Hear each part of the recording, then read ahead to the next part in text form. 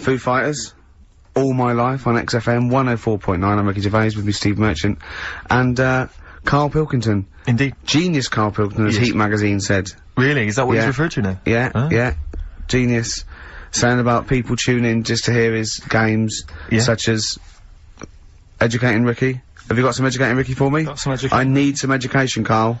I desperately need some education. I want to learn about Chinese kids that are born hairier than average. I want to hear about deaf girls that can hear after their mum hits their head against a wall. These are the things I need to know. I mean, I don't wish to be disrespectful. He doesn't look like a genius. He doesn't look like a genius. But then I don't know what a genius looks like. Exactly. So, Steve. you know, I don't want to be an Look at Einstein. Yeah. Yeah. His mum thought he was mental as a child. Where'd you get that information from? That was in the Einstein book. Well, it was in the Einstein book, then it's presumably true. Which Einstein book is that? His Theory of Relativity? The big book of Einstein stuff. Oh, yeah. Yeah, the big bumper book of Einstein stuff. It's for a coach trip, and you have to fill in, E equals MC1 squared, 2 fish, or 3 hello, and then it's multiple choice, and you fill it. It's great. It's Did his mum think, A, he was a genius, B, mental? Most people go for A, but it is in fact B. She thought he was mental at the age of 28. Oh, Karl. You never let me down. You never let me down.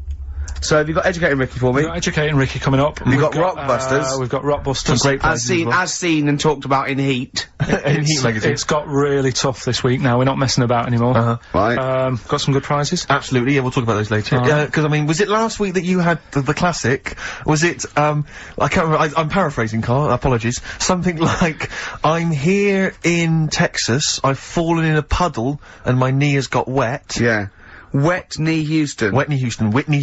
Yeah. And also, it was last week when there was a little bit of confusion over, the one for Holly Valance. Right? Of course.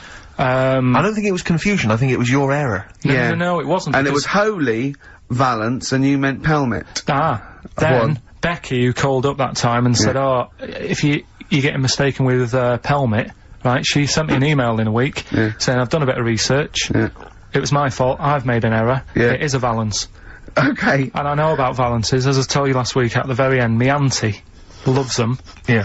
Right? She makes them. She started off just like putting them on top of the, sort of window around the curtain. And then she thought, oh, I can do more with this. Yes. And she had a little coffee table that had magazines underneath, and she said, I'm sick of seeing them magazines when I'm sat down. She sounds like a Pilkington. I'm sick of seeing them magazines when I sit down. So she put a Valance round the table. She just got Valances around everything now. Right? Then, next step, she tapes everything. She never actually watches telly, she tapes it all. Because she gets sick of listening to the adverts and that. So she tapes everything, so she's got loads of videotapes and that. And the video used to get on her nerves. When she was watching a film, she'd see the clock changing. Oh. And it distracted her from the film, so she put a Valance round that. That's genius! Yeah. So, that is or is it mental? Only Mrs. Einstein can tell us. I don't know. She's even made her little, Jack Russell look like a hovercraft. Yeah. It's great. So everything's got a Valance? If you go round and you stand still for too long, the chances are she'll put a Valance around your head. Yeah. This is this is Auntie who? Auntie Nora. And this is the one that farted for 5 minutes. Lest our listeners forget. Lest we farted forget. for 5 minutes, called his mum, saying I'm farting. 2 minutes into the fart. She said about 2.5 minutes in. Yeah. She said I'm about 2.5 minutes into the my mum said, how long's it been going on for? And she said, well, it was about 2.5 minutes before I called you. Yeah. And then it went on for a further 2.5 minutes or something. And, then it stopped. And, she couldn't time it because there was a Valance over the clock. Yeah, because it used to annoy her when she was on the phone and you put her off, seeing the time. She was guessing it was 5 minutes. This was one consistent fart? Yeah. I mean, it wasn't making a noise, it was just... Oh, it wasn't making a noise? Just gas. Right, endless gas. So, there you That's go. fantastic. Well, we started off with a new one, a little bit of Foo Fighters. We like new and old on this show, don't Indeed, we like to mix it up. I'd like to play to the Smiths from their debut album, I Don't Owe You Anything. I Don't Owe You Anything. The lads from, Karl's hometown there. Indeed. The Smiths. Brilliant, that one. Wow, I went to Manchester, didn't I, the other day? Went up to Manchester for a little corporate. It was alright. Yeah. He went, wait till you get out, you see Piccadilly, it's better than Euston. Right. It was, you know, it was nicer. I went outside and there was a ridiculous queue, and sort of one cab. Right, yeah. So, horse-drawn. Yeah, and so I walked, and it was okay, it was only down the road, it was a bit dark, it was wet and raining. Obviously, it's the north. I know, yeah. The hotel was very nice, but no minibar. I've never seen that before, I've travelled all over the world seeing a hotel without a minibar. So I don't know what's going on then, I don't know what's going on there. And then I did this corporate gig in Old Trafford. The pitch was up, I don't know what they were doing, but, you know, very impressive, big impressive. I think they're the richest football club, aren't they, Carl? Yeah. You did a gig at where? Old Trafford. It was in a function room. Oh, well, I thought it was the stadium. No, I'm not that big yet. No. But I mean, you know, I can't really comment on Manchester. I do know that Liverpool was voted most important music city via poll. True enough. So, Carl, you're making noises while I'm talking. Yeah, but you do this all the time, trying to wind me up. And I'm not saying Manchester's the best place in the world, but what I'm saying is, there's bits of it that I really miss. Yeah. Like last Sunday, right? When I'd met up with Ricky, we had spaghetti bolognese, which was alright.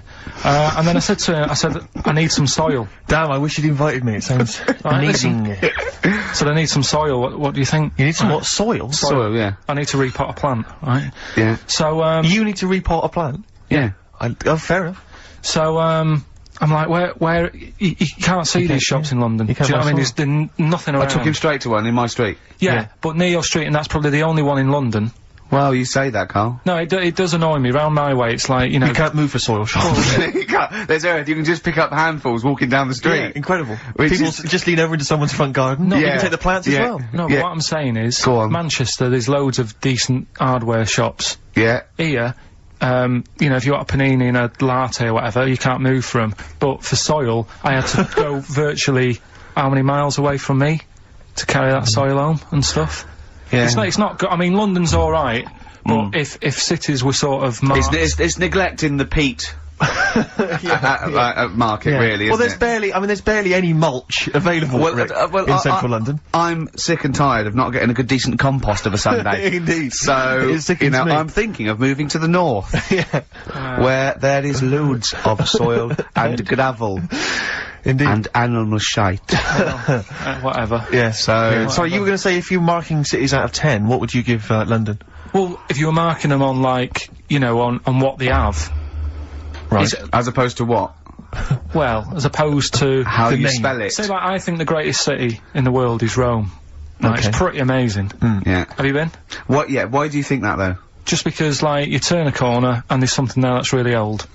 Right? Like, you're going down a normal street. Go and stay in a Derby and Joan club. Yeah. No, but it's like you're going down the road and then you turn a corner and like the Colosseum's in the middle of a busy road. It's like, what's that doing there? Yeah. And just when you think there's no more, you turn another corner. It's almost as if that was there first. Yeah. Well.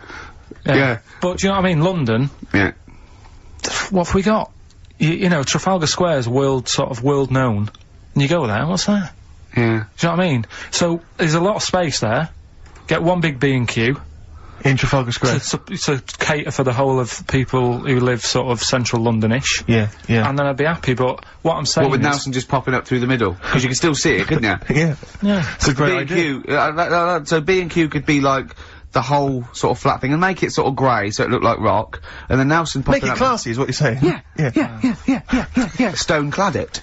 So it looks like you've made an effort. Exactly. And then you can pop in, and then you can go out and go, oh look, Nelson's column. Oh look at that, isn't Nelson, oh look at that, the victory, defeat, that's fantastic, one of the greatest living. I need some nails. Yeah. Perfect. Killing two birds with one stone, you're saying? But why isn't there more than them shops? Because when I went into yours, every time I've been in there twice now. The first time was to get a shower head, right? Right. And I went in there, couldn't resist buying something else. I ended up getting some super glue as well. Blimey. Hey, big spender. And then, last Sunday we went in there, got 2 bags of soil, not one, I bought 2. And I bought some scissors to cut plants with. Secateurs. Well, you never know when you want, you know, you might need more soil, I suppose. Well, I've got You've stocked out now. Where'd you keep it under your bed? Sorry, this isn't going out, is it, this conversation? It's not going out on air. I got a feeling it might be. You're joking. We've better play a record. Okay. Play a classic. I hate to say I told you so on XFM 104.9.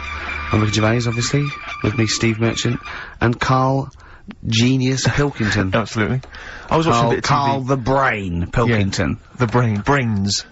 I was watching a bit of TV last night, Rick. Go on. And I had a little Children Need? No, I didn't watch Children Need. Oh, I was watching something, I think it was last night, it was a bit earlier. I had a little thought for lads that might be out tonight, you know, on the Raz. Yeah. Maybe they get a little bit of success with the ladies. Yeah. This was something that struck me as I was watching it. A lot of gentlemen, you know, when they're engaged in, you know, an act of, you know, relations with a lady, they like to sort of, you know, think of an image or something that will prevent them from, you know, and you catch my drift. We're men in the world. Grandmother's funeral is the cliche, isn't it? Exactly.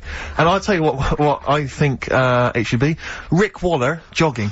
I was watching Fit Club. I have never seen anything I like liked it when Rick. Harvey lost it with him. Oh man alive. I mean, I know I slag him off, but I don't really like him either. I just think he comes across appallingly, and I think, you know, when he just walked away in that mid-conversation talking to that bloke, they're doing it for his good, really. But he's like 31 stone? I think he lost a bit. I think he's 29 now. Don't exaggerate, Steve. You make him sound like a fat.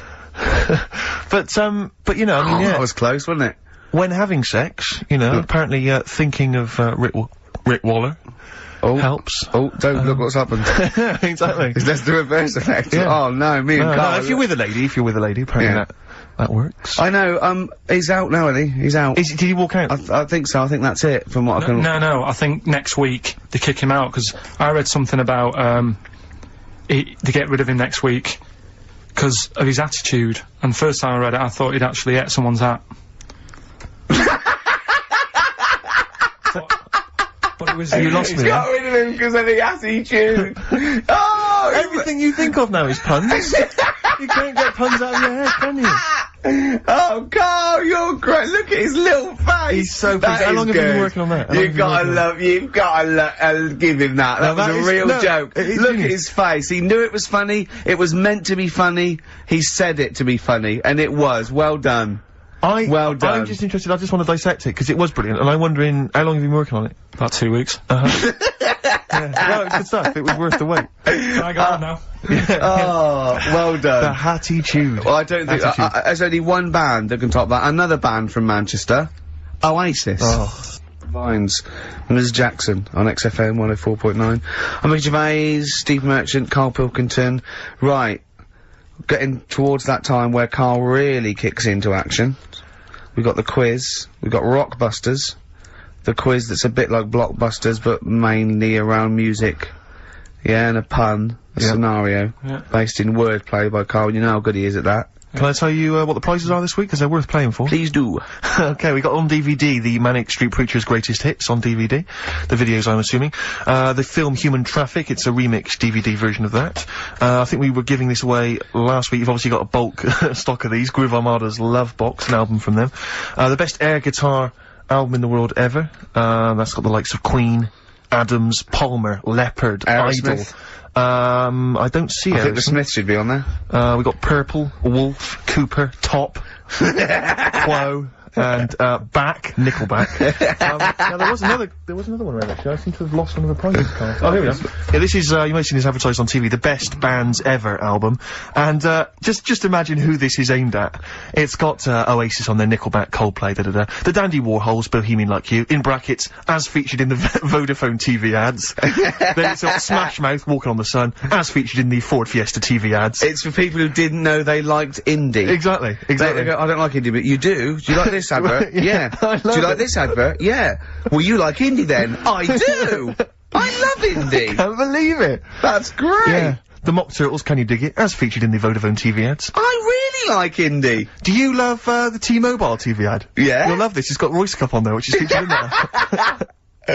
So that's an album for people who don't like music. That's great. That's coming up, Rockbusters. But I also have a movie, because you know last week I gave away Executive Decision. Yeah. That was on TV last night. Yeah. So you didn't receive my copy. But they probably watched it before it was on TV. Yeah. A few days before. I was clearing out, Rick. Yeah. Last night. I found another one which might be just to entice people. Go on. What is it? It's coming out the bag. The Pelican Brief. Oh! Another arbitrary film choice on VHS. Pelican Brief. Roberts, Washington. You'll notice get it now on VHS before there are no more VHSs around. It was $6.99. I'm giving that away as well. That's great, and that's his personal collection. That's from my personal collection. Did you see that picture, Karl? I don't think it's even rewound from when I watched it. Really? No, it's not. You can rewind that yourself. Brilliant. That's a little touch of Steve Merchant there. Exactly. Did you see that picture that you brought in? I have actually. Can I see it again, Karl? Yeah, it's just a picture of you carry it with you, do you? In your wallet all the time? He found it, right? Last week I was sorting it, because I'm moving. I'm sorting all my, files out and that. And, because this is the only school picture he had one school picture taken when he was that 10 in 1981? I was about 8 and 9. Okay, tell the story. Why is that the only school picture you had taken? Just because, no, I had them all, I was always had them taken, right? But my dad thought they were overpriced for what you get. Because really, he said that the whole idea of a good picture is like, not only the person that's in it, but like the surroundings. Yeah. So like, if you're on holiday, he'll look at me and he'll go, oh yeah, you're looking well there. What's that hill in the background? Or something like that. Whereas with that's Rick Waller, catching up. Yeah. But all you get on these school pictures is like a blue background, isn't it? Yeah. So he was like, I'm not paying for that. Sure. And it was a big one, you get a bigger one than that, but that's just like a little passport size, isn't it? Yeah, yeah. That was £1.60. Okay. And he wasn't really happy paying that, because he said you could get like some done from True Print for a lot cheaper. That he could take himself. Yeah. So, and so did he tell you at the time that was the last time he was paying for a school picture? He said, I'll get you one, because it's good to have a picture of you at school. Yeah. Because they hardly ever went and all that. So he said, like... What's that in the background? That's my school dad. Oh, I don't recognise it. You got any interesting stories about it? Not really.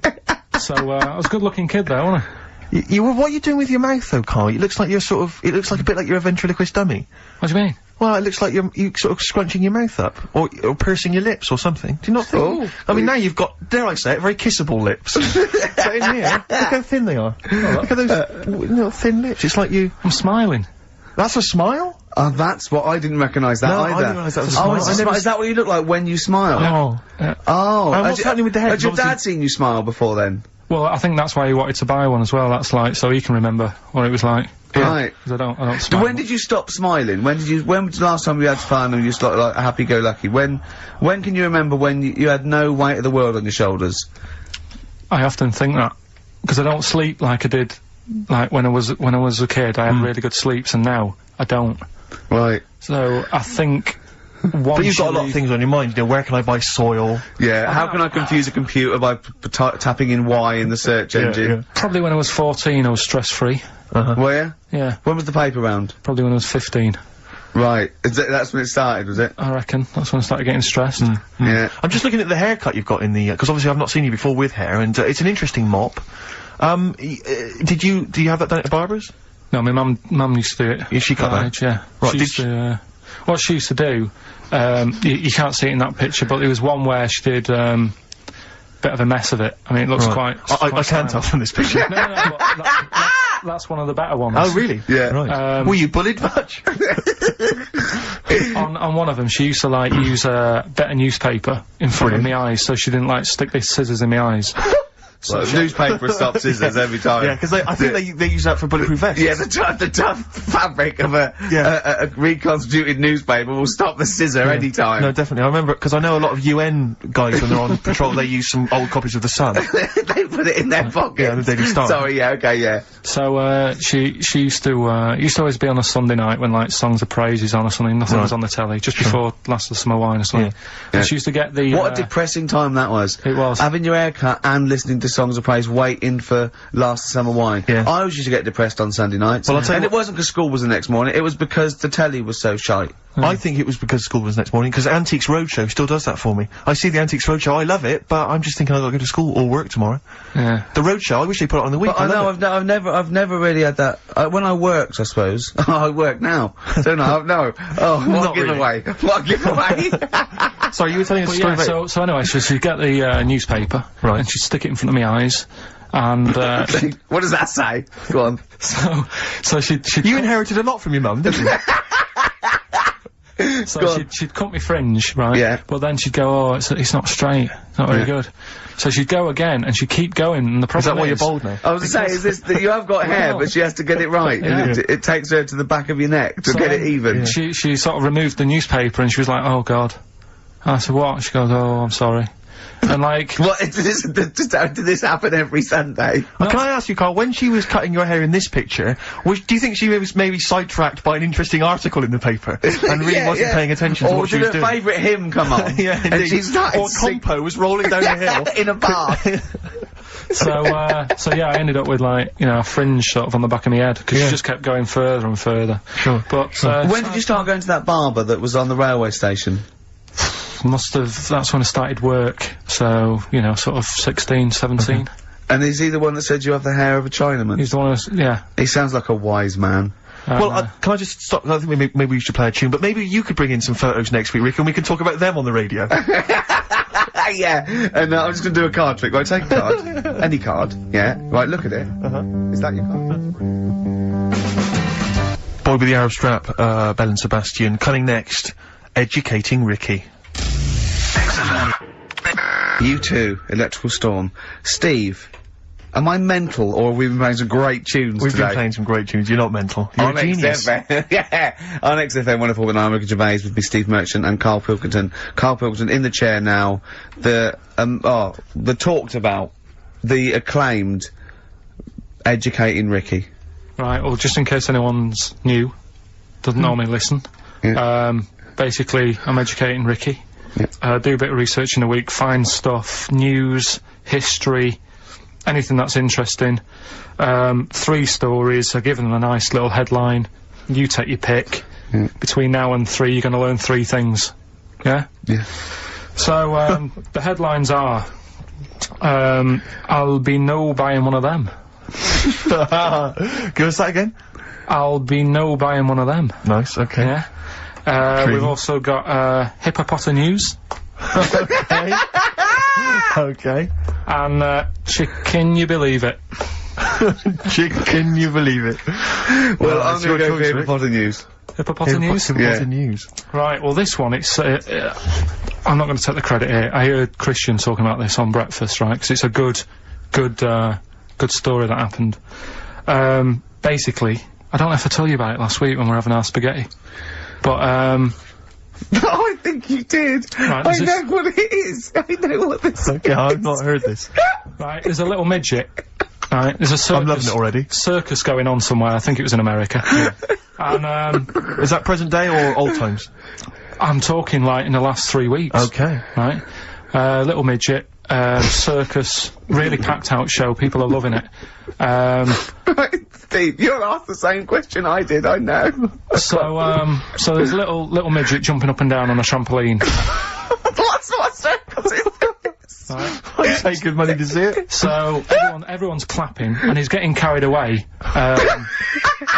Because he can't believe they're loving it. I didn't know they'd like a little person on a trampoline, but they love me. But you know what it's like when, if there's a crowd of people sort of encouraging you to sort of go higher and stuff. Yeah. And I'm sure he knew it was getting out of hand.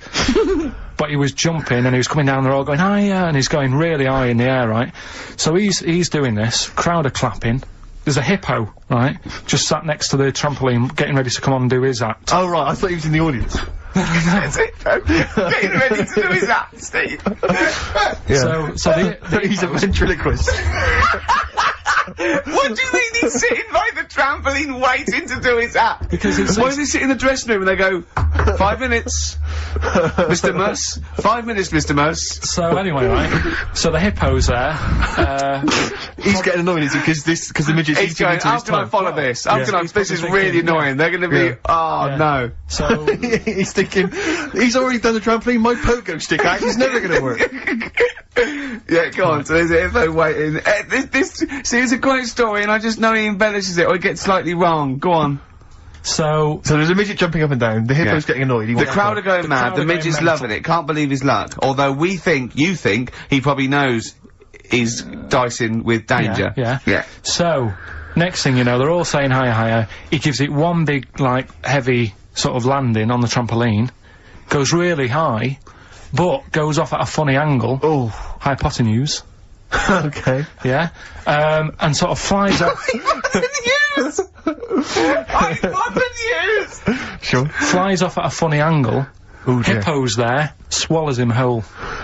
Crowd are clapping, thinking that's why the hippo was waiting there. Rubbish. Rubbish. It's not rubbish though. But no, maybe there was an accident in a circus with a midget and a hippo, but at no point was this hippo waiting to go on, going, come on. The midget flew off at hypotenuse and landed in the hippo's mouth and was swallowed whole. This is what you embellish it. That is great. And what's I have to say though, Rick, when I heard midget, trampoline, hippopotamus, I was thinking accident waiting to happen. Yeah. So. Yeah. Maybe? I mean... It is that, you should never put those three together. Never. It's a recipe for disaster. Everyone knows that. Midget, trampoline, hippopotamus. Are you mental? You're asking for trouble. Well... You know, when he told me it, he said, and the midget, he didn't mention the hippopotamus, and he said the midget went on, and soon he fell off, and the hippo ate him. And I said, sorry, what was the hippo doing there? He went, it's a circus. I've never heard of a circus having a hippo. No, what do hippos do? What can they do? You can't train them, can you? What do you... Aren't they, like, very deadly? They're huge, aren't they? You can't have a hippo in a circus. Are you sure? You're not thinking of Zippo? He's neither clown. Yeah. No, and it wasn't some sort of where Zippo was eating a midget and it's some sort of horrible sexual act. No, it was definitely, I heard it on breakfast, right? Oh, okay, sorry. No, it's definitely fact. Yeah, okay, definitely right, okay, good. Well, let's play a record then. So, I'd like to play a classic Springsteen. We're all fans of Springsteen there. This might be his debut album, I'm not sure. Greetings from Raspberry Park. I think it is, yeah. New Jersey. And this is Growing Up. It's great, it's classic. Springsteen and Growing Up off of Asbury Park album. Great. They make you feel good, Springsteen, doesn't he? He's a joy. He's an absolute joy. Rockbusters. That's what they're all reading and writing about. Absolutely. Before you get the clues, let me just remind you of the prizes you're playing for. We've got the Manic Street Preachers' Greatest Hits on DVD. We've got the film Human Traffic on DVD. We've got the Best Air Guitar Album 2 on CD. Groove Armada's... Is this their current album? Yeah. I guess it's not selling very well. They're still trying to promote that. You can have that as well. If you are a fan of the Ford Fiesta TV ad, of the Vodafone TV adverts, you will love the... You didn't think you liked indie? Well, you do. Exactly, and that's got, Feeder and Travis and Badly Drawn Boy and all sorts on there. Plus, my own copy, $6.99 it cost me, The Pelican Brief, starring Julia Roberts and Denzel Washington. If you've not seen that, panned and scanned on VHS. So what are the clues? Do you know what a pelican, I read the other day, that has to turn its head upside down to eat? Give us the clues. So, Rockbusters... Well, let me just explain. A bird has a gullet, an esophagus and a gullet is all in one thing. It hasn't got peristalsis, which is the movement that we have that can make food. So a bird can only rely on gravity. Yeah. So it has to have its head up and has to shake. It can't eat. You were going to say that, weren't you, Carl? Yeah. Yeah. So, Rockbusters, you mentioned it earlier, one of last week's was, it's a cryptic clue and then some initials. I was in Texas, I fell in a puddle on my knees got wet, WH, Wet Knee Houston. Yeah. That's the sort of thing we... Use of the word knee twice there in the cryptic clue and in the final and the word answer. wet, I think you'll find. Yeah, which is wit. Right. So fine, good. So, there's 3 of them. It's email only, ricky.gervais@xfm.co.uk. Sure. Load of stuff to win. Here they go. Right, the first one. I'm writing these down. Go on. Make a note of them. The fella has only got one badge left. The fella has only got one badge left. Yeah. What are the initials? That's just E. Just E? Oh, just E. Just E. The fella has only got one badge left. This is either a solo artist or a band. Yeah. Second one. The unmarried lady is a friend I eat out with. Say that again? The unmarried lady is a friend I eat out with. The unmarried lady is a friend I eat out with. Yeah. What's the initial? MD. MD. MD. And finally, I really love that woman. I love everything she does. That's M. Now, give us that one again. I really love that woman. I love everything she does. And that's... Right. M. I know, I've got that one. Right. Okay. It's great. That's lovely. So, that's great. I think the second and third one's quite easy. First one is a killer. Is it tricky? Yeah, it's a tricky one. So, ricky.gervais@xfm.co.uk, and we pick a winner out at about 1:45 or something. 1:45, yeah, absolutely. No, 2:45. What am I talking about? 2:45. Yeah. So there you go. That's dynamite stuff. Well done, Carl. Excellent. More Educating Ricky next. Yeah. Beck, Lost Cause on XFM 104.9. Wow. Carl, we haven't had a lot of emails. They're tough. I'm struggling. Yeah. I've got one, and I'm struggling with two, but I know one of the words, but I can't think of the band that fits it unless the clue's wrong, and I've got no idea with the first one, E. Give us them again. Just quickly recap. Number one, the fella has only got one badge left. That's E. Second one, the unmarried lady is a friend he out with. That's MD. And the last one, I really, really love that woman. I love everything she does. That's M. Well, Ricky, what is it, Ricky? Ricky.gervais@xfm.co.uk. So keep those coming in. If there's no winner, we don't know whether to give it to the person who gets the most right first, or have a massive rollover. And, what a Christmas booty that would be, as Carl said. All those... Imagine what you could have... indecent proposal, maybe. Who knows? You know what I mean? I've got some real junk, so I can bring that in. Yeah. The mean machine. Imagine someone this Christmas. Yeah, exactly. This Christmas. I can't believe it. Oh, thank you so much for the Pelican brief. I noticed you left a price on. And it's on VHS as well. Oh, great. Brilliant. This is a perfect Christmas gift, isn't it? Yeah, it's great. Okay. Now, so that's going. CDs. That's going on. That's a big prize. It's a big weekend prize on XFM. Educating Ricky, part 2. Right, what's the clues left? Well, we've got left the headlines. I'll be new buying one of them. Yeah. And we've also got chicken. You believe it? Chicken. You believe it? So they're the two that are left. Which one's you going for? Chicken. You believe it is not that picture, is it? That we saw. Which picture? The bloke with the... No. Right, okay. God, that was bad. Right, okay, so... I just better explain that. We can't really discuss this on air, can we? Well, we can. Steve brought in, Carl, the best book ever, which is, what is it? I found it when I was moving house. It's an FHM publication, and it's kind of like lots of grotesque pictures and stories, and like a book of freaks and weirdos and grotesques. And Carl opened it, and the first one was like... At the back. Well, you couldn't believe your luck, could you? What was it? What was number 50? A bloke with 2 heads. And he said, what's number 1? Yeah. And then number 6, there's a bloke who's a squid or something. Octopus. Yeah. Yeah. He's loving it. At number 1, he said, well, it's just a fella under a rock. And I went, oh no, read on, I think I know about this. And it's the fella that was found, he caused a landslide while having sex with a chicken. And they pulled him off, and there he is, the chicken owner. Right, so Carl could not believe his luck. So it's not that. Chicken, you believe it? I'll have that one. You're going for that one? Yeah. Right, well, we've talked a lot on the show about, We've talked a lot on the show. Yeah. About animals without heads. We haven't! We haven't! We talked about cockroaches could live without a head for 7 days. Yeah, we talked about that, and then of course there was the, the well-known one about the fella who had his head cut off, and he blinked. He said to his mate, "Count how many times I blink when my head comes off." Yeah, when you told it to me, you said his head came off, and he said, as he said it was in the basket, quick count how many times I blink, and it was Nick Frost that had to go, no, Carl, no, he said it before. I went, and that was lovely. So yeah, we've talked quite a lot about things heads coming off. Go on then. Well, this one, right? Back in 1945. Oh, you looked up the date. It's got a specific date. Wow. Mate Jonathan sent this one. You know him as well. The lad at the BBC, right? He emailed this one in. So thanks for that. Chicken. It's called Mike. There's a chicken called... Sorry, I missed a bit there. There's a chicken called Mike. Chicken called Mike. Okay. Right? Yeah. What happened was, it was living on a farm, right? Loads of chickens knocking about, and the owner of the farm is like, you know, getting ready for tea, and his wife says, "Go out and get a fresh chicken, because my mum's coming round."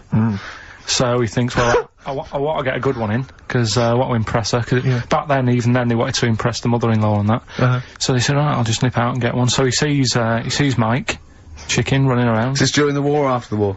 1945. I'd say that was after. No, ended. Well, it ended in 1945. Yeah, okay. September. Go on. Yeah. So, chicken's running about, he thinks that one that looks alright, I'll have that one. So he picks it up, and he cuts his head off. Oh. puts it on the block, cuts its head off, runs about a bit, like they do. He thinks it'll stop in a minute. Keeps running about. And what's going on here? Right? He's now, like, chasing the chicken without an head. Yeah. He's saying it should die in a minute.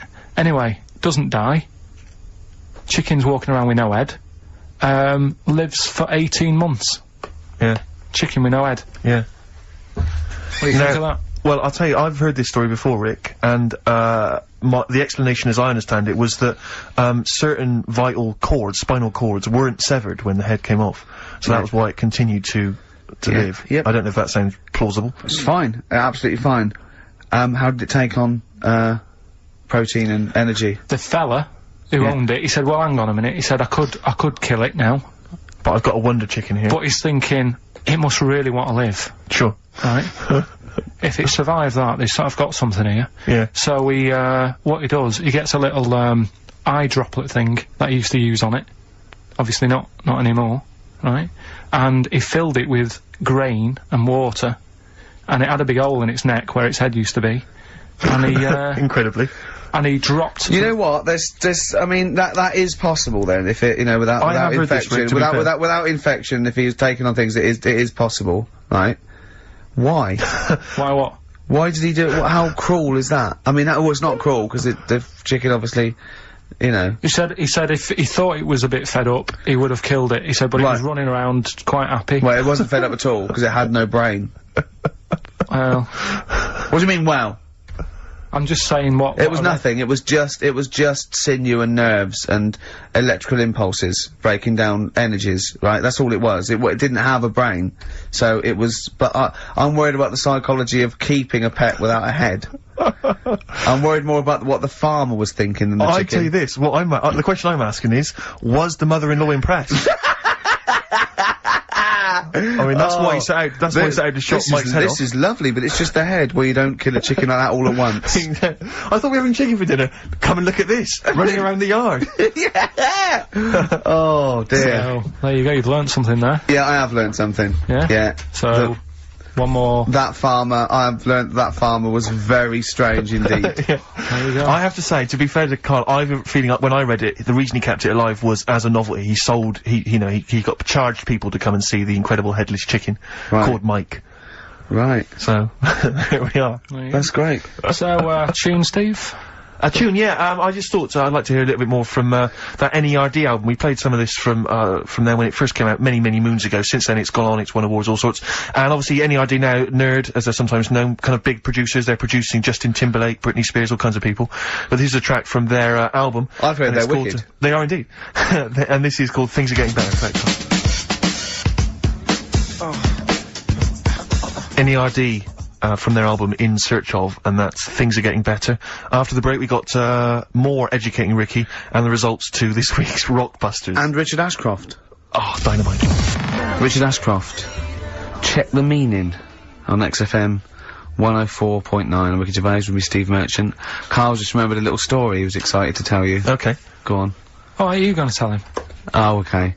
When we went into this cafe last week after Karl had got his soil, we got 2 big bags of soil. I was going, get a bag for me. And he was like, no, I can walk home. After about 10 yards, he was going, oh, my arms hurt. So he had to get a cab. So we stopped in this cafe, he had spaghetti bolognese. You were loving it, weren't you? It was good, it was a good little day out. And there was a woman that worked there, and she sort of, I could see her sort of looking at me. And she and then she said, are you off the telly? And I went, yeah. She went, yeah, Chris Moyles. Oh, beautiful. Beautiful. And I just laughed, and we both started laughing. She went, no, sorry, I said, no, I'm not, Chris, what's your name? And I went, and I had to say it, I went, Ricky Gervais. She went, oh, no. She went, oh, the thing in the office. I went, yeah. No, the funny thing was, she went and said, oh no, I saw you on Jonathan Ross, that's it, yeah. So she'd obviously watched the Jonathan Ross show thinking, Chris Moyles has, you know, lost his looks a bit or whatever. That's what I found funny, the fact that she must have watched it thinking that... Yes, she went, no, I saw you the other day, and I was like, yeah, she went, oh. And then we were still sort of laughing, I was thinking, she went, oh, sorry to be back, I was going, no, it's fine. I was thinking, yeah, imagine that, just like, God. Great. There's not a better one to pick. That's just appalling. Oh, that was lovely. It's the second time as well. That you've been mistaken for Chris Moyles? Yeah. Yeah. Oh man, you've got to feel bad about that. I've had Moyles, I've had, Vegas a few times. Johnny Vegas, yeah, I can imagine. So, yeah. Do you think, like, people are going up to Moyles going, you do that thing about working in an office? Yeah, well, dunno. I don't know whether I hope that or not. I don't know, it depends what he answers. Yeah. So, yeah. I thought you were going to say that, are you Chris Moores? No, what's your name, Ricky Gervais? Never heard of you. That'd be brilliant. So, yeah, okay, right. Educated Ricky, number 3. Ricky, well, we've got the emails in. Yeah, people are they're finally trickling in. I think people are getting them. People have got the full 3 right, but I mean, it's still worth emailing in because we never know who we're going to pick as a winner. I'll tell you what, we've still got 50 minutes before we give the prize out, so let's give them again. Just give us a quick run there, because I think these are tantalising. They really are. Yeah. So the first one, the fella has only got 1 badge left. Yeah. That's E. The second one, the unmarried lady is a friend I eat out with. MD. And the third one, I really, really love that woman. I love everything she does. That's M. Excellent. Right. Ricky.Gervais at xfm.co.uk. You can win all kinds of prizes. Educating Ricky, right, number 3. Final one. You've had hippopotamus. You had chicken, you believe it. And the last one is I'll be no buying one of them. I love that one. Alright. Interesting one, this. I mean, I spent probably 3 days looking for this stuff. Right? And another one that I came across, right? And, I was gonna use, I was a bit like... What a great life you've got! I was just, you know, going on the internet and that, and I also, looking magazines, found a story about a bloke who, I don't know, he was messing about with a chainsaw and he's I don't know, he's messing about with a chainsaw. He was juggling a midget, and, whilst taking his alligator for a walk, and, go on. And his arm, come off, right? Come off? What do you mean his arm come off? The chainsaw took it off. Oh, yeah, so okay. it was like, oh... Again, anyway, it's the way to happen. Going, oh no! Oh. So, there's a picture of him on a exercise bike, sort of just with a little stump sort of balancing, but he's getting on with his life, he's happy and everything's fine, he's not complaining, it's his own fault, he's got no one to blame, right? So anyway, he goes to the doctors, and the doctor said, I can do something there. So he goes, well, it's alright, you know, I'm getting by alright, don't worry about it. And he goes, no, we've got an arm in, right? We can attach that, a real arm, from someone who's, I think they'd passed away or lost an arm or something. And, they lost an arm and didn't want it back. Yeah, I love it. Are you using that? Yeah. No, because I know someone. Because I know a bloke, actually. Yeah. Well, can't you just put this one back on? Well, it's first come, first serve, really. I was just building a bionic man. We've replaced one arm with a robot's arm, so we got a spare one. So, the doctor's going, let me put it on. He's like, well, alright then. So ungrateful bastard. So, he does the operation, right? Everything's fine. He's loving it. He's happy again because he said he can brush his teeth. Right. Okay. If this is gonna be something like... He's loving it again because now he can brush his teeth. Right. If this is gonna be, and it was a leg, or it was a chimp's arm, or it was the arm of a killer. It was 2 left arms, right? I'm going to kill you. Oh, let's leave it then. What is it? What's the answer? No, it's not that. I'm just. What is? Okay. Right. So he says, go on then, do it. So he sews it on, and like I say, he's happy. He's brushing his teeth. He can have a pint in the pub. He's lifting a pint with it. All his mates are happy for him. It goes on for about 2 years. Everything's fine. Then it all starts going flaky. Oh, I knew it would. Was it made of chocolate? Alright, so it all goes all like gammy, and then, for some reason... The arm starts going gammy. It goes gammy, and it gets longer. Of course it does. So there's a picture of him, right, stood in the magazine. He's stood there with his arms by his side. One arm's normal, the other one is, like, past his knees. He can pull his socks up without bending over. So, is this gonna be, they gave him the arm of an 8-year-old child who would have been the tallest man in the world? No, he just said, oh, what am I going to do? And the doctor said, oh, there's not much we can do. And left it. Wait a minute, you can't leave it there. That's not a story. So, Carl, you've got to tell us the explanation. Was it an incredible plastic arm? An incredible expanding arm? Did he fight crime later? No. Well, that's the end of the story? You've got no scientific explanation as to why... That's why I didn't pick it.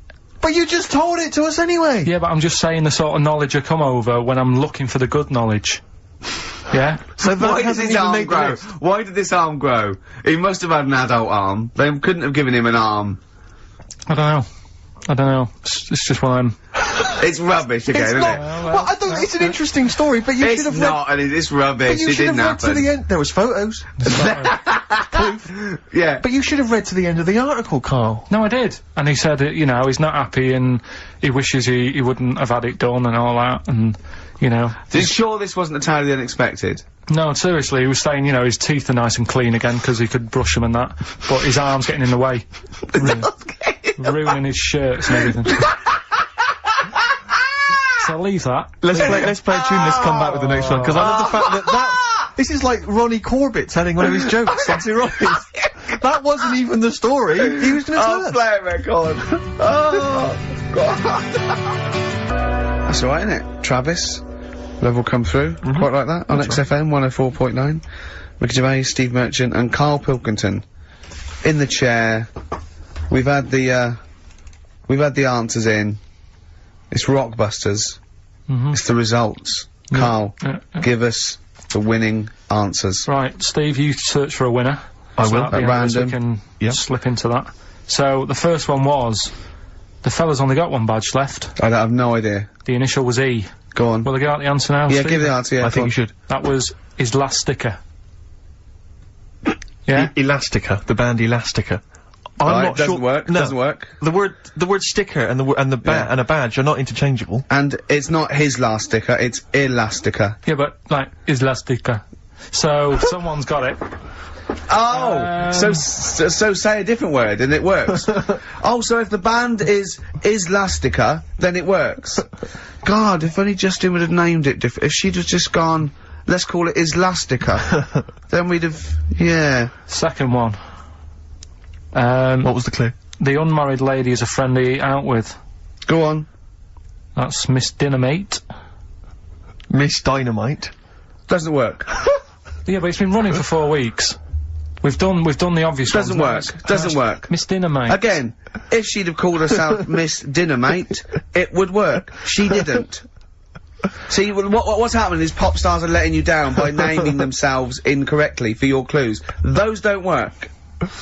They don't count. And the last one, I really, really love that woman. I love everything she does. That was M. Yeah. That was Madonna. Yeah, Madonna. I'm gonna give you that. That worked, yeah. Right, that's the end of that feature, until you can get ones that work. Okay, so you won't hear any more of that, because it's rubbish. You're running out already. Do you just think of the first 3 things that come in your mind and make them fit? Just think of 3 bands and make a clue, and if it fits, it fits. If it doesn't, it doesn't matter. I just went through the rubbish. It was rubbish. Whatever. Right, play a record. Hang on, we've got a winner. We have. Actually, you say all this, Rick, but lots of people got them right. Which, yeah, so I don't know what that proves, really. I don't know if that says, you know, you're the tosser or they're as stupid as Karl? One or the other. Okay. But, I'm gonna give it to Simon and Daisy in Hitchin. They, got the right answers, and, well done to them. They get the Pelican Brief and some other treats. Serves you right. I look forward to Serves you right for understanding Karl. Swade's new one. Obsessions. On XFM 104.9. Well, I'm Ricky Gervais, obviously, Steve Merchant, Karl Pilkington. Well, Karl, that's about it, and, we got sidetracked on the last Educating Ricky. You telling me about a man whose arm grew. Well, something went wrong. I'm not saying it grew, just saying. What? The rest of him shrunk? It went long.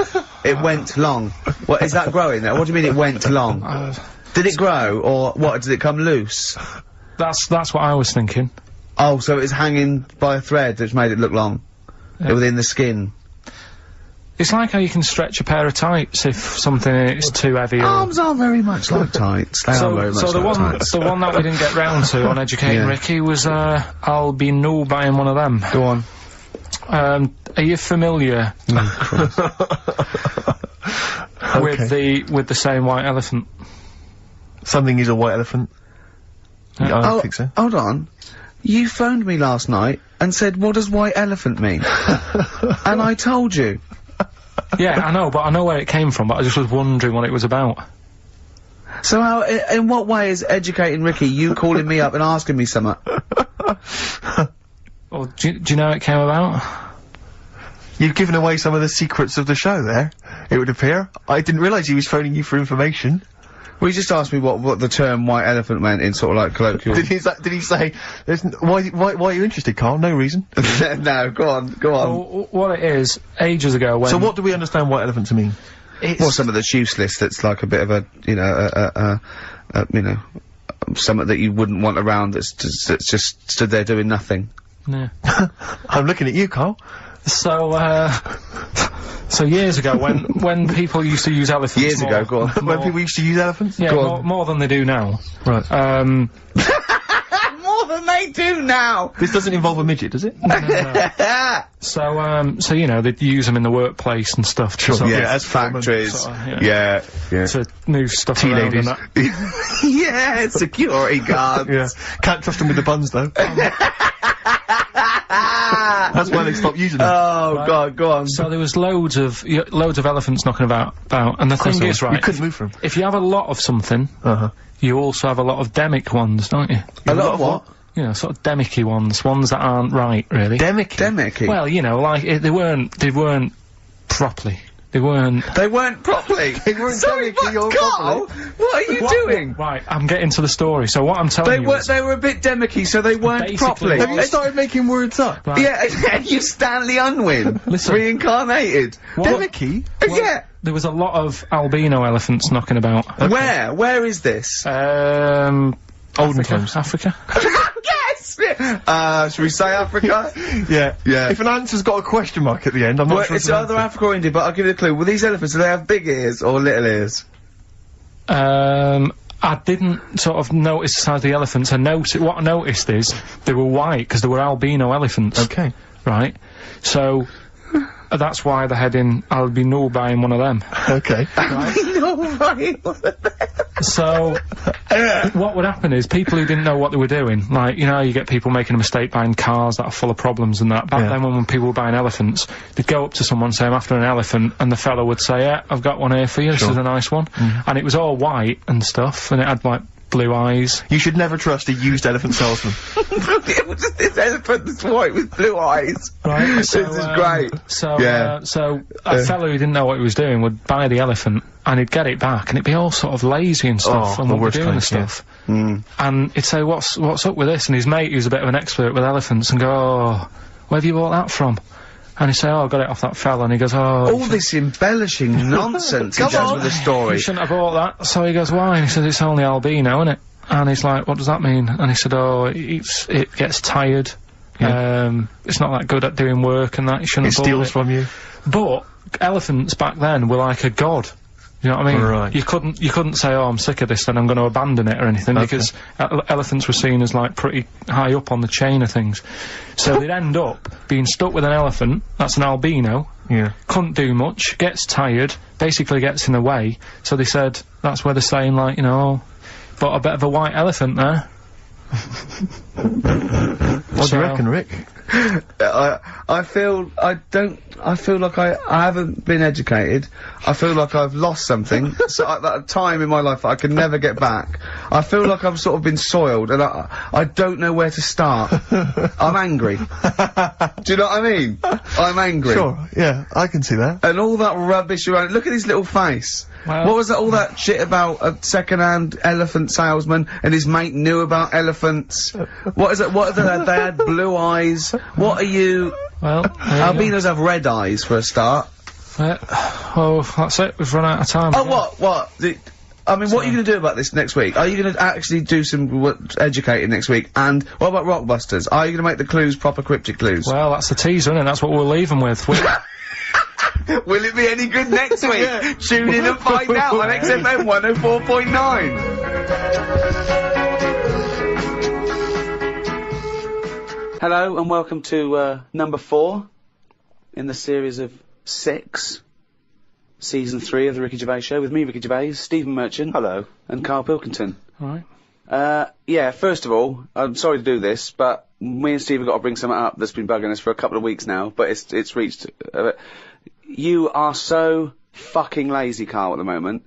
You have time off, right? You go away every weekend, so me and Steve are so precious at the moment with so many things to do, with extras and books coming out and stuff, I've never heard anyone whinge about going in with kidney stones. I know loads of people that had kidney stones. Not like They've mine. had no, you say not like that because, they've had the operation. I know people that had their appendix out, right? An actual under the knife operation, and he was back at work the next day, and he had a bit of a sore side. But you have whinged now for weeks and weeks, everything you say, I've had this, I've got to go in again. But you're still well enough to go away every weekend to see your folks or your in-laws, or holiday. And it's just like, we are so, sometimes you've got to pull together, mate. Yeah, but what I'm saying is, you say keep a diary, and you said make sure you do a diary for a year. Yeah. If I didn't go and visit people and travel the world, what would I do in it? Carl, I read your diary every week. All you seem to do is spend time in a cafe, having a cup of tea and a bit of breakfast. Who are you constantly visiting? Anyway, let's not argue. You don't even like your family, I thought. It's not my family, is it? Well, you don't like anyone. Why are you visiting? But you say, I'm working that weekend. We have to put, let's put this in first. It's a busy time. Family's important, isn't it? Yeah. You can't keep messing people But this is all you have to do. What else are you doing? What other job have you got? Loads of stuff. I don't want to go into what I'm doing, but I've got loads of stuff. But all I hear is you're always having meetings. I know, you're always going for meetings. Yeah, I know, I don't know what that means, meetings. Right, anyway. Meeting in a bloody cafe. Yeah. Right, so, no, seriously though. So, you've been on your travels, you've got lots to talk about, so... Yeah, I've got to go in hospital again as well, haven't I? So... What's your current state with your old... I don't want to go on about it. Well, no, I mean, you've brought it up. You're fine, you're well enough to go away, you're well enough to go on holiday, you're well enough to visit people, you went on a train, you went to Manchester, you must be well enough, so you're well enough to do this. I went back to, Bristol at the weekend. I had a bit of time off, as you know, because Carl couldn't do the work. So I know. That's what I mean, yeah. So we all had a nice time. No, I didn't. I went to Bristol when I was working. That's alright. But exactly. He's still visiting a place, is what I'm saying. Well, that's a ridiculous thing to say. That's like saying a pilot doesn't work because he's visiting a place. No, because he doesn't visit it. No, you sit down on your arse. Sometimes you hire a car, so you can't be reading or studying. You're driving for 6 hours. Yeah. I went there working. We went to America, we were working. I went to Bristol, I was working. Oh, shut up. Ooh. Do you know what I mean? Getting a bit uppity. The truth hurts, Stephen. The truth does hurt, and it's interesting that he suddenly snapped at you there. I know. Because I wondered to myself, if it weren't for you, Mr. Ricky Gervais, what would this man, this little round-headed man, be doing right now? Fuck all, Stephen. Fuck all. Yeah, I went back to Bristol at the weekend. As we know, we all had a bit of time off. And, actually, I was quite annoyed because I passed the pub near where my parents live, and they had a band on. You know, pubs sometimes have a band on. And the name of the band, I'm disappointed that I missed them. The name of the band, Rick, was Loose Change. But what I like about Loose Change is it's the least evocative name for a band, isn't it? It's not sexy, it's nothing. It's got no kind of mood or feel to it at all. Loose Change. It's welcome, rough outline. Yeah. It's just nothing. The checkbook stubs. Pocket fluff. Yeah. But while I was at my parents' house, they often, they keep clippings of things, if we've been mentioned in the papers, they like to keep a record of them and stuff, because, I like to show it to my grandparents, and keep fully abreast of things.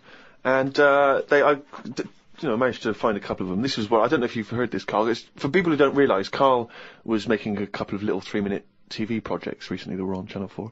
And in the Sunday Times, someone's written a letter about Carl to the Sunday Times. Wow. They can send in comments and views on things they've seen, read, heard. Oh, excellent. And this is what someone wrote to the Sunday Times. Who is Karl Pilkington? And why have I just wasted 5 minutes of my life listening to some of his cretinous thoughts on Channel 4? He asked, why are there so many dinosaurs on display in museums? Quotes, couldn't they just choose the best one and just show that? He summed it all up by deciding that we know too much. Somebody clearly doesn't know enough to know that this is a complete waste of airtime, showing no wit, intellect or creativity. That's from Wendy Robinson in Berkshire. You can't have your critics. You know what I mean? You've got to have your critics. Of course you have. If everybody liked what you did, then you're not doing the right thing. She wasted 5 minutes, and they were 3-minute wonders, so it must have felt... Yeah. 2/3 as long again. But think how angry she must have been to have bothered writing this letter to the Sunday Times. Well, that's good. I mean, you really must have... It's all about getting people thinking, that's what I always say to you. As long as I'm getting people thinking about what I've said, she remembered what I said. But what views did you put out in these short films which you feel people perhaps should be talking about, discussing, digesting, thinking about? Just stuff that was in my head that day when I was filming them. Yeah. Is it in your head now? Some of it is. Now you've remembered me what I said. Now you've what? Now you've sort of told me what I said in that one. Yeah, I remember saying that. Yeah. And I stick by it. Remember him some other stuff? Yeah. I'll tell you now, right? This, if I don't know if Wendy's, listen to this. But, almost certainly not. But listen, right? I was saying about the museums, right, and how they're big and everything, and they've got dinosaurs all over the shop. I read that in that museum, they've got something like 7 million bits of stuff in there, right? Now, when I spend 2 hours in somewhere, just show me the good stuff. Don't be saying we've got 7 million bits. Because there was a fella who opened it, right? I did a bit of research on the museum. Fella who opened the museum up. And what was his name? It doesn't matter. Okay. Doesn't matter, does it? What museum was it? It was the London one. Oh, the London one, yeah, okay. So he's in there, and he's collecting all this, bits of stuff. What stuff? Just whatever's knocking about at that time. Right, okay. It seemed like you have researched it. He never chucked anything away. He's like, I won't put it in the bin, pop it on a shelf. Okay, right? So he's put everything on a shelf in the museum. Then, as time went on... I think you're going into too much detail, but just give us the gist of it. No, but all I'm saying is, he keeps everything, and if you keep everything, sometimes it'll be good stuff, right? And a lot of the stuff was going missing, the good stuff. But people who set these museums up are just as crafty. What? The fella who found Tutankhamun, he was pocketing all sorts of fingers and stuff in his pockets on the way out. That had rings on them and stuff. So all I'm saying is, why is she having a go? But hang on, wait, what's that got to do with someone pocketing? I don't understand your point. Because she's sort of moaning at me, going, don't have a go at the museum and the dinosaurs. But no, she's having a go at your fatuous point. Yeah, you're absolutely uneducated, stupid point that you got TV time to talk absolute shit, if I could that's not paraphrase my fault, Wendy. That's not my fault. If someone says they want me to do a little programme and you can do what I want, I went and did what I did. Free speech, innit? But we just gave you the chance then to defend yourself, and you just confirmed Wendy's point 1,000 times over. What was all this waffle about people nicking stuff? What's that got to do with anything? Because she's having a go at me. I didn't nick anything. But she's having a go at you for talking nonsense that's of no consequence, which is what you just did then. That's all nonsense. But what was your point? Oh, all right, then we'll watch Wendy's little programme when that goes out. Let's see what she's got to talk about. Sick of her.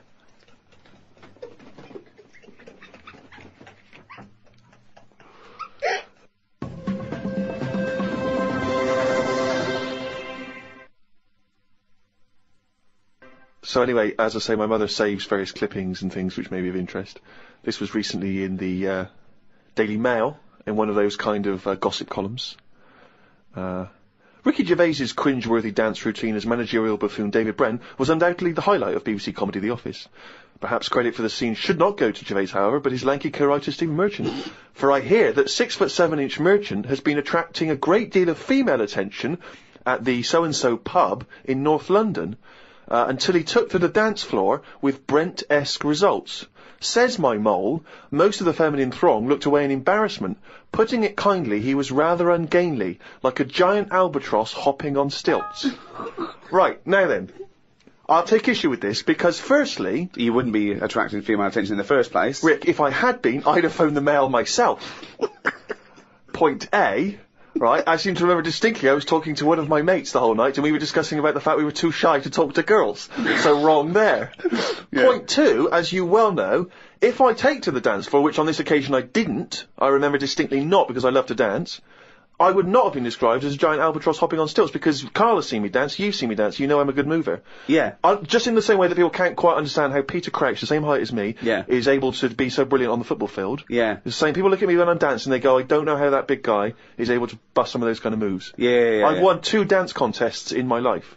Those facts, those stats speak for themselves, Rick. I know. I mean, you've seen me dancing, how would you describe me? I think that you look like isn't an albatross, isn't it? So, you look like, an upright lizard, right, being given electroshock treatment.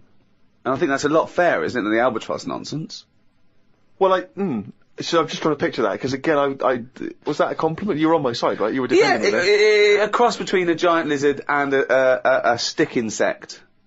Again, because they don't sound, straight away they don't sound like compliments, but I'm assuming you're on my side here. A stick insect with funny glasses? Is that? Again, I thought, I was thinking you were perhaps being a touch more supportive, but you've not really... Carl, you've seen me dance, what are your views? It's just like a bit of weird art. That's brilliant! That is brilliant! That's so much better than albatross! I wouldn't have said an albatross. I was looking at one of them the other day, and I don't understand what they mean by that, because they're dying out. They say, they dive in the sea. Oh, it's gone. Yeah. Something happened in the brain. It went from the point we were making via an albatross, then it just shot off. It just ping like a pinball. Well, let's hear, because it's going to be another good point. No, it's just saying how, because I've never seen one, and they were saying, how would you feel if you never saw one again? And I was like, I've got by this long without it. It's not bothered me. But it was just sort of saying, what they do is they dive in the sea, sort of put their head under the water, see if there's any fish knocking about, grab one, get out again, right? Yeah. Go to land. I don't know if they're designed to do that. Well, obviously they are. No, because seagulls are, because you see them floating about. Now, what's happening is, they're doing that, but getting caught in nets. Well, that's it. The net shouldn't be there. That's the point. They're totally adapted to their environment, but we came along millions and millions of years afterwards and stitched them up. It's not like people are going, well, the nets were always there. How did they evolve without getting caught in the net? We invented the net. We've only been knocking around for a few 100,000 years. But what I'm saying is, it's that thing about animals learn by mistakes by other animals. You know, like the monkeys peeling potatoes. Right. That's never happened. They go and put nuts in the salt water to salt the nut. Whatever. How does that get to peeling potatoes? Because in your head, they were working in a canteen. Making chips. Yeah, definitely, yeah. It doesn't matter what the food is. I'm just saying how they know how to sort of prepare I that love food. the fact that you don't care what the fact is. When you're discussing facts, that's all that matters. Otherwise, on Mastermind, they just go, who wrote Much Ado About Nothing? Dickens? Yeah, close enough, whatever, someone did. The fact is what matters. Yeah, but with that question, that's got a straightforward answer. What I'm telling you is the way that animals work. If it's a potato or a nut, it's a foodage.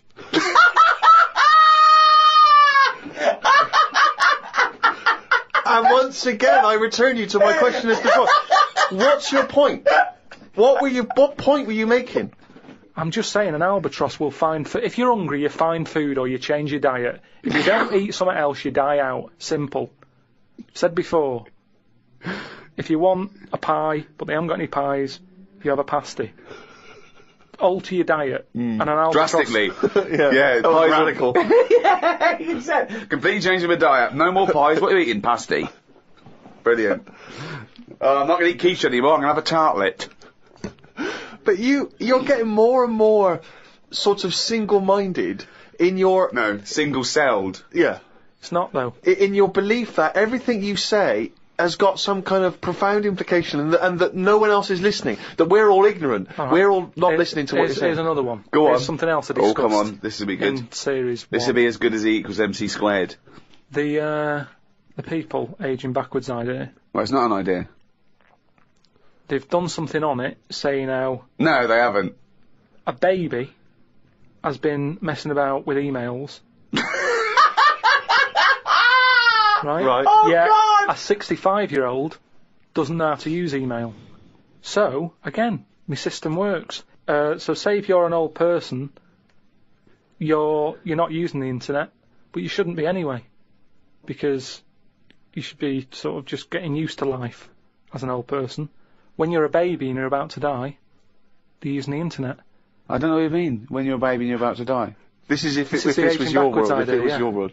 Well, let me just ask a couple of questions. Sorry, that makes no sense at all. What you just, that makes no sense at all. I'm just saying that my theory... You may as well have hit a wok to express that point, because they're... the pong, that would have made more sense. This is more profound, this is why, more resonant. This is why Wendy's having a go, though, because you're not being open-minded.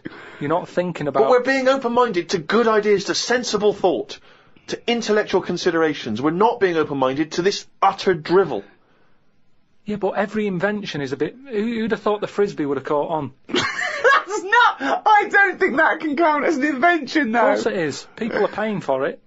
someone said, I'm going to invent something. But people are paying for carrots. But they're not an invention. Because you pay for something, it doesn't mean it's an invention. No, but a man-made thing. A frisbee, it didn't grow off a tree, did it? Someone's made that and gone, I can sell this.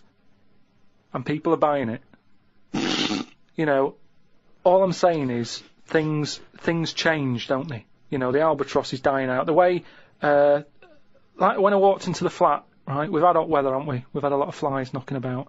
Now, when I was younger, I never saw flies sort of hanging about in gangs.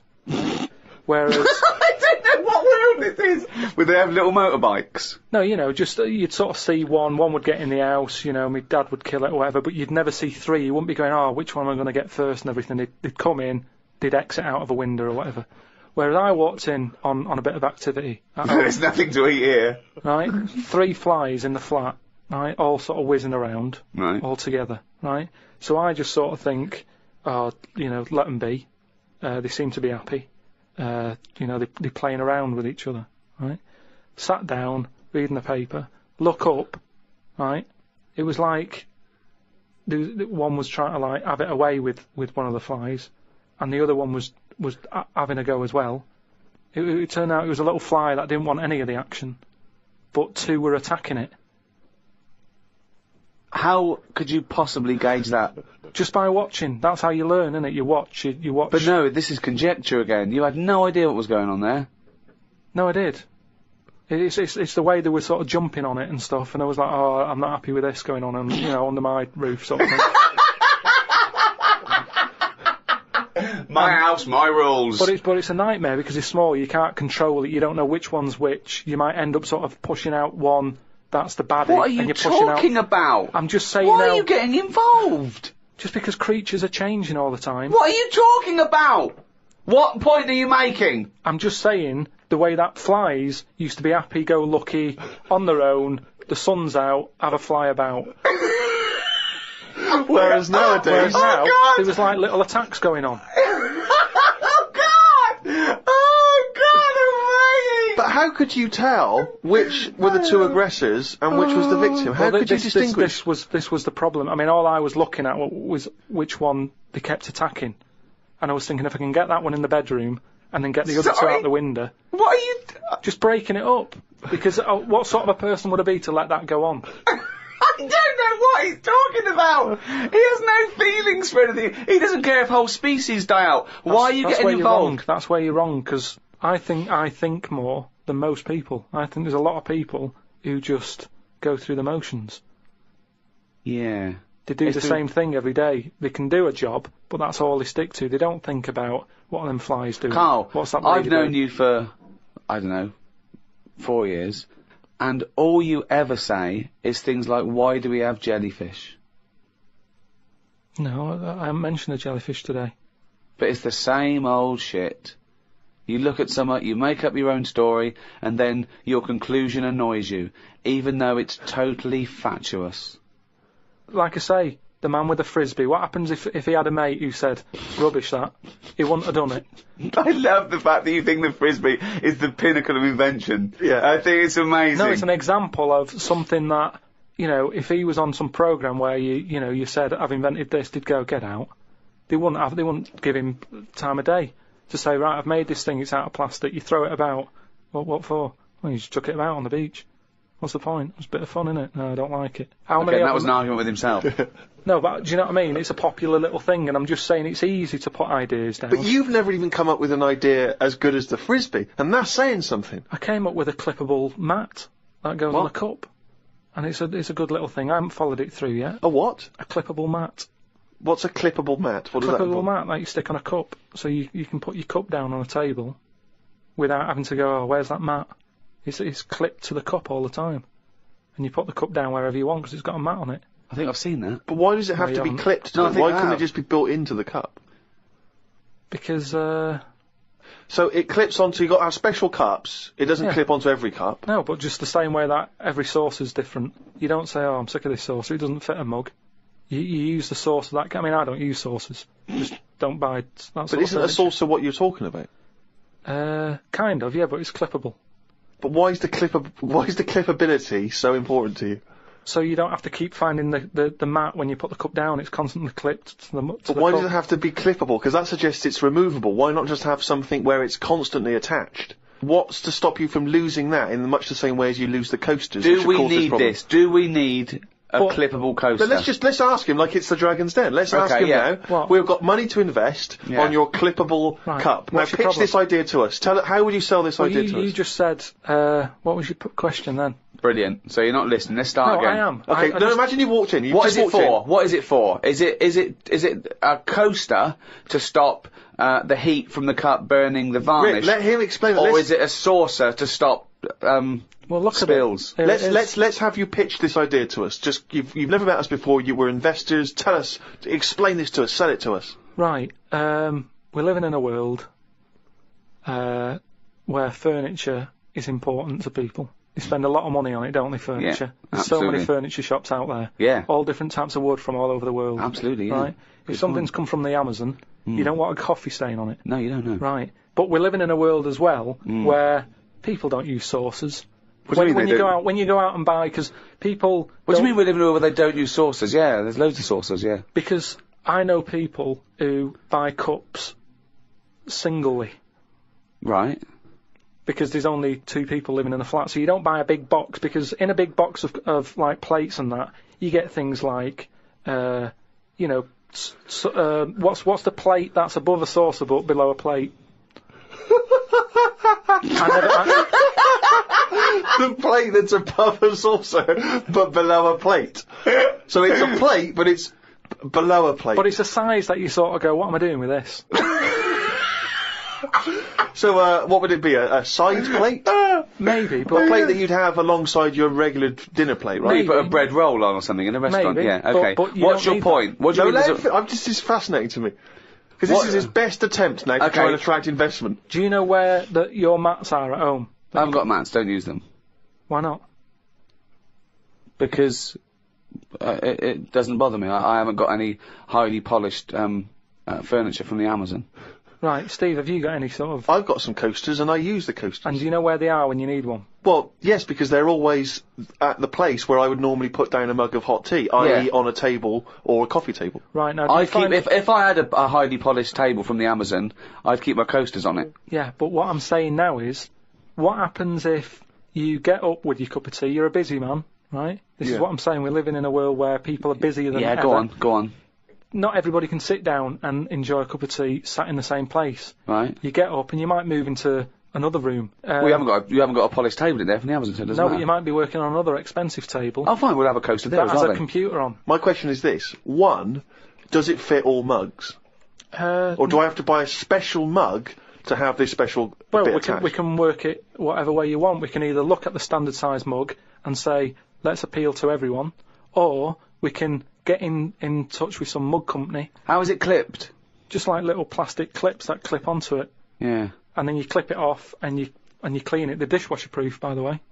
They don't need that at all. But why can't you just make a mug that has something built in the base of the mug to prevent it from making the mark? No, it's only the heat that makes the mark, isn't it, really? I just want to say now, that's a pointless idea, and I'm out. Right, but what about the idea that you've just suggested then, with the mug, with the saucer built in? Yeah. What about, will we do that together? But that's not your idea, that's my idea. Yeah, but without my idea, you wouldn't have had that. Well, but that's absurd. We're having a conversation, I've come up with an idea, now I've got the money. I've got the money, and I'm going to go off with that idea. Yeah, you haven't painted it anyway, and it's a rubbish idea, and you couldn't. It's not rubbish, because I've just thought as well, that'll be good for putting biscuits on the side as well. Oh, God! Okay, that means we can get rid of that plate that I don't know By the way, now this is broadcast, you can never patent this idea because it's out in public domain. Rick, why don't we see if there's anyone out there who's willing to invest in this idea? Are you a mug manufacturer? Are you a mug designer? Are you someone who's got any interest whatsoever in this idea? Do you think it's a saleable idea? And more importantly, would it be not great to have a picture of Karl's face on the mat? Because it's perfectly round. Perfectly round. As well, and you'd scold him every time you... So there'd be a certain satisfaction in that. Yeah, well, if Peter Jones is listening, or that Ballantyne fella, or, what's his name? Any of the big investors on that show, or indeed any investors anywhere, podcast@rickygervais.com. Get in touch. Tell us how we can move forward with this brilliant new idea. Pathetic.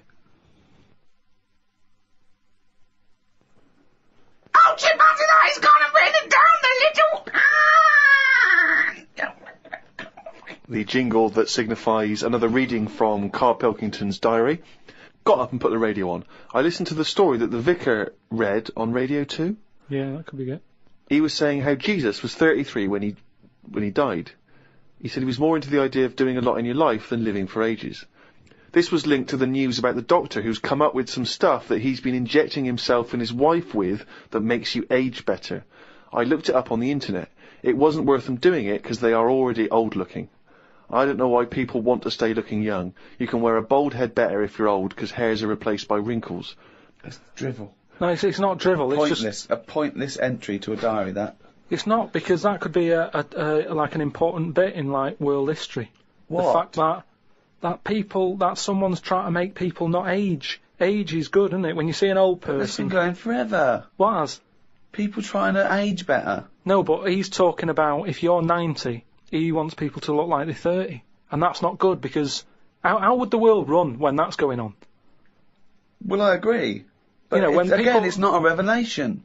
If I like chatting to old people because they know a lot of stuff. So if I'm sat on a train and someone's old, I'm happier talking to them about... They get up and move after about 10 minutes. Well, he knows the fact that many of them are infirm and can't. Yeah, they have to stay there and listen to this one. But yeah, even that means that they're getting more out of life in a way because they don't move about as much, so they have more thinking time. It is weird how that happens to you as you get closer to death. Jesus. You know, you're not working as much because you're resting and you can think back about your life and you can think, oh, I had a good one. Actually, it's not been that bad. Whereas if... But you must have started that now. Because you've been doing nothing for the past 3 months. Yeah, but I'm just, like I'm saying, it is a good thing for you to do, to sort of think about what you've been doing with your days and your weeks. And how do you assess your life so far? With all this spare time you've had on your hands and moping around and moaning about your illness and just sitting round, right? You've been introspecting, have you? Yeah. Go on then. What have you come up with? I haven't come up with anything. I'm just, I'm just, you know, I have an alright life and things are changing. Oh. Keep saying that. No, but you don't know how much they are changing to the point of, I don't know if I mentioned the squirrel eating Mars bars, but from that from that happening to monkeys opening bottles with lids on them to it's mental out there. It's madness what is going on. And all I'm saying is old people need to be old people. You need oldness. You need to see old people. You need to go, right, they might have a solution. They've been on the earth longer. Quick, we need an answer. How old are you? I'm 32. Well, you look 78. I don't know what you're saying! I don't know who that conversation was with, why you got angry, and I think you made the opposite point that you were making at the beginning. If you say you're 32, you look 78. No, you were saying about it'd be a problem if you were 78 and looked 32. Well, I don't know what you're saying. You came down the wrong side then. You did that whole thing and you bollocksed it up again in your brain. I'm just saying, either way, you need to have people who look old. Otherwise, who's in charge? I don't know what you mean. Right. So you say you're saying it'd be alright to make 78-year-olds look 32 as long as there were some 32-year-olds that look 78, as long as you've got old-looking people. No, but say Can I tear this page out? Because it's worthless. What I mean is, when I went to the doctors, I saw the specialist, right, about the kidney stones. I was asking him all the straight questions. Go on. Is it life-threatening? No. You know, how long am I going to be out? Couple all the rest of days. of it, right? Now, as it turned out, it is life-threatening, and you've been out for 3 months whinging about the fucking thing. Strange. Now, he was quite old. He looked about 55, and that reassured me in a way. In a way, it didn't, because he's one of them doctors who didn't open his eyes much, and I kind of thought, I hope you open them wider. I don't know what you're talking about. What do you mean? What? What do you mean he didn't open his eyes much? One of those sort of doctors who's either that overworked, that he does that, you know, when he's tired, so he's going, right, what we're going to do is, and he's doing that with his eyes shut, he's talking like that. This is radio. I know, but I'm telling you, so you can see. But people are meant to be listening to this. But if they can't imagine me with my eyes shut... Well, tell them you got your eyes shut. Just say he had his eyes shut. Yeah, he had his eyes shut. Oh. Had he been reading this? Bored stupid, I imagine. He's just trying to get a... Well, do you know what I mean? Or I don't know if it's because he's tired or if he's that educated that some people know so much you don't even have to look at it. You don't know what you're talking about. Intelligent people. Who is so educated that they don't need to open their eyes? You see it. You see like... What is that? Who's that bloke up there? Is he blind? No, he's been reading too much. He doesn't open his eyes anymore, doesn't he? No. Old people who you see wearing tweed and what have you, and they're really posh and they talk, and whenever they talk, their eyes are shut and they open. I don't know what this observation is. I don't understand why you've never seen that. I've never seen an old, educated man wearing tweed who doesn't bother open his fucking eyes. Steve, I don't know what you're talking about. Steve, have you seen... Do you know what I mean? When people don't sort of open their eyes when they're talking to you, and it can be quite annoying, because it's like they're saying, I'm not interested about you sat there, I'm not bothered if you're listening or not, I'm saying what I'm saying because I say what I say.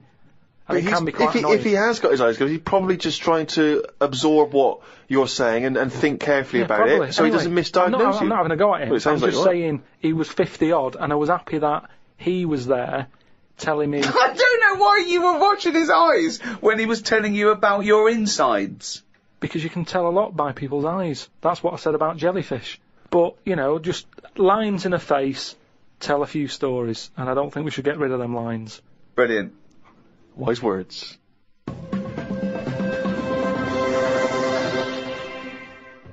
Well, that's the end of show number 4 in this 3rd series of the Ricky Gervais Show. So it's goodbye from me, Ricky Gervais, Stephen Merchant. Goodbye. And, of course, Karl Pilkington. Right.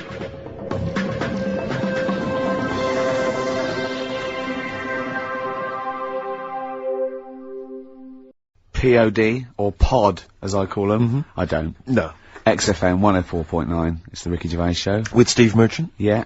So Dermot O'Diddley... Yes. 3 weeks and weeks in a row, he doesn't even turn up, and now suddenly he's all over breakfast. I noticed, yeah, he's standing in for the breakfast show. Why wouldn't we ask to do that? Well, we were. Were we? Yeah. I didn't know about this. Yeah, but I don't want to get up that early, do I? Sure. I feel a bit hungover today, actually. Do you? Yeah. What's happening? What, were you partying last night, were you? Well, not partying, we just went out for a couple of drinks, and had a meal, and then went to the Borderline, and saw about... I'll tell you about that, it's good. You saw a band? That's the first time in years, isn't it? It is, yeah. Yeah, because, do you know John Sim? The actor? Not really. He's in this band, right, called Magic Alex, and it was really good. They're sort of like a friendly oasis. They got, it's quite mank sort of feel, but it's really good. Good songs and everything. Is he the singer? Yeah, no, he's the guitarist. Nice, cool. But it was full of actors, and I felt quite tall. That's ludicrous, because you're a very short man. Well, I am. I'm sort of, I was average, but now I'm not, I don't think. 5'8", that's right. But there, I was like it was like Lilliput.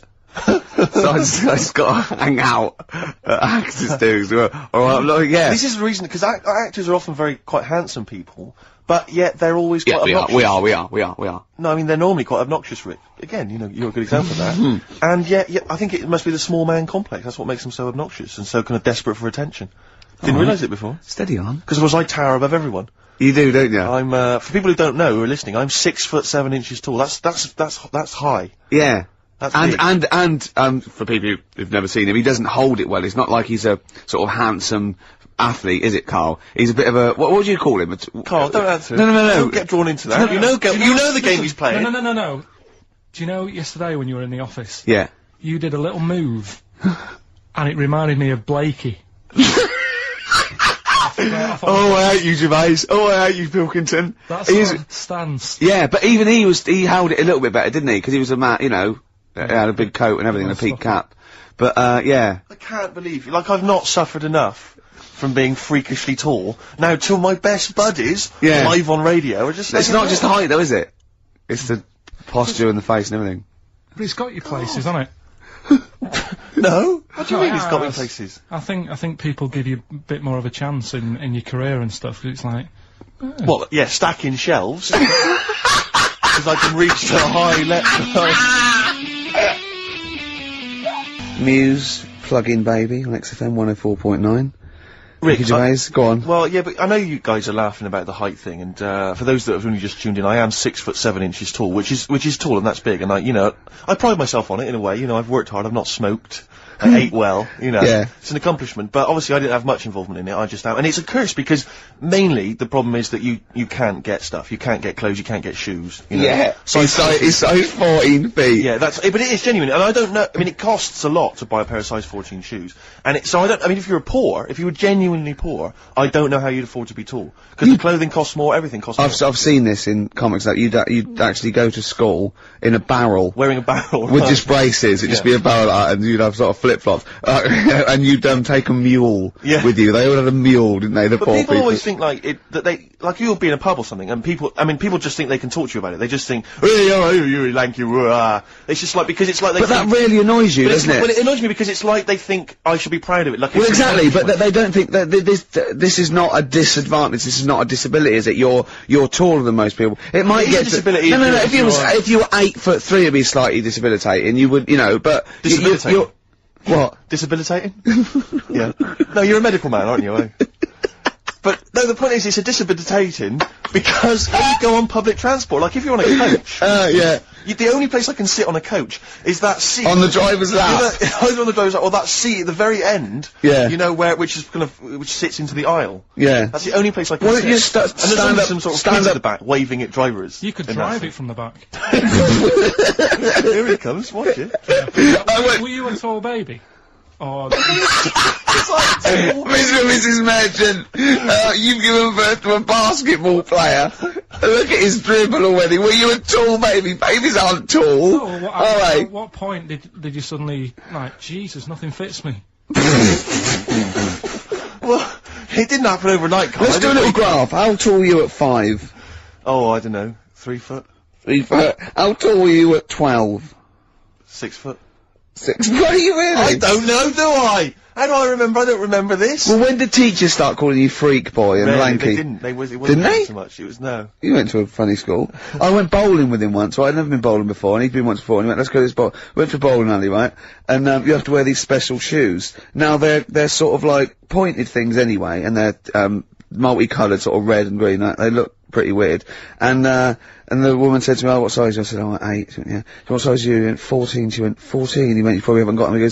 She goes, yeah, I think we have got one pair. And she put them on the table, and it was like Krusty the Clown. And I just started laughing. They looked so long, and he had to run round this bowling alley in these freaky clown shoes. But they don't look freaky clown like when I'm wearing them, because the rest of me is in proportion to it. It looks like a little wall bracket. One of the worst things that happened to me was when I was, I don't know, when I was about 16 or something, we went to, There's a fire alarm going off. There's a fire alarm going off. And the fire light's going off. Yeah. Should we not just maybe play a record and go and check that out? Wrap it up if you want.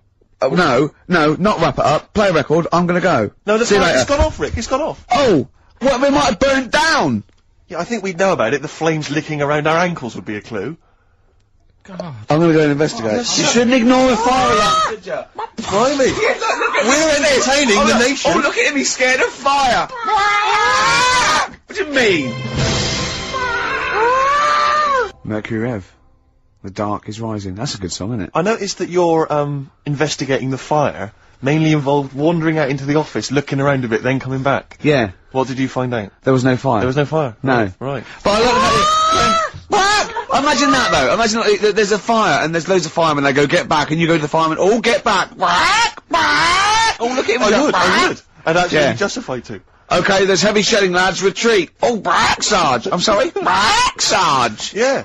There was a fire alarm, I've never seen it before, a fire thing going off, there was a fire alarm going. I thought, oh, let's at least have a look if there's a fire. That's all I thought. See, there's some official coming in now to tell us we should have been running out. There's no fire. Well, you can't just stop entertaining, you know, the people of London just because there's a fire. This isn't the Titanic. Well, true. I don't have to carry on playing. I don't know, it feels like a bit of a sinking ship, really. Right. Nice one. Nice one. I don't know who I'm slagging off then. Probably me. Yeah, I think so. Yeah. Listen, let me just tell you briefly, this is another example of how people can just exploit you and make fun of you when you're tall. Yeah. I was quite tall. I've always been like about 6'7" for quite a while now. And when I was about 16, I went to a big New Year's celebration in Bristol, where I come from. And everyone kind of congregates in this big sort of part of town, and there's all people dancing around, like in Trafalgar Square. And I was there, like, somehow I just picked up a balloon somewhere along the line, one of those kind of helium sort of balloons, and I was holding that, sort of dancing around. And these two girls came up to me, and I was thinking, yeah, okay, you know, it's New Year's Eve, brilliant, you know, that's my kind of party. Yeah. And they came up, they went, hey. Once a year. And they said, you gonna be here for long? And I went, well, maybe. And they said, it's just that we've arranged to meet back at you in about an hour. I went, what do you mean? I went, well, it's just because we can see you wherever you are. Don't worry, you can move around and stuff, we'll see you with the balloon. Just arranged to meet some friends. I love that, a landmark. So, like, pilots use that. Oh, we're just coming in, there's, where we go. When we see Steve Merchant, we'll be descending to Bristol Temple Mead. What's really funny is New Year's Eve, Trafalgar Square, you got a huge column, but they use Steve as like the meeting point. Steve's got a huge column. Brilliant, Rick. Well done. Award-winning comedy from Ricky Gervais. Happy Monday. Took you back, didn't it? Happy Mondays there, Maxine. There, Carl's like really getting down. Oh yeah. Oh come on. Got any Veras? Oh come on, Mel. Did it take you back? Did it? Yeah. How old are you? 29. 29. So you were just going into out of your teens. I'm a Virgo. No. What? No. No. You don't understand. It's just. I'm Rick, a Virgo. I thought we discussed about involving Carl. Yeah, sorry, yeah. The management have told us we're just not allowed to do it. We've had emails from people. Please don't speak to Carl. It's cruel. Exactly. On the cusp. Can I just make an appeal? I don't want to... On the cusp, the Virgo, he said. Still going through with it. Doesn't know what's going on, does he? Just wave bright objects at him. Yeah. We've got a competition this, Steve. We have, but before we mention that, Go on. can I just ask something? I don't want to exploit our position on the radio. No. But I wonder, because I'm very tall, and it's very tricky for me to get size 14 shoes and big clothes and stuff, could I just get people to send some stuff if like, maybe they own a shop which... Yeah, but it'd be things like homemade clogs that people have carved out of chunks of wood they found in the shed. Whatever. It's not going to be great. When I was in America, everyone says to me, like, you go to America... It was cool. I made out of my own skin. When I was in America, everyone told me like it would be really easy to get big clothes and big shoes and that because they're all huge and all freaks over there. All right, steady on. And I was wandering around New York and I was going in a few shops, kind of saying, we've got size 14, US 15 shoes, and they were going, no, we want something. Is that the difference? Yeah. One. And they literally were laughing at me. There was a couple of shops where they literally laugh and get like someone else in and come and look at the tall, freaky Englishman. Really? And then one guy said, I remember we had someone come in here once and he said he'd been to a shop which sold kind of stuff for really tall people and he said, I think I can remember the address, and he sort of looked through the sort of telephone directory, and he made a note of it. And I went on the subway, and I went down all Lilliput. And I went, it took me ages to get there, and really hard to find it. I finally went in there. I've never seen it. It was heaving, right, with freaks. It was amazing. It was like, they were just kind of gargoyles. It was like something from Lord of the Rings.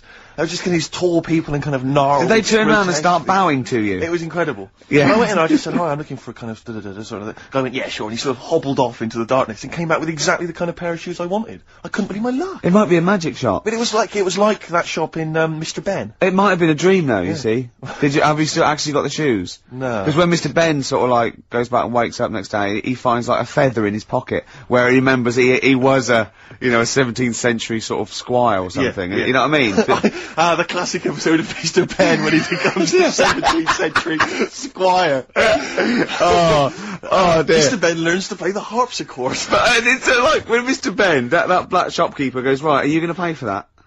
You're not just going to go through that door and then have an adventure and come back. Yeah, I am. No, you're not. You're barred. Yeah. You just make me sick. We wait nothing from you.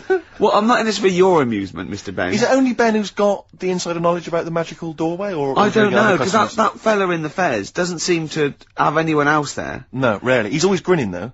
He knows something.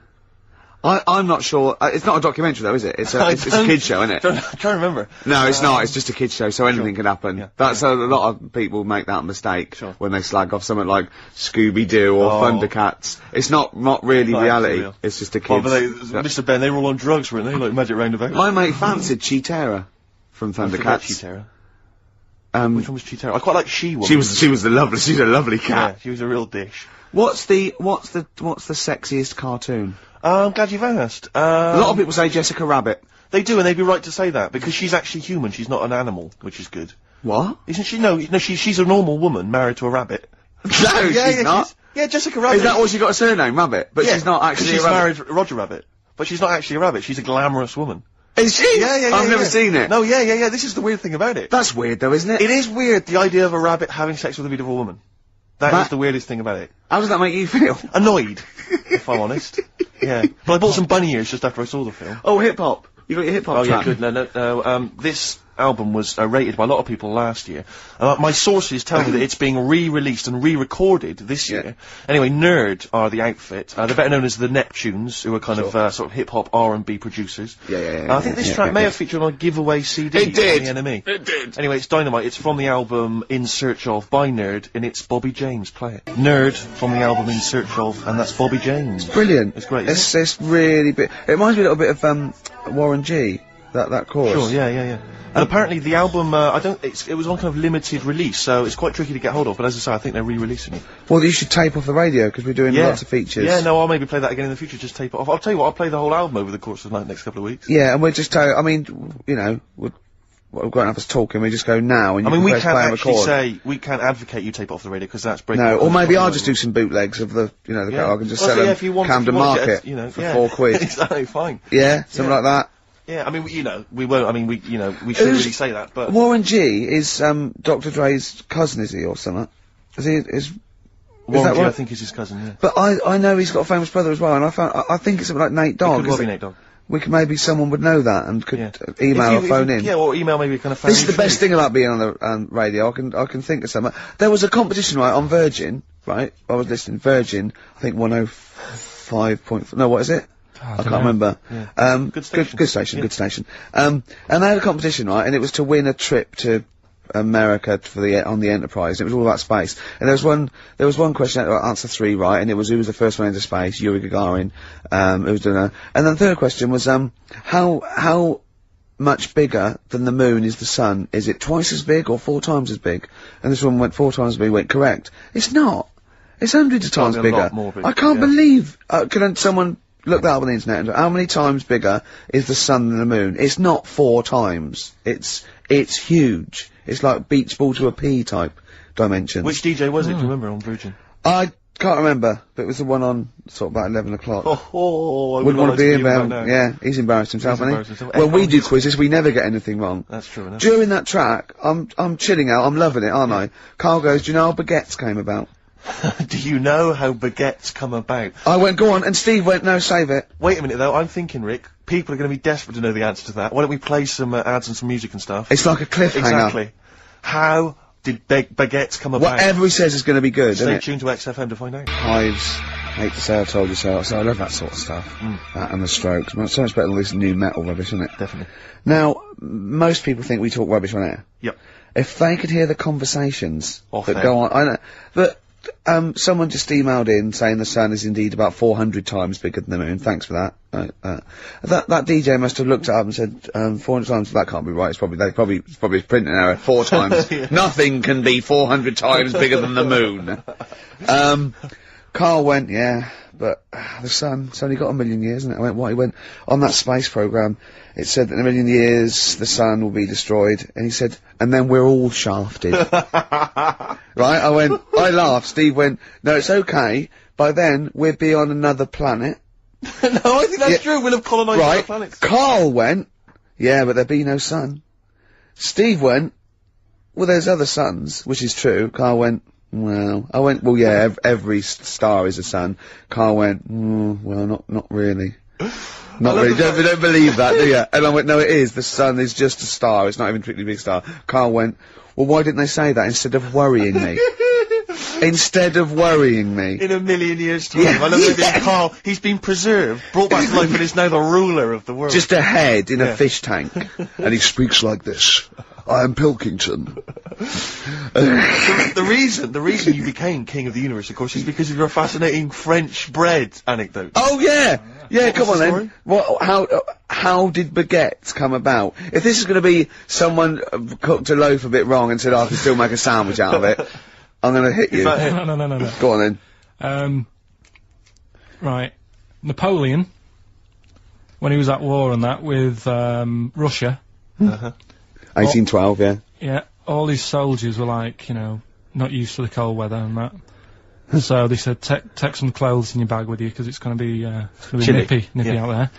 So, they put all the clothes in the bag. Sure.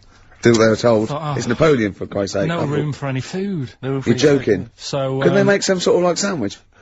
No, it wouldn't fit because of all the clothes. You had to take extra gear. Sure. So, anyway, he said, I can see where this is going. I'll be honest. Is there a baguette-shaped gap left in their holdall? They thought, let's make some bread that you can fit down your trouser leg. What? That's not true! No, it's not, I read it in Euston train station. I was waiting to go back to Manchester. Where did you read it? Scrawled on the wall in graffiti? Yeah. Do you know was it also meet me here for cock fun at 12 o'clock? The Upper Cross Sandwich Shop, Euston Station. It's on the wall. What do you mean it's on the wall? Do you know it says, like, sail on at Dixon's, whatever? Yeah. Next to that, there was, like, a bit of information. Once you've read the stuff on Dixon's... Baguette information. There was a big thing about history of the baguette. I read it and I thought, we gotta make a sandwich we can spit down our trouser leg. But how can you march and fight with a huge piece of bread down your train? Although it would be intimidating. You see them coming, you go, sacre bleu, look at the size of them. They're big fellas. Well, blimey. I can't help but feel that could be a practical joke at your expense. Yeah. Do that. Well, the Earl of Do you Sandwich... ever question anything you read? If it's printed up, is that, like, fact for you then? Well, it's not funny. I mean, if they were trying to be funny, it's like... it's not, is it? So it's information. Have you heard us?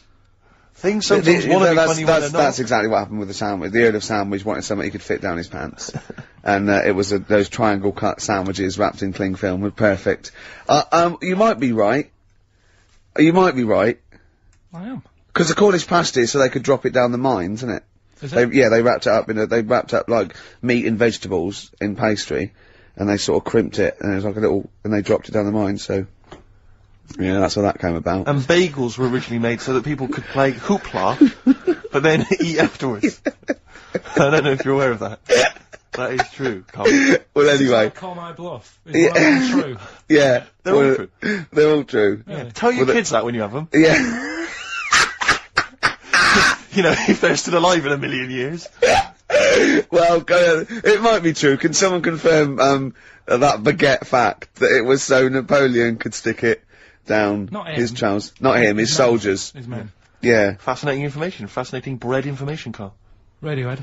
Yeah, now this is my song for the lovers. It's a beautiful track. It's Let Down, off OK Computer. It's one of my favourite Radiohead tracks. It's lovely. Right, set the tape going now, if you want to tape these songs. Avalanches, Frontier, Psychiatrist. Absolutely. Well, we've had lots of emails. People, obviously, we inflamed, and provoked about the Cornish pasty. I've got a couple of amendments to that. The crusty bit, you know, is actually as a handle, because obviously the miners had dirty hands, and they'd eat all the stuff in the pasty, and they'd be left with this sort of crust, and they could throw that away. Also, someone told us that at one end was like apple, so you have a little sweet as well. Little dessert.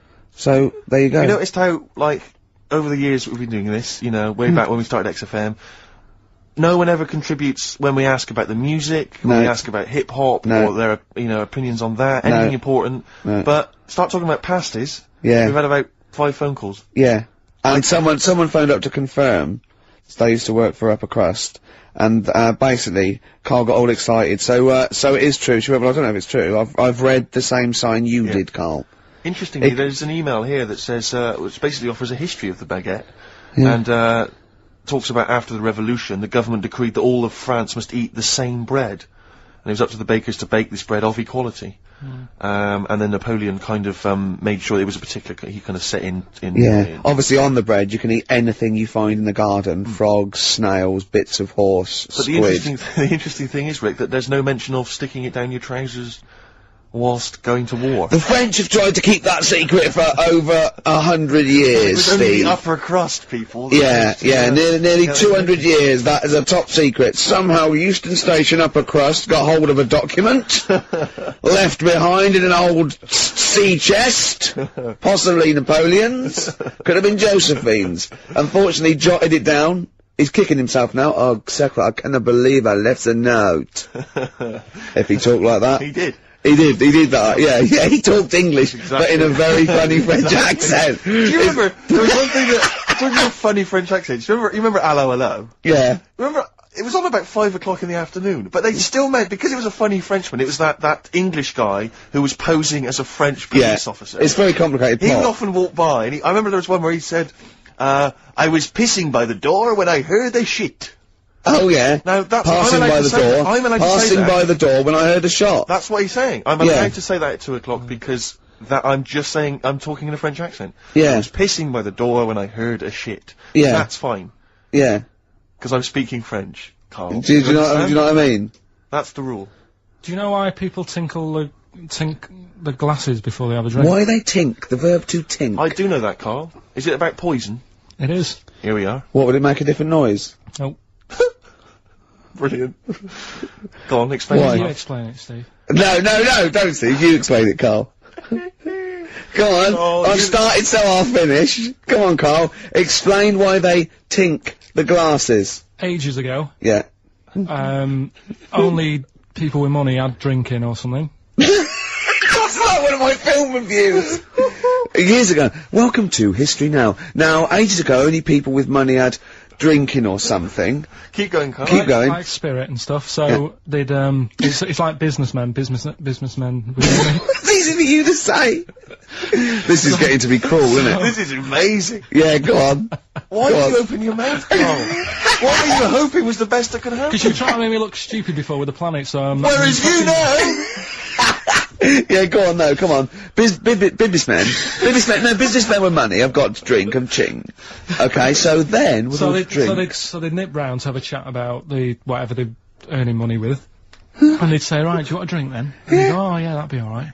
Yeah. So, rather than like, just pouring it out of a bottle into a glass and saying, there you go, it could be going, hang on a minute. It could be poisoning me ear and trying to like, nip my business idea. Yeah. So what they'd do, it sort of pour a bit of his drink into the other person's glass and you get that tink noise. And that's like, cheers, you know. No, Carl, I just have a slight amendment there. I think what it was you're absolutely right that they would then test each other's drinks to show that it wasn't poison. But over the years, that was reduced to just chinking the glasses by way of saying let's not actually bother going through the whole rigmarole. They just did the chinking of the glasses. Yeah, that's good. It was exhausting though, wasn't it? I know. Was it worth it, do you think? Well, I like that, because people carry that with them now. When they do that, they'll think, oh, that bloke's definitely not trying to poison me. Yeah. So the horrible thing is that now, when I do the glasses, I can laugh and go, they don't know I've poisoned them. Exactly. You should always do the pouring back and forth. It's a shortcut, it's a slippery slope.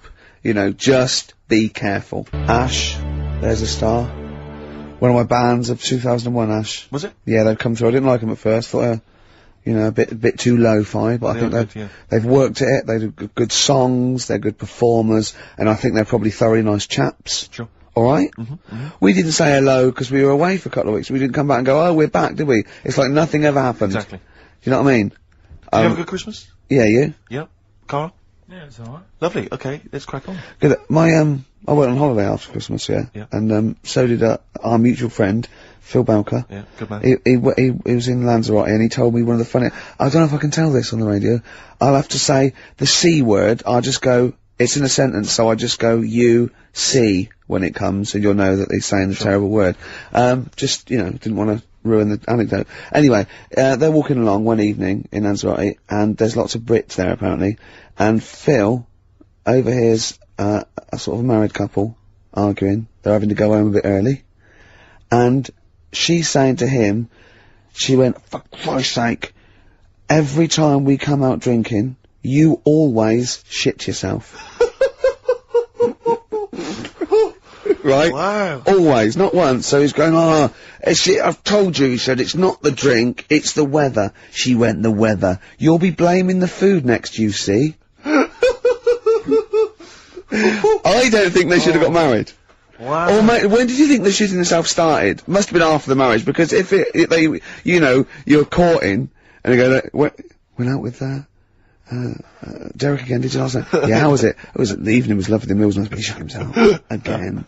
That's 5 dates, 5 different heaps of shit. But I think I can change him. I think I can change him, yeah. It must have happened after the marrying. Or he just might have think, oh god, always got to that age where I think, look, I'll just empty it when I get home. Yeah. I'm not gonna keep going up and going to the toilet, you know. It's the ice that does it. Yeah, Carl is right, I think. It is the ice. What do you mean? People forget, you know, they say, oh, don't drink the water when you're on holiday, and they don't, they drink, you know, they buy Evian and stuff. Oh, I see. They forget about the ice. The ice cubes, you're right, in a bar. Made from tap water. And that can do it, can it? Yeah. But she said every time you're drinking, didn't she? I assume that she wasn't drinking ice then. Yeah. Well, I mean, why is it just happening to him? Let's be honest, everyone that goes on holiday doesn't end up crapping themselves. Yeah, they usually make it to a toilet. He does it every time he drinks, doesn't he? Yeah, well, apparently. Just don't let him carry the baguettes. He's good, isn't he? Oh, Carl comes out with something. He does now and again, doesn't he? High five, Carl. That was sweet, man. Yeah, nice one. Yeah, respect you. Right, we've got another feature now. Yes, this is a feature which we introduced before Christmas, and it was so popular, we brought it into 2002 as well. Yeah. We've carried it over with us. It's an interesting thing, and I don't think we'll ever run out of features for it. I don't think so. Go on, then what's the feature called, Steve? It's rather brilliantly called A Song That I Like. Yeah. And in it, let me explain. Go on. What I do is, in it, I play a song. What, that you like, or? That I like. Oh, right, so you just pick a few, let me go, I'm going to explain this. All the songs, right, there are, Carl, Steve likes some of them, he doesn't like others. Exactly. But, for this particular feature, The only songs that'll be in this section will be the ones that he likes. If you think you're going to hear songs that I don't like, you're wrong. Let me clear that up straight away. Yeah. Songs that I like. What song have you chosen to play? Thank you very much for asking. I have chosen, and it's something I've only been introduced to recently, but I did enjoy it, and it seemed, you know, just felt contemporary. It's, Patti Smith and the classic Gloria. Oh, fantastic. Play it. Gloria by Patti Smith. Did you enjoy that? Yeah, I love it. I've always been one of my favourite tracks. And as Karl pointed out, sounds remarkably like, who did you mention? PJ Harvey. Oh yeah, well, yeah, everyone knew that. She was obviously very influenced by her. That's fine, that's fine. That's alright, that's allowed. That's cool. I like PJ Harvey too. Exactly. There's enough room for two. You're absolutely right. Oh, here we are then. Let's just take a moment to think about what we've done, you know. Yeah, well, it's been good. It's, we've enjoyed it's ourselves an hour and 20 minutes. We've talked about, shit in yourself. We talked about pasties. We've done pasties. And a number of pastries, actually. We never got the, we should go in a competition who's the tastiest cartoon ever. Well, actually, I threw up She-Terror, I threw up, Jessica Rabbit. I've had some people contribute here on the email. We've got someone here, Dom, has, emailed us. He's told us that, for him, Daphne from Scooby-Doo. Yeah, popular choice. And obviously this is one I've never quite understood. Wilma from the Flintstones. I've actually always felt that Wilma, I don't know, I just thought she was a bit... No, not Wilma. Betty, surely. Yeah, Betty. Well, this is what I'm saying. Wilma, I mean, yeah, Betty, surely, but Wilma? No, I mean, she's quite homely. But Betty, yeah. Come on, Steve, you wouldn't say no to Wilma. No, I suppose not. If it was I'd be worried about Fred, if he found out. Well, I'd hate to do it, you know. I wouldn't want to do it to Fred, he's a good guy. He is, isn't he? He's a bit of a chump. Whereas Barney, to be honest, I don't think he deserves Betty. Do they both work in the quarry? Because, I mean, let's be honest, Fred, not a smart man. I mean, he obviously didn't come out of rock school with anything other than a couple of basic O-levels. I know, but he's a hard-working, sound sort of guy. They got a big house, they got like a TV, they got that bird thing. Yeah. I mean, be honest, if I was Fred, I would be a little bit disappointed that my kid does nothing, whereas Barney's can lift up sort of tall buildings. Sure. Bam, bam. He's a very strong... You know. I mean, interestingly, Fred loves his job. He's always yabba dabba doing at the end of the day. He does yabba dabba. The whole day lifting rocks from one place to the next. I'll tell you what, I wouldn't take that from that cat, though. I would. If a cat picked me up by the scruff neck and put me out, right, on the doorstep, I'd go mental, I'd get rid of it. It is a saber-toothed tiger, though, Carl, so it could rip him to shreds. It's not like a normal domestic cat you have nowadays. You know when they go to the drive-in? At the beginning. Yeah. And they order, maybe some ribs. Yeah, that huge rib, and it tips the car over. Yeah. Was that her first day on the job? Because I've never been ordered before. Yeah, either it's that, she'd have realised. Yeah, we're out of pig. We've got Brontosaurus rib. Exactly. He goes, won't that knock the car over? No, it won't. I don't know. Rick, can I tell you now? That was an accident waiting to happen. It was really, wasn't it? Yeah. And it did. Oh dear. Mind you, I went to Texas once, and I had some ribs, and it was like the Flintstones. It was huge, and not only did it look too much like an animal that I couldn't actually eat it. I don't know who could eat it. I mean, seriously, it was 2 foot long. Yeah. And it was like half a rib cage.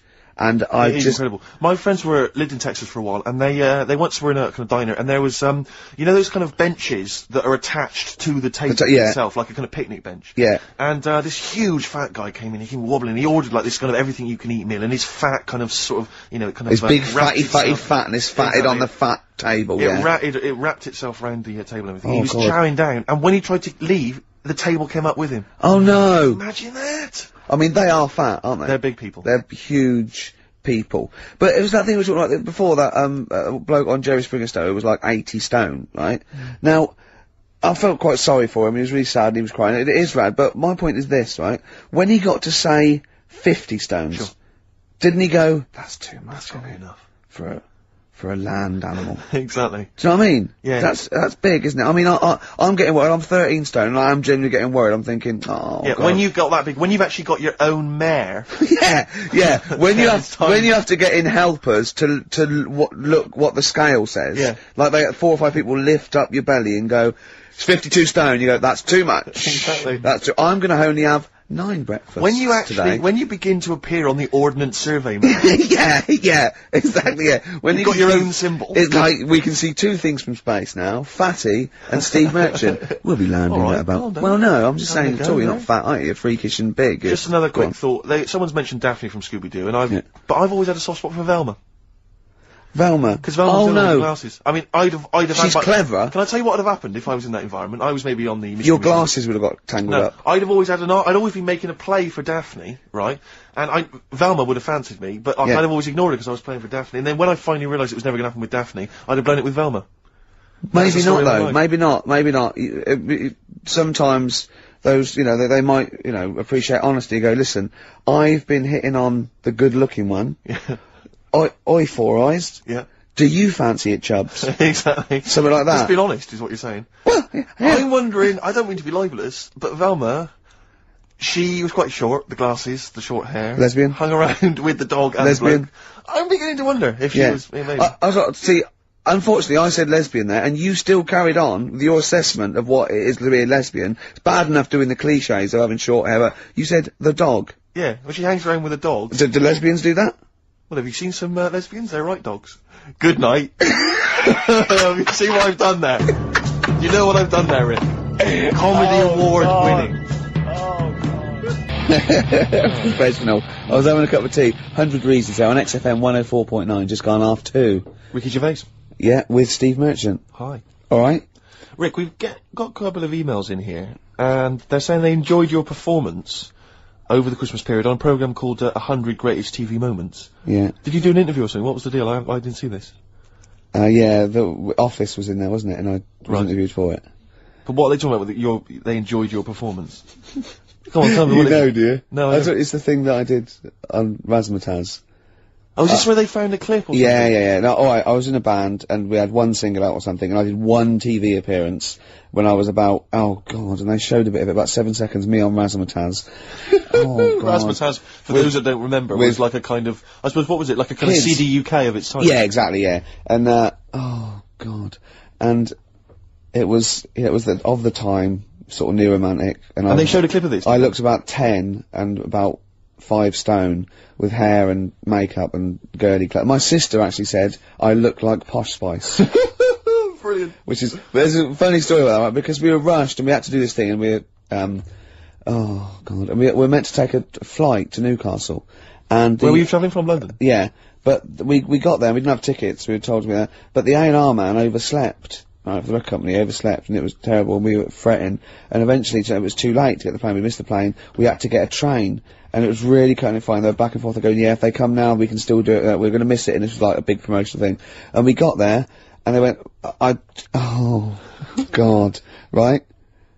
And I had this sort of like jumpsuit I was wearing that I'd cut off, put that on backwards. A jumpsuit? Yeah, brilliant. I know, Is this what was on the clip? Yeah, I had that on back to front, and there was no time, and I think I even mimed wrong at one point, and it was awful. But the funny story is this, that when we were there, we didn't have our tickets. This was at the airport? We bumped into Bucks Fizz. the guys and girls from Bucks Fizz and their manager, so there's like 5 of them, right? And there's 2 of us, and they had 5 tickets. And Bucks Fizz tried to smuggle us through.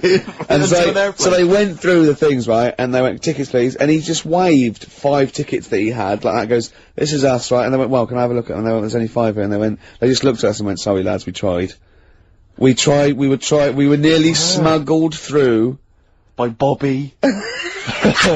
Carol. They couldn't even with their powers, they were the height of their powers. That was like make-believe time. They'd already done making your mind up. I thought if anyone can get us through customs check, it was the Fizz.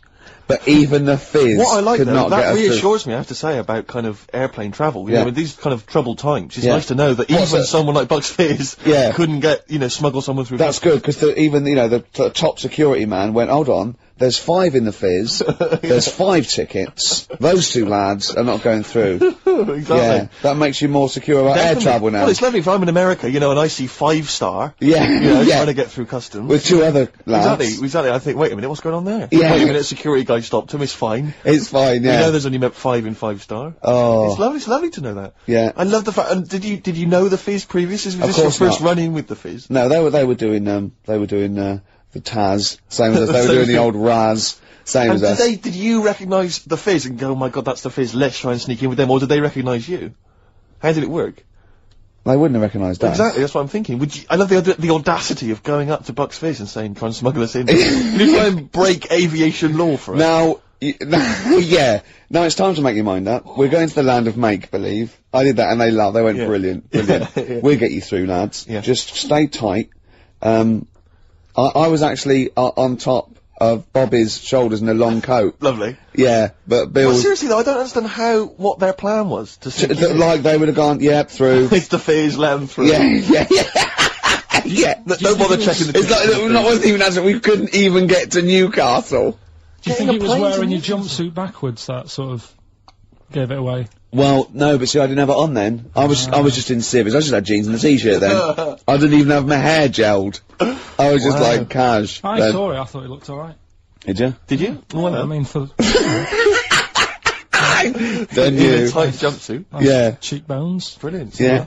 I had some cheekbones. Yeah. That was the. If anyone else saw it, or maybe they taped it and they've got a clip, because I'd love to see it. I missed it. Well, I'll get you one. If you have it, put it. I'll tell you what. Why not create a website, and put that clip on there on a constant loop, and then send the address in, and I'll give it out, and people can check it out for themselves. Yeah, brilliant. Is that okay? Yeah. Cool. I'll have to lose weight now. Yeah. That film. Oh, now we come to the feature. We're carrying this over 2002 because it was such a great success. Everyone's talking about it. Do you remember I stopped my film reviews because I'm only doing films I like, and I've done all the films I like. That's where other film reviewers fail. Sure. Because they review substandard films. Exactly. My average is still 9.5 out of 10. Yeah. And no one's beaten that. Not Barry Norman, not Jonathan Ross. No one's got an average of 9.5 out of 10 for the films they reviewed. So I'm keeping it there. I don't want to drop my standards. However, that film sounds good. This is where I pick a classic track from a film that I might not have seen, right? But I like the song, I might go and see the film. This is, Almost Famous. The film was Almost Famous. I haven't seen it, right? But a song, now don't panic, listen without prejudice. This is Elton John, but it's when he was good, okay? When he was a bright, funky, young Brit glam star. Wonderful song, wonderful tune, wonderful lyrics. It's Tiny Dancer. Love Burns. Black Rebel Motorcycle Club there, Steve. What's about it? That's it, isn't it? We've had some laughs, haven't we? We've learned as well. We've been educated as ever. Yeah, past ears, all that. We've got baguette information. We've had features such as That Film Sounds Good. Exactly. Song that I like. Song for the Lovers. Song for the Ladies. Song for the Ladies coming up very shortly. Rick, I was lucky enough this week to go to a exclusive press preview of Britney Spears' forthcoming movie, Crisscross, or Crossroads. Crossroads, I think it's called. Yeah. It's not related to the popular TV show. Right. Rick, I'm assuming you'd love me to do a little review of it now. I can't, because it's embargoed until March. I can only talk about it in March. No, otherwise the press people will go crazy. No, I wouldn't want you to. Well, no, I imagine you want to know all about Crossroads. Not really. Because I cannot tell you anything. Well, don't then, I mean, just... Well, you can ask me questions, you can pump me for information, I cannot tell you anything about it until March. I would pump you for no reason ever. No, but Rick, certainly not for information. Carl, doesn't matter what you ask me about Britney Spears' Crossroads, I cannot tell you anything about it. Alright. Okay? Okay. But seriously, if you want to know the plot or what I think of it, I cannot discuss it.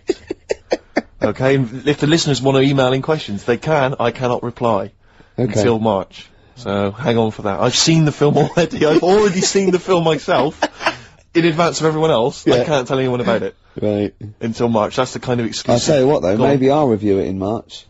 No, you can't.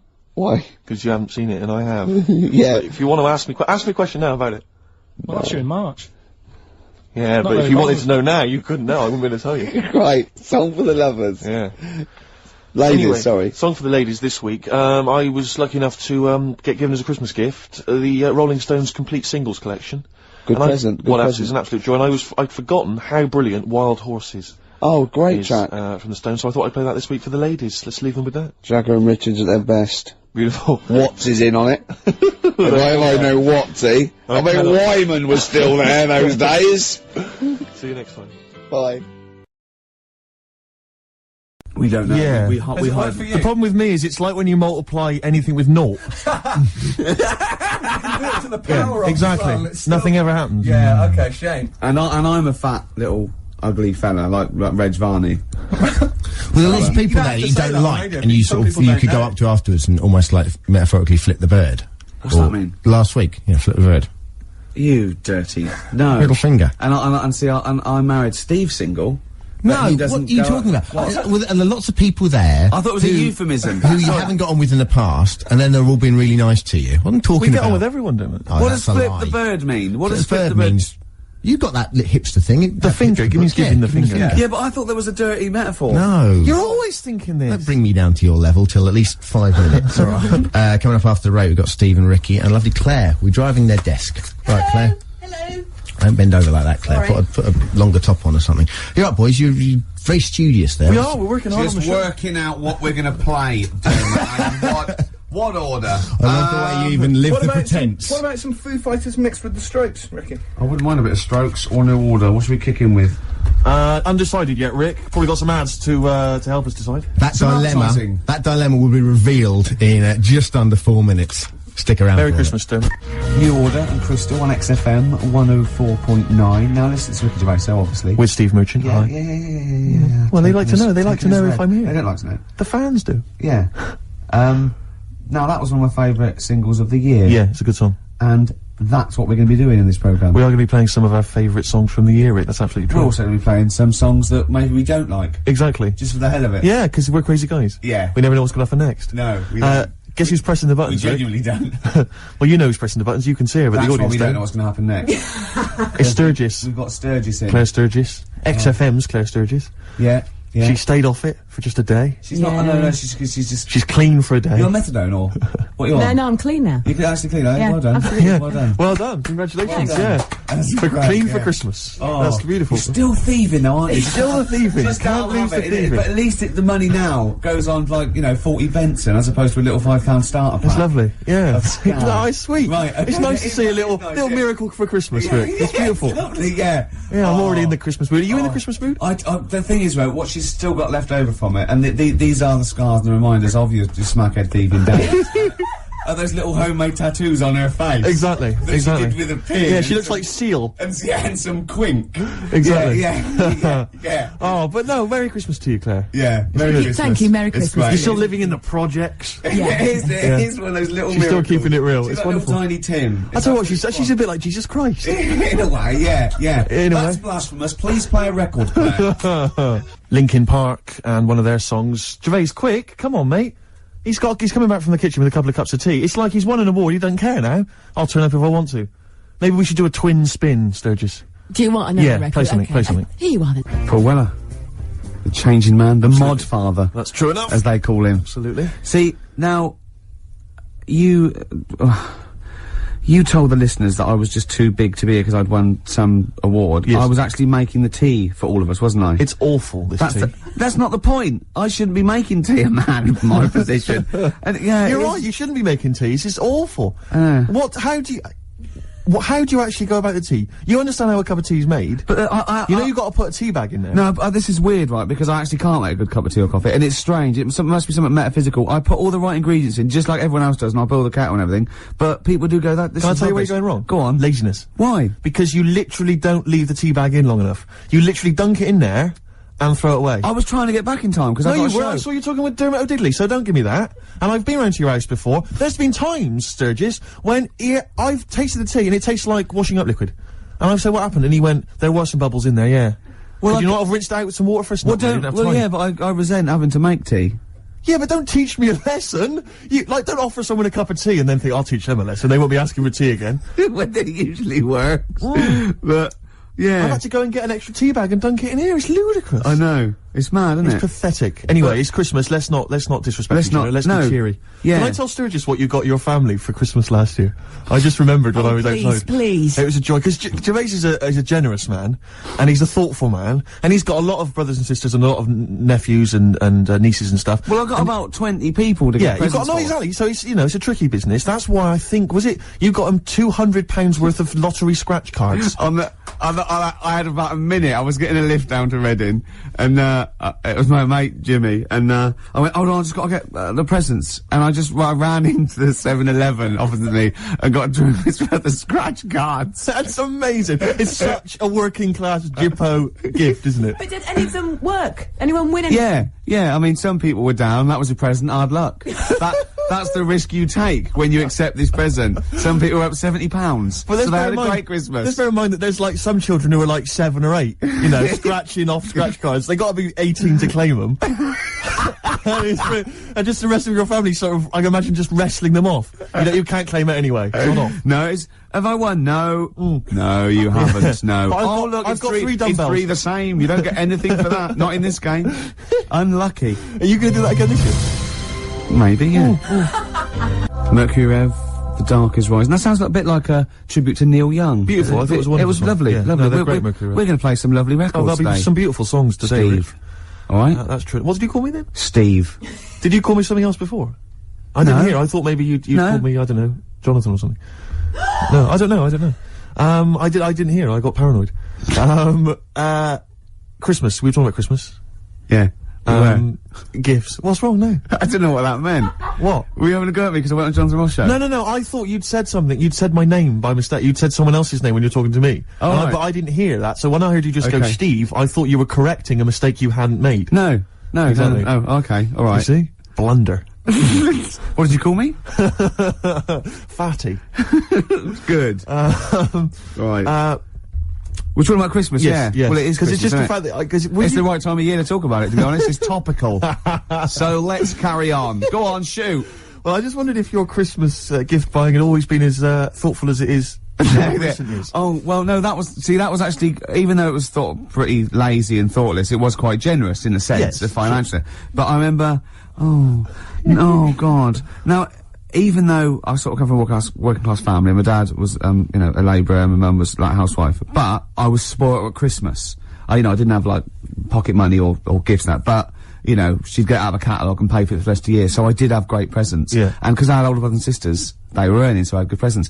And it was okay for me to, give them nothing or do a card or something rubbish. But then, I remember one year when I just suddenly realised I was too old to be doing this. It was like, in Jaws, when it pulls focus. Yeah, and you go, oh my God. And I just realised that's the worst present you've ever... I think it was about 12 or 13. And I remember it now. My sister had got me a Cat Stevens album. Great. I think a Birdhouse, and like a quiz book or something. Yeah.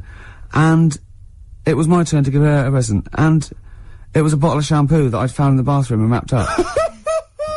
It's a big jumbo, one of those Tesco's, Had it not already been used? No, I don't think so. My mum had bought it, You just topped it up with water, wrapped it up? I just gave it to her and she went, oh, thanks. I thought, oh, God, that's rubbish. That's really bad. It's rubbish, isn't it? That's really bad. I know, yeah. I remember one year, I really wanted a Scalextric. So I was going, I want Scalextric. And my mum was going, no, you'll just get bored of it. I know what you're like. You'll get bored of it and we'll have spent all that money and you'll be bored. I was going, no, I won't. I love it. I'll play with it forever. And and she was going, no, you won't. And I was going, I will. I love it. And so she bought me Scalextrics and I unwrapped it. And I was using it. I was bored instantly. Yeah. But I didn't tell her. I pretended I loved it. And I'd always be playing it monotonously, hating it. I know. But I'm loving this, Mum. It's actually brilliant. You were wrong. You were so wrong. I'm loving it. I know. Things with Scalextrics, I think it was great at the time, but, I think it was an XFM party, actually, years ago when they got Scalextrics, and, loads of us think, oh yeah, I used to love it. Rubbish. Yeah, really rubbish. It's tiny. Yeah. It's about 2 foot long. Yeah. You go, put it back on, Dave. Yeah. There exactly. You go. Put it back on. Exactly.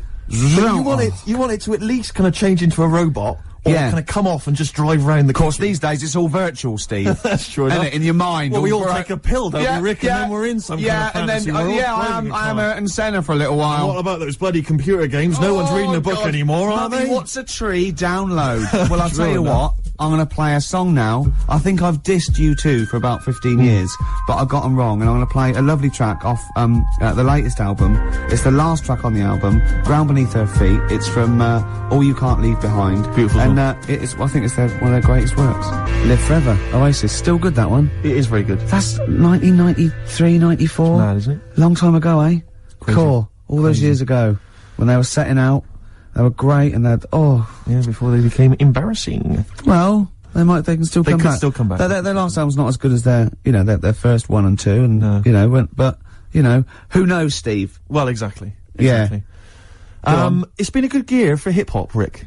Can I surprise you? I've gone off hip-hop of recent years, but I've been charmed this year by Bubba Sparxx's album. I thought it was fun.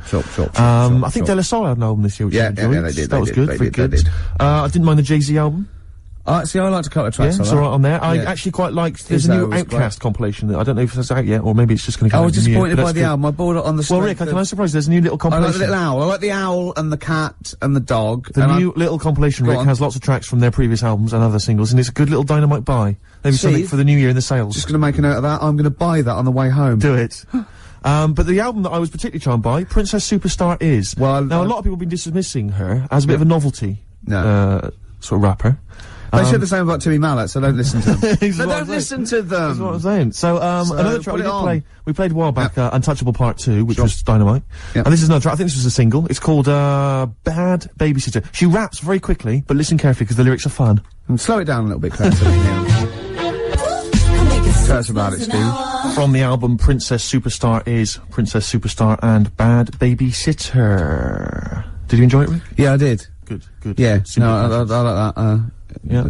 That's 2 out of 2 from that album I've liked. Yeah, exactly. I think I'll go and buy the album on the way home, Do it, Steve. make another note of that, Rick. You've got Outcast to buy, which has not actually been released yet, but I'm sure you can pull some strings. I'll get someone onto that. Good. Okay, XFM 104.9, it's the Ricky Gervais Show. Absolutely. Can I stop you there? Go on. With Steve Merchant. Thanks very much. No worries, yeah. Cheers. We're talking about presents here. I just remembered something else I had.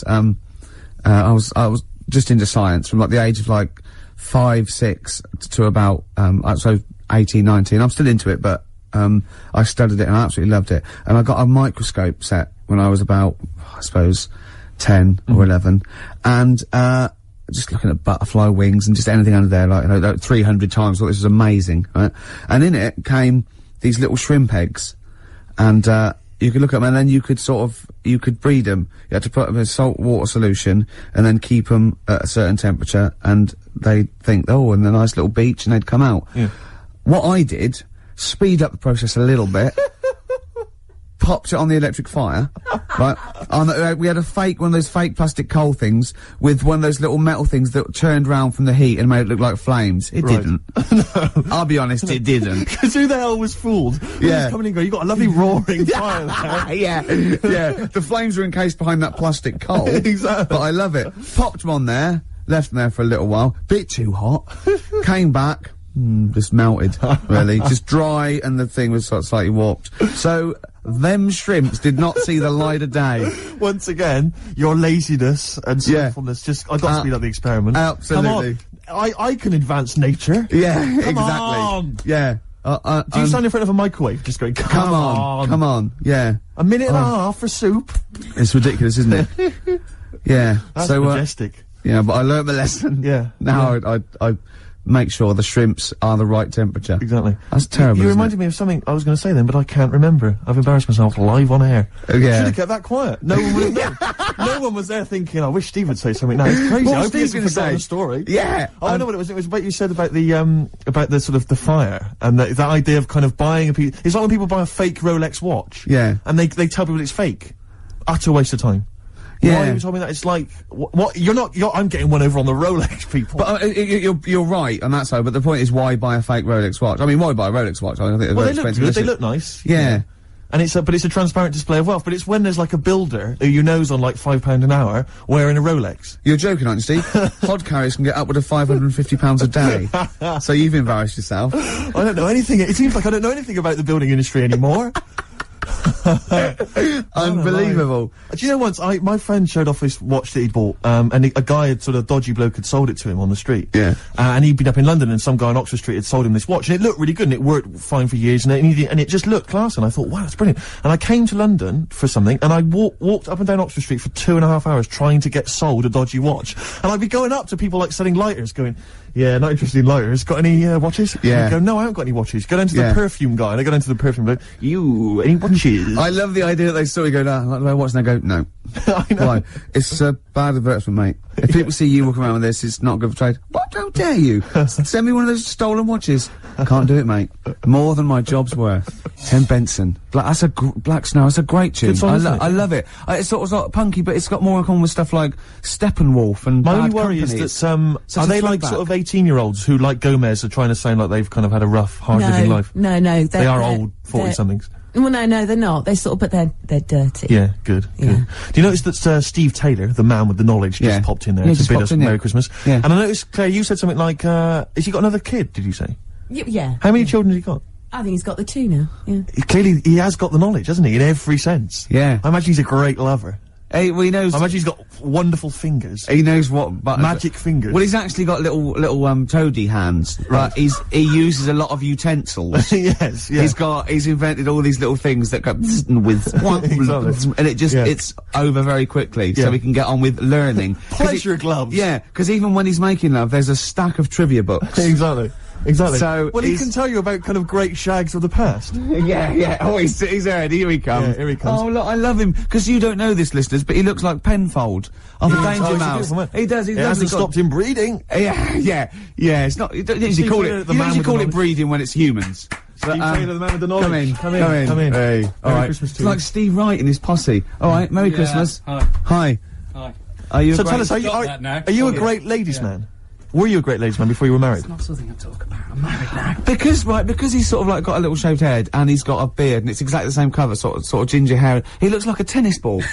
It's just hair, exactly the same length, all over his face. And no reason for me to come in was that abuse was happening without me here. Yeah, I know. And now I've come in, you just continue. But say hello, so it's with your blessing, and I think we're nice. Say Merry Christmas. Hi, Merry Christmas, all listeners. See, you're on at 5 o'clock, aren't you?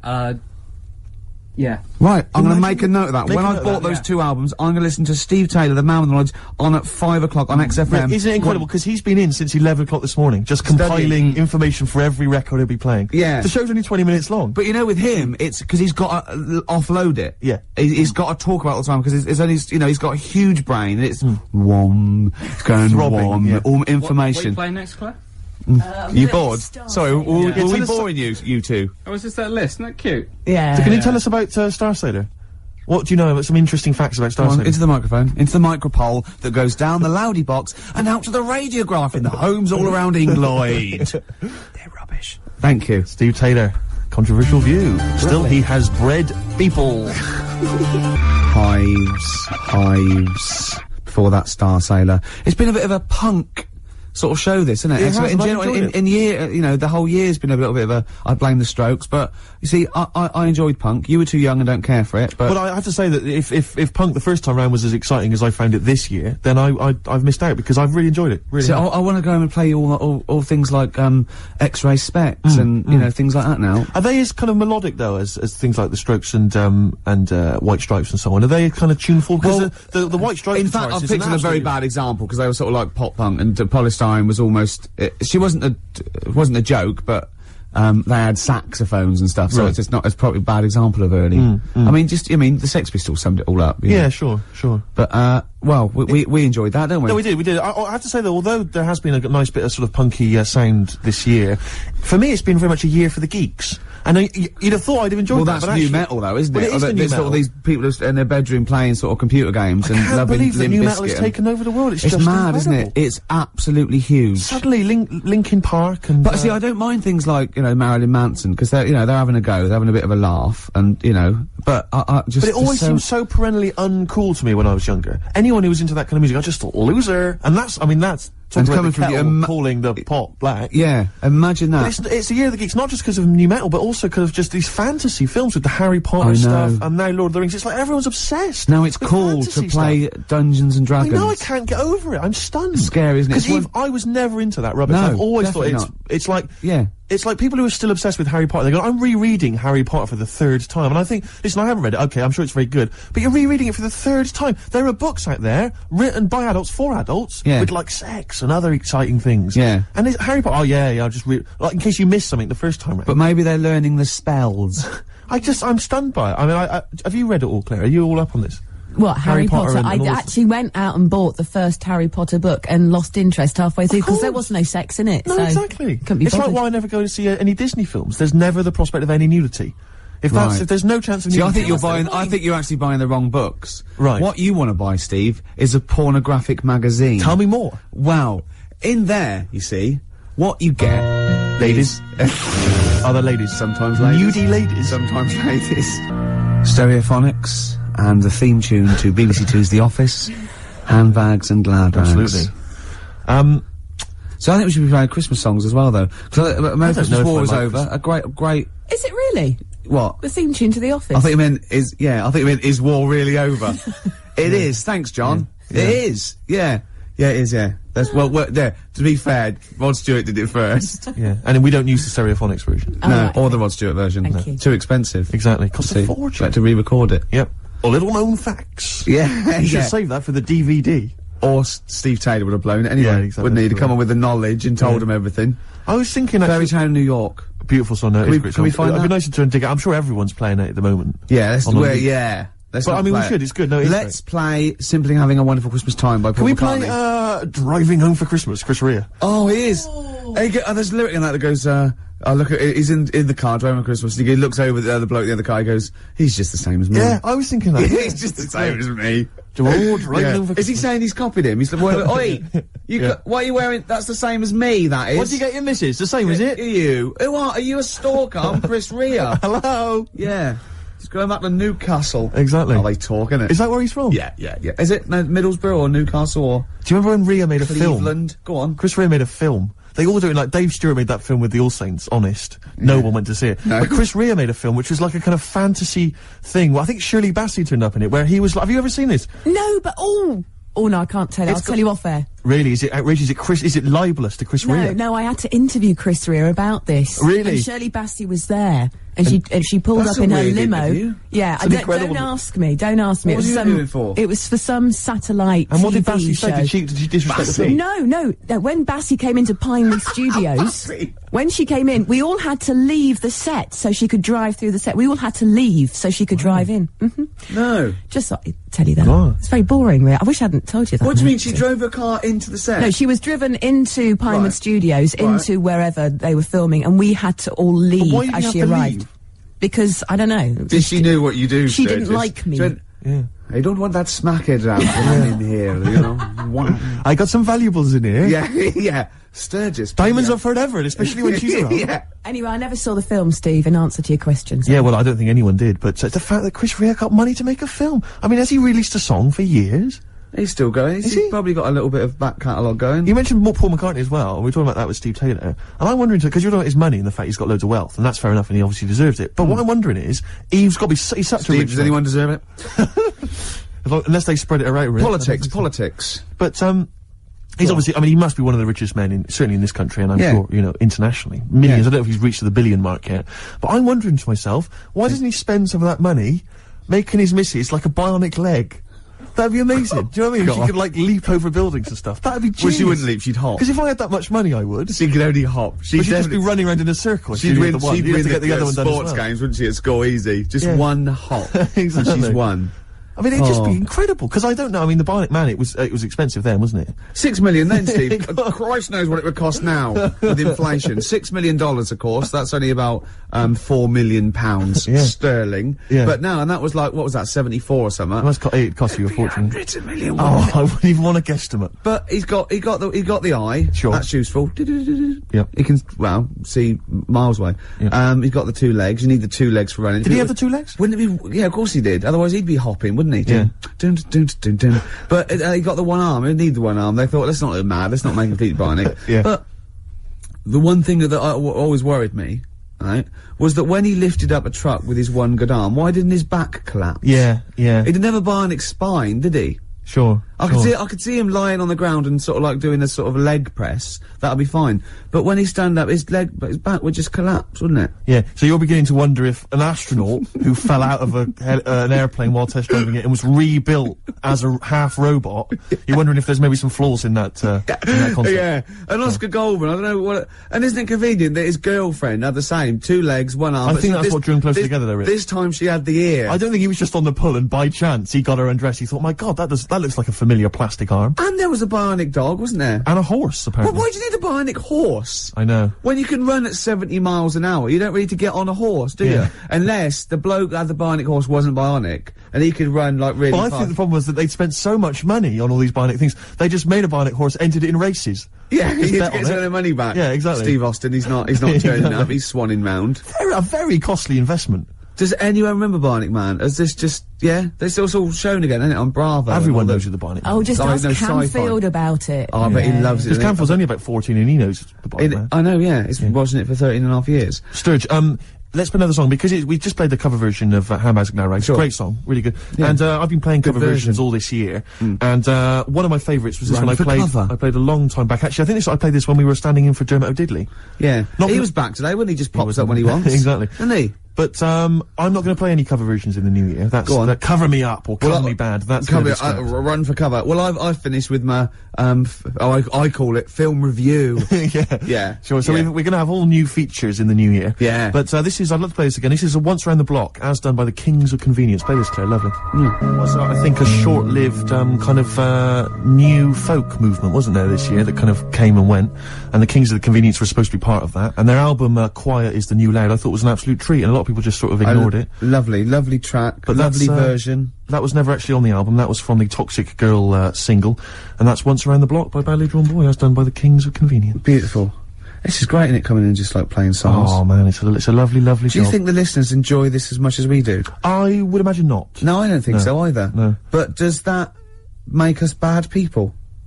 No, I don't think it does. It makes us wealthy people. And lucky, very lucky. That's true enough. PJ Harvey. Lovely. Love it, great. I'm loving this, Steve. Yeah, no, it's Nearly great. Christmas. I had a couple of chocolates there, didn't I? Oh, the purple ones in roses. Very much like the Quality Street one, the hazelnut and the toffee. Yeah. But, getting me in the mood. Now, I know if you're a fan like me, you love the roast dinner. Oh. We love the roast dinner. But the Uber roast dinner is the Christmas dinner.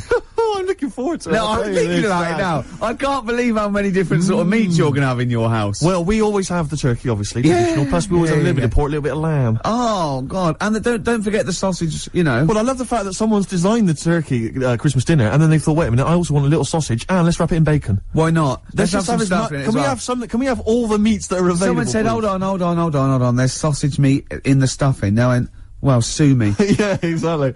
Sue me if I want a bit of extra sausage. You know what I mean? Oh. It's the work of art, and it takes hours. Rick, can I ask you, what kind of veg you going with this year? Veg, well, I just love the roast potato. I mean, people have tried to sneak in the Brussels sprout. Because you don't eat vegetables or anything green, not to eat. Parsnips. I love parsnips, but when they're crisp and crunchy, like a trendy crisp in a wine bar. I love it when yeah. Oh, I love that. We'll be having carrots. We'll be having leeks. We'll be having Brussels, obviously. Brussels. Yeah. And my mum will always throw in a little bit of something crazy. Maybe there'll be a little bit of red cabbage, something wild, something exotic, something continental. Or a used condom. To be quite honest, I think she's mental, your mother. She's got to stop that.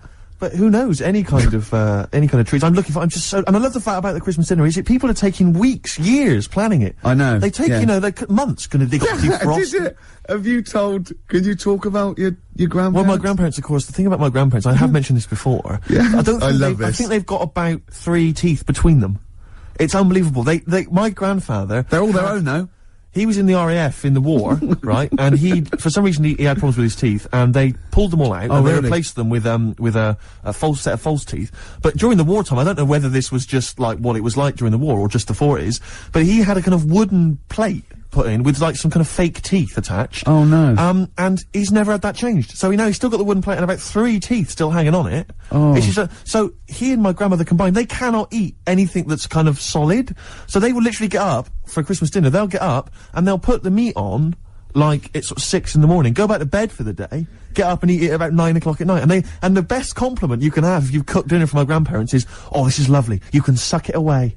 Yeah. Imagine that. Why don't they just liquidise it? Have a nice little roast smoothie. They have done in the past. Really, and a little apple crumble smoothie to follow. If we take them out to eat, like at a restaurant or something, we've got to phone ahead to make sure there's fish on the menu. Really? Because they can only have fish. But then the bones, you see, that's a problem for them. Well, you can take the bones out of fish, can't you, and sort of mash it up? Yeah, but the eyes are going Steve, as well. could I suggest the fish cake? It's already mashed, it's with the potato, it's in a crispy crumb, which doesn't hurt anyone, whether you got teeth or not. Rick, can I, go on. make a little... Yeah. I just want to make it... Because obviously not everyone's as fortunate at Christmas, Rick, as us. What about the vegetarians? What are they eating? A nut cutlet. What the hell is a lovely little nut cutlet. Can't they have, like, tofu, but in the shape of a turkey? But I love the fact that so often, certainly your Linda McCartney veggie items, they always try to fool you into thinking it's the real thing. Some veggie sausages that they've injected with something so they'll taste like sausages. Yeah.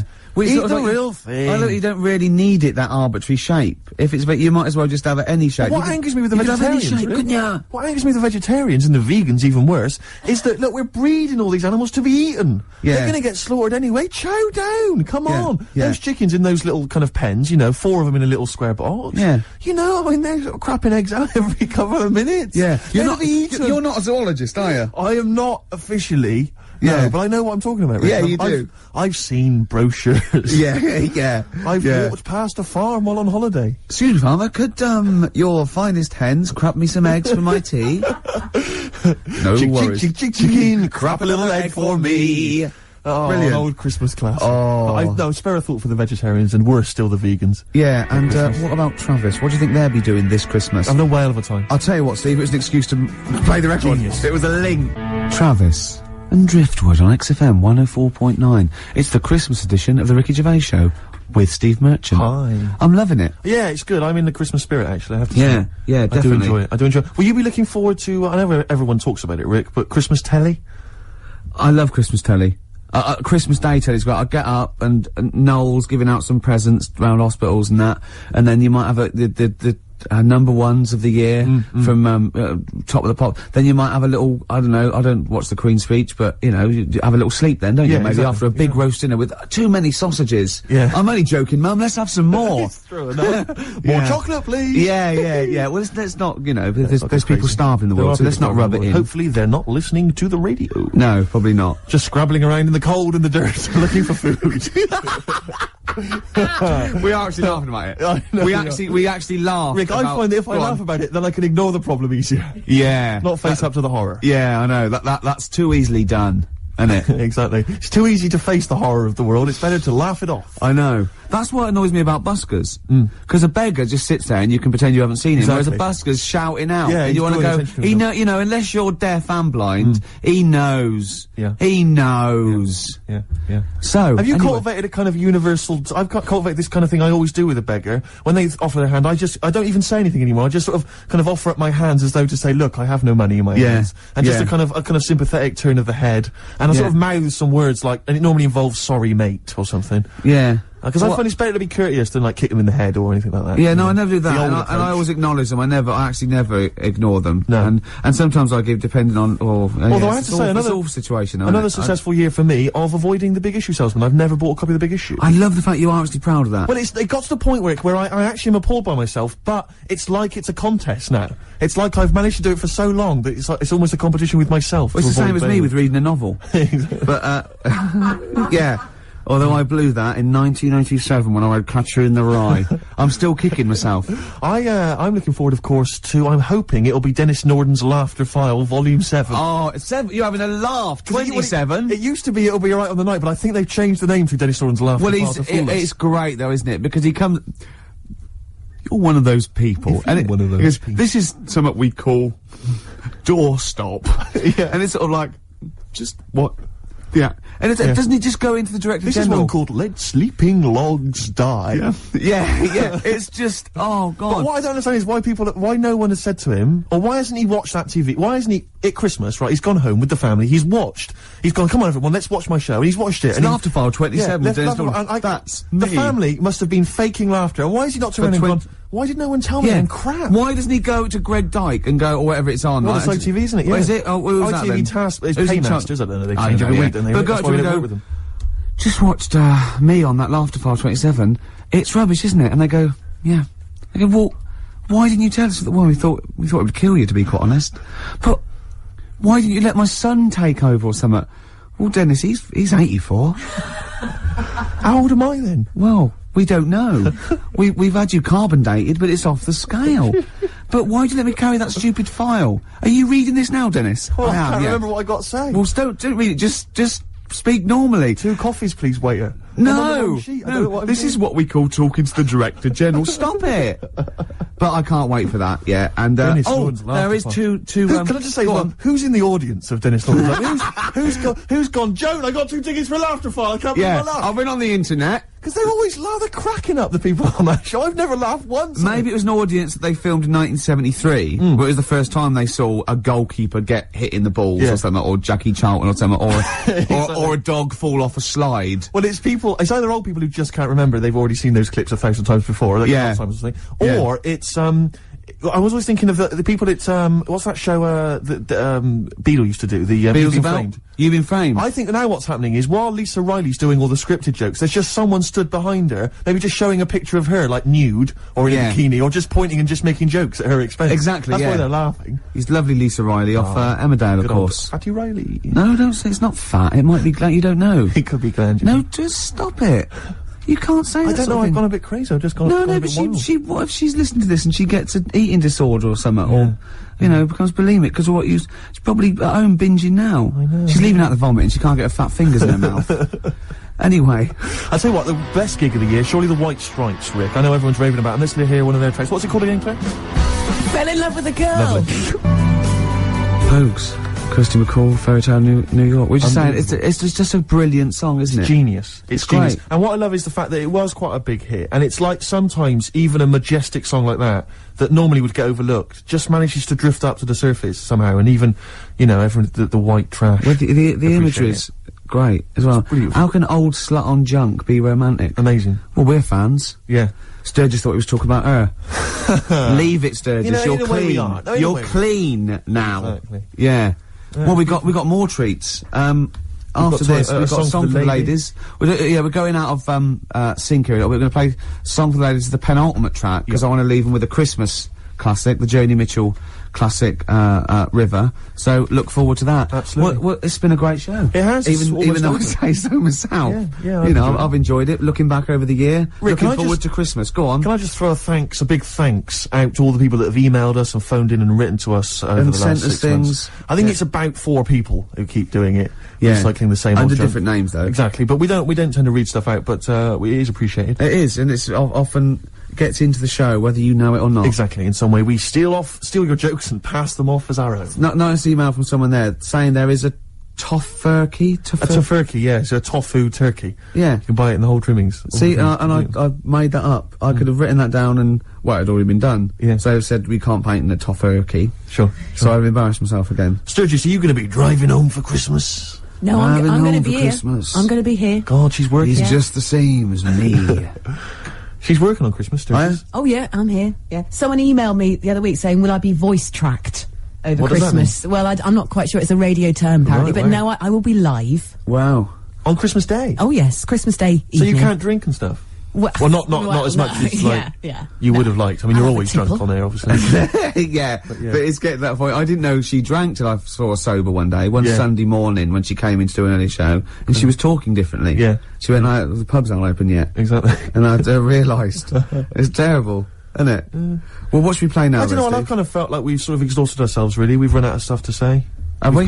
We've made all our observations about Christmas. Yeah. We've taken a sideways glance at the sausage. Yeah, exactly. Oh, another funny word. This year's stuffing. Remember we talked about stuff? Do you remember I think it was 4 links ago. Yeah, sure. No, listen. We're gonna call it sausage loving. And we talked about all the different things you have on a plate and that. And we started off with like turkey, and then we went, I'm just trying to remember some of the amusing bloopers that took place over the course of. Do you remember when you didn't make it back in time for the link and you were making tea? I was making tea. That was a classic God! What was that one when I think you said something like that was a white stripes. He's exactly. gonna say the word wrong or something. Yeah. Oh God! If you're one of those people. Oh, this is great. I'll tell you what. I'd like to play a record because I'd like to talk about this link later. Yeah. Should we play a record? Yeah, well, let's look back on it, like, you know, amusingly, like I Love 1980. Oh, let's do that God. in a second. So, I'll play a song for the ladies, final one of the year, and it's a song which I did play a long time ago, and it's absolutely beautiful. It's from Nick Cave's album, what was it called again? I think it was called No More Shall We Part, and it's an absolutely magnificent I'm just remembering the last time you played it. I know. It was brilliant, because you introduced it, and then, I think it was Karl who played it, and we listened to it. Were we playing Buckaroo or eating Curly Whirlies at the time? I can't remember. I was on a space opera. Oh. Sum 41 and In Too Deep. If you're listening now, you're in too deep. It's the Ricky Gervais Show. Run for the hills. No. Classic. Yeah. With Steve Merchant. Yeah. whose birthday it is today. Yeah. So someone never listened before and they heard that link. They're thinking, great, it's proper radio at last. XFM 104.9, just gone 1:05. Steve, do you want some great music today? I'd love to hear some great music. Well, I've bought in some good stuff. I've bought in Oasis, we've got Radiohead, I've got some Dre, I've got some Alba, I've got some Jimmy Webb. I'm looking forward to that. Yeah. You know, we're keeping it real. Oh, absolutely. I've got Charlatans, I've got Nirvana. Any Sade? There's no Sade. No, that's a shame. No, but I've been looking through the library and I have found 4 Non-Blondes. Brilliant. Looking from yesteryear. Looking forward to that later, Rick. Yeah. It was Carl, it was you that worked out the maths and worked out I was 28, because they just worked out I'm 27. You are 27. No way. Yeah, I asked you, didn't I? And I said... No, but what I sort of questioned was, I said, well, if you're 27 today, that means last week you were 26. Well done, yeah. That's irrelevant. So therefore you assumed that I must be 28 then? Yeah. Whereas I assumed you were using, you know, your knowledge of maths, such as it is. I wouldn't do that. No, sure. Wow. I actually got lost in that conversation because I genuinely didn't know what he meant would mean last week you were 26. I don't know what that meant. I don't know what it meant. Wow. Well, it is Steve's birthday. But he would have been 26 last week.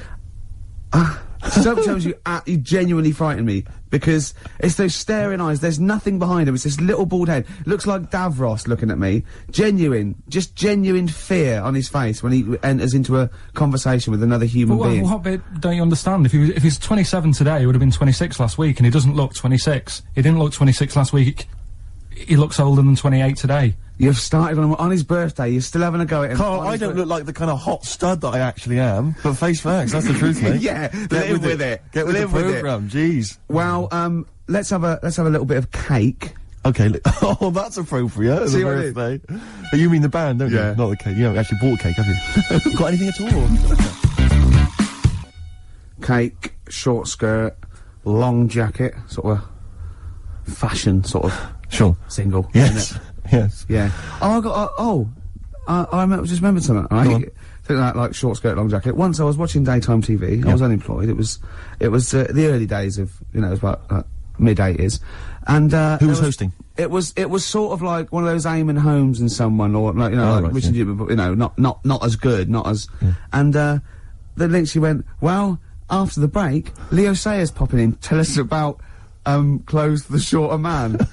I stayed tuned, he came on, he went, he went, wear a short jacket. Why wear a short jacket? Optical illusion, you're going, well, that jacket, it couldn't be a foot long, because that'd be mad, so it's 2 foot long, so he's 6 foot.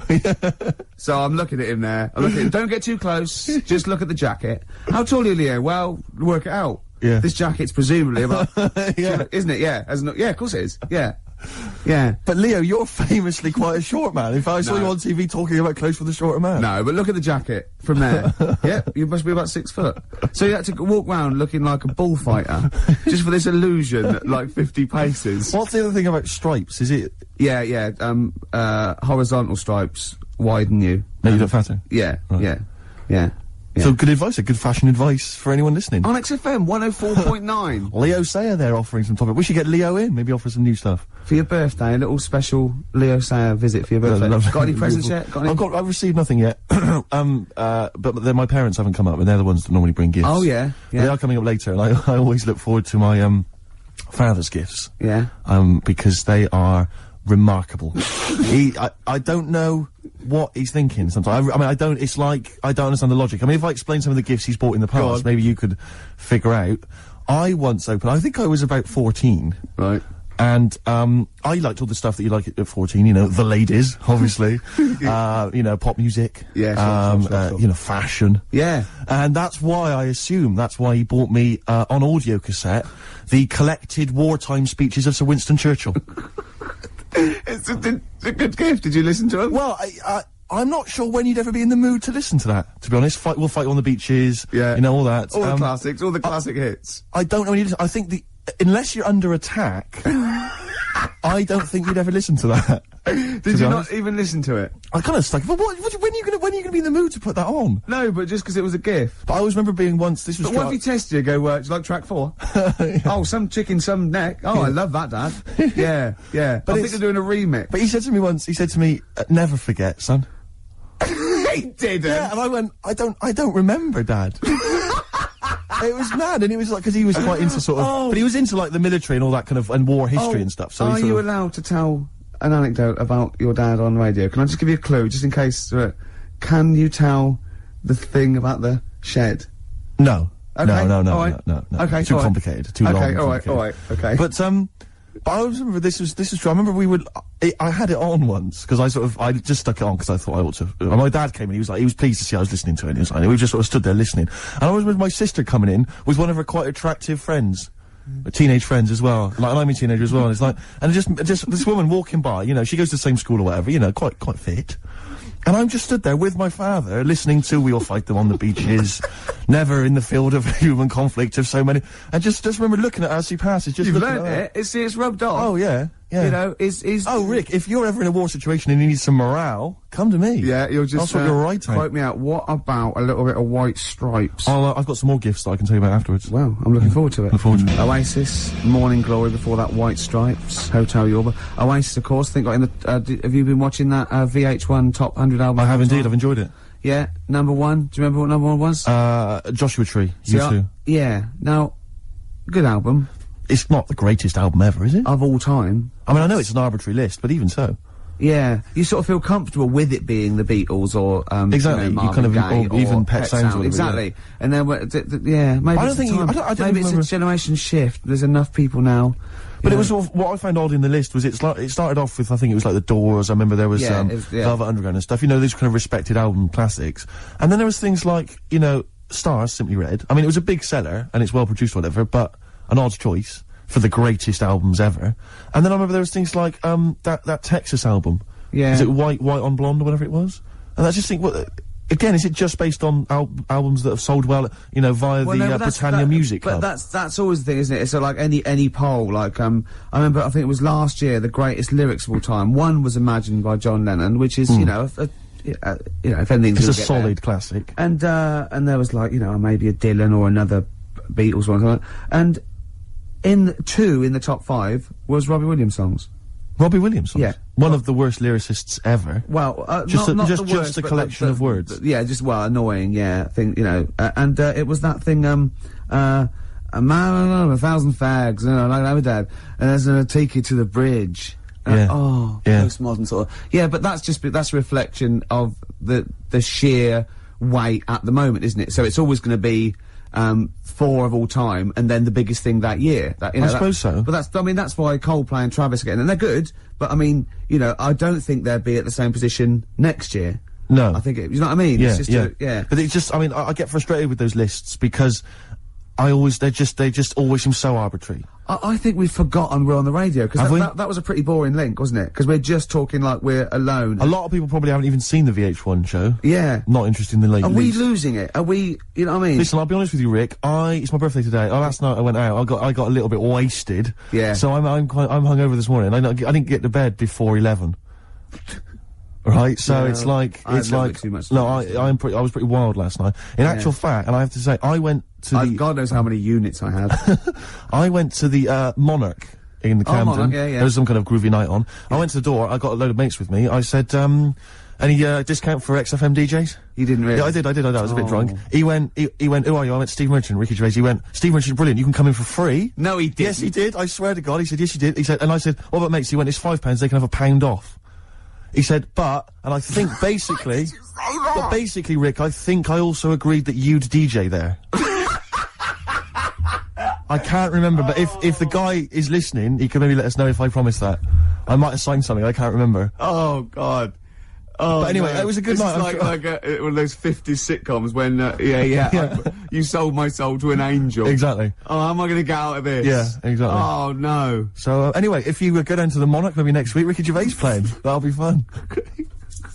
Well, that was Elbow and Red off Asleep in the Back. I love that. Great song. Got sort of early Peter Gabriel, and that's wonderful. Well, we were talking about, like, your birthday and everything, and presents, and then I found out I'd been signed up to DJ at a club in Canada. Looking forward to that. To get you in to I got in for free, my friends got in at £1 off. I was just when the record was playing there, I said, why did you do that? Why did you try and get in free? Right? He goes, impressing my mates. Now, how impressive is it that Steve Merchant can get you in a place for £1 off. Oh. Yeah, you what would save money? Go with Steve. If they recognise him or have heard the show, you get £1 off. That is great. I'm a quality discount. I don't know what you like more though, because I know you, and I think it wasn't just the acclaim and the fact it was the £1 off you liked. The money off was exciting to me. That was great. Any discount would have been fine. I imagine you made them all buy you a drink for the Several. to the value of £1. It ended up costing them a lot more. Yeah, exactly. Well, have I ever? This is probably the most embarrassing of those entrance stories. Yeah. I was down in South London once, went down to some party that was taking place in some kind of swanky bar, where there was a doorman on the front and a charge, I think it was something mental, like £10 to go in. It was crazy, it was ludicrous. I don't know what I was doing down there. And I was in the queue. We'll establish what you mean by swanky later, because that could be...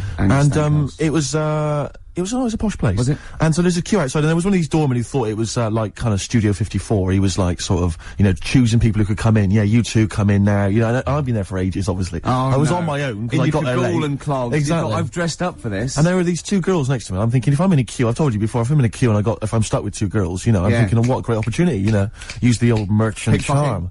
Yeah. Yeah. And, so I'm there, and I'm sort of thinking, I kind of, sort of give them a nod or whatever, and a wink. Yeah. They're loving it. Yeah. They moved to the back. They're putty in my hands, really, because you can imagine. Yeah. And I thought, well, to really seal this off, I'll get us in. Like, I'll sort of skip the queue. So the guy's sort of coming along, he's picking people off, the doorman, and I just grabbed him like that. And I said it so everyone could hear, right? And I thought this was brilliant. I said to him, how much is it? He went, £10. I went, I'll give you 7. That was my bribe. I'll give you 7. That's the whole £3. No, that can't be right. No. He must have said a £5, and I said, I'll give you 7. Yeah. That makes more sense, doesn't it? That's giving him a £2 incentive. A £2 incentive. That's it. I'll give you 7, you can make up the 10. Exactly. You can, if you let me in, you can put in 3 yourself, mate. That never works, does it? He said to me, I can't be bothered, I'm just gonna have a kip, I think. I'm so tired. Was it percentages that put you off? That frazzled me initially. I mean, it's a funny anecdote when you're giving him £2. Yeah. It's even funnier when you're getting him when to he's put paying up me as well. Oh, I love it. Right, we're gonna play a record, then we're really gonna concentrate. XFM 104.9, Ricky Gervais Show. Steve Merchant's also involved. Oh, go to bed now. Oh no. Hello, this is Tony Blackburn. It's the time of year when I like to help somebody far less fortunate, or dare I say talented, than myself. I'm talking, of course, about Christian O'Connell's Breakfast Show. You've heard it. It needs all the help it can get, doesn't it? So this Christmas, help a London breakfast show. I won't, because I actually don't give a toss. But you crackheads might. Cypress Hill, Superstar, still to come. We've got such great bands as New Order, Ash, Nirvana, Radiohead. Song for the Lovers at about 2 o'clock is a beautiful song by Jimmy Webb, Lovely, Steve. looking forward to it. Now, it's Steve's birthday, it's XFM 104.9, he's 27. Yes. We're both a little bit hungover. Yes. Now, every link we've started hasn't really sort of... It's not really come to fruition, if I'm being honest. Nothing's happened. I mean, sometimes they're just all out, there's just blunders in them. Yeah. Or like this one, we've already run aground. Yeah. I think it might be a mixture of us, like, we've been on this station for a little while, we're losing the will to live. Bored. But we're gonna buck up our ideas. Can I just ask a quick question? I said buck up, by the way, just in case. A quick question though, because I mean... listening, do you want to complain? My birthday today, and therefore last night I went out, and, that's my excuse for being a little bit tired and a little bit hungover. Yeah. What's your excuse? Because you didn't come out. No, I know. I mean, you conscious you had the show today. What were you doing? Staying at home just drinking? Yeah. Having a little couple. Me and Jane went what time to did you say go to goodbye bed? to someone about 1. Well, that's stupid. What I'm saying is, no, I mean, it's your name all over the show. I'm a nobody. I got no reputation. Yeah. Although, thankfully. you get £1 off in most clubs in Camden. Fair enough. I think just drop... If anyone out there, if you're sort of like tall, sort of... I'll answer your birthday, but I'm just got to do a description. This is nothing nasty. It's pretty. If you're sort of like a lanky sort of geek, and you can do a Wurzel accent, then maybe you can pretend to be Steve Merchant and get in £1 off. Is that all right? That's fine, Yeah. No, because some people would take that as a personal... That's offensive. Yeah, Sure. yeah. So, we were talking about... Should we play a record? Is that link too long already before we actually got to something? I'm already bored. Carl, we've got to get to something. We've got to do Carl, something. why don't you contribute something? You've been silent. Now, that is scraping the bottom about, like, really is, we're in trouble. Oh, no. Oh, we're failing. Who can we bring on that's surefire, always delivers, audio snappy? dynamite. Yeah. Carl. The big guns. Come on, Carl. I was just thinking, there is nobody else who looks like Steve. He's done ya. That's outrageous. Although, to be honest with you, that insult has resurrected things. Yeah. Well done. Play a little tune, and then we've Got a little bit of a sniffle as well, I think. Yeah. Cold or something probably coming on. Bit late there, Carl. You should come in a bit earlier there. Swayed there. What I like is the complete lack of professionalism on our part. Yeah. It's like we've got a bit of a headache, a little bit tired, that's it then. You can't fight that. You can't fight that. But, I mean, the thing is, as you well know, Rick, there are certain DJs on this station, you know, drunkards, there's at least 2 I know of who are smackheads. Yeah. And, you know, they still manage, they still manage to do a good job. Even the ones that aren't, that try their best, are rubbish. That's true enough. I'm not saying we're still not the best. Yeah. And it's effortless for us, Rick. I know, you yeah. We're coming up with dynamite stuff here. Yeah, I know. And we're not even, you know, fighting on all cylinders. XFM 104.9, Ricky Gervais with me, Stephen Merchant, a little bit hungover. We all are, but he can't really take it. He's loud. Wait, there is tickets to give away, Rick. I don't know if we should mention that. What? Who is it for? Joe Strummer. Oh yeah. And his band, the Mescaleros, play Brixton Academy, we think, this evening. A little bit more information will probably be... So go along, just in case. If you say you're Steve Merchant, pound off. Well, the doors are at 7 o'clock, and it's £17.50. Unless you've won the competition, Rick, that I'm about to set, and won yourself a pair of tickets. There is someone, right, in America, celebrating a birthday today, okay? Yeah. More than one. Same I day as think. me. Yeah, no, but there's a specific one I'm thinking of, right? His name, Rick, is Dwight Schultz. Okay? Yeah. If you know the answer, obviously don't give it away. Yeah. His name's Dwight Schultz. He's an actor. Yeah. He's particularly big in the 80s. Yeah. And he's also celebrating a birthday today. You're gonna say what's his name? I'm gonna say what character is he best known as? What TV character is he best known as? And you can win yourself some tickets for Joe Strum and the Mescaleros at the Brixton Academy. Dwight Schultz. American actor, TV character of the 80s, very famous. Oh, yeah. See, Christian's giving away a trip to Salem, Massachusetts. That's bizarre, actually, because I was in America recently, and I went to Salem, Massachusetts, and that's not a prize. Isn't it? Believe me, I mean, we were there, we were sort of obliged to go because we were at someone's birthday. It's rubbish. Really? I mean, that's a really poor trip. That's such a boring He probably can't believe his luck. It's probably the biggest thing Christian's ever had to give away. The great thing about, and you've just dissed it. The great thing about Salem, Massachusetts is that I don't think we're good for this station. I don't think we're selling this station like we should. Well, you know, it's its own fault, you know, it shouldn't have hired us.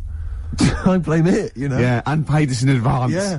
They're lucky we turn up. No, I went to Salem, Massachusetts, and this is the place that's famous from, like, Salem's Lot and, the Salem witch hunts famously. Famous for all things Salem. Salem. Yeah, anything with Salem in the title, that's what it's famous for. The whole place has gone mad over, like, witches and anything. Basically, it's like, there was the Salem witch hunts in, like, 17-something or other, or 16-something or other. So the whole place now is just full of, like, people dressed as witches. Yeah. And then it's, like, any supernatural stuff. So that I went in, and it was amazing. It's quite like Glastonbury tent. It was, it's awful. Every single place there, every single shop is kind of horror related. Yeah. And I went to the, Boris Karloff World of Terror. Yeah. Right? It's amazing. You went in there, right? I don't know if Boris, the famous horror actor, has actually been involved, but you go in there, you walk in the door, you've got to put these 3D glasses on, right? And it's supposed to be this kind of chilling journey around this kind of, like a sort of, a crypt, you know? And you put these glasses on, and I couldn't tell. They were so poor, I couldn't tell what was supposed to be a 3D effect and what was actually three-dimensional. Really? So I couldn't tell if, like, the floor was actually sloped or if it was just appeared to be. Yeah. Whether the wall was actually kind of knobbly or whether it was 3D glasses. It was so much, and it literally took about 45 seconds to get through it. Imagine and he just that. came out blinking into the light again. It was so rubbish. So I just want to throw us over to Carl. So there's Steve Merchant with funny glasses on in this place horror, and he's walking round. Do you think he scared people, Carl? I've set this question out, haven't I? I've loaded the question. I know the answer you're fishing for. Carl, do you just want to have a dig at me? Because it's coming up to 2 o'clock, and you've not really put a lot of effort in today, slagging me off. I don't do it on purpose. No, he doesn't do it on purpose. He's just an honest northerner, and he can't lie. He's like George Washington, but without the wooden teeth. Yeah. Salem. I didn't mean We've to say... lost it again, haven't we? You didn't mean to say Salem. This is such bad radio. Just this the is word really... I mean, genuinely, this is bad radio, it's awful isn't it? radio. Quick. Oh, yeah, my mate went to one of those things, in the West End where you walk around and it's aliens and they jump out at you. Right. Right? And he was so scared when the alien jumped out and he ripped a bit of his face off. And the alien's face off? Yeah, it was foam and the bloke went, don't do that, mate. Brilliant. Well, in the Salem one, I was wandering around, and this was one guy that kept jumping out. Yeah. Because there was about 10 of us, I was at the back, I always missed him jumping out. So when I got round, I missed all the frights. It was oh, no. You'd at least, you'd have thought he'd, jump out, then double round and jump out again. For the people at the end of the Everyone queue. catch that? No, what did you know it, we? Alright, okay, move on. Oh, if you want to win those tickets, 08700 800 1234. Dwight Schultz, who is he better known as? Yeah, Basement Jack's there, keeping it real. Where's your head at? Where is your head at? Yeah, I know what they're saying. They're saying, where's your head at? Where is your head at? Yeah, XFM 104.9. Ricky Gervais. Now... just one thing I would say, Rick, is that I've spoken to a few people who've listened to the show, and a lot of people, this is the highlight of their week. It really is. No, a lot of bedbound people, and Yeah. And we're not putting the effort in, are we? We're providing nothing. We're trying, but it's just not coming out right. It's just the words aren't coming out. When I say them in my mind, they're brilliant. But it's sort of like getting old. Your mind. I still want to run upstairs and things, but I just the lift. I'd like to run upstairs. I just can't anymore. And I felt that today. The comedy's in there. The interesting things and it's all in the head, and it has to go via the mouth. Yeah, that's and it's just not working for me. But it is your birthday. You're 27. Happy birthday. Thanks. We're talking about. Can I tell you one of the best presents I ever had?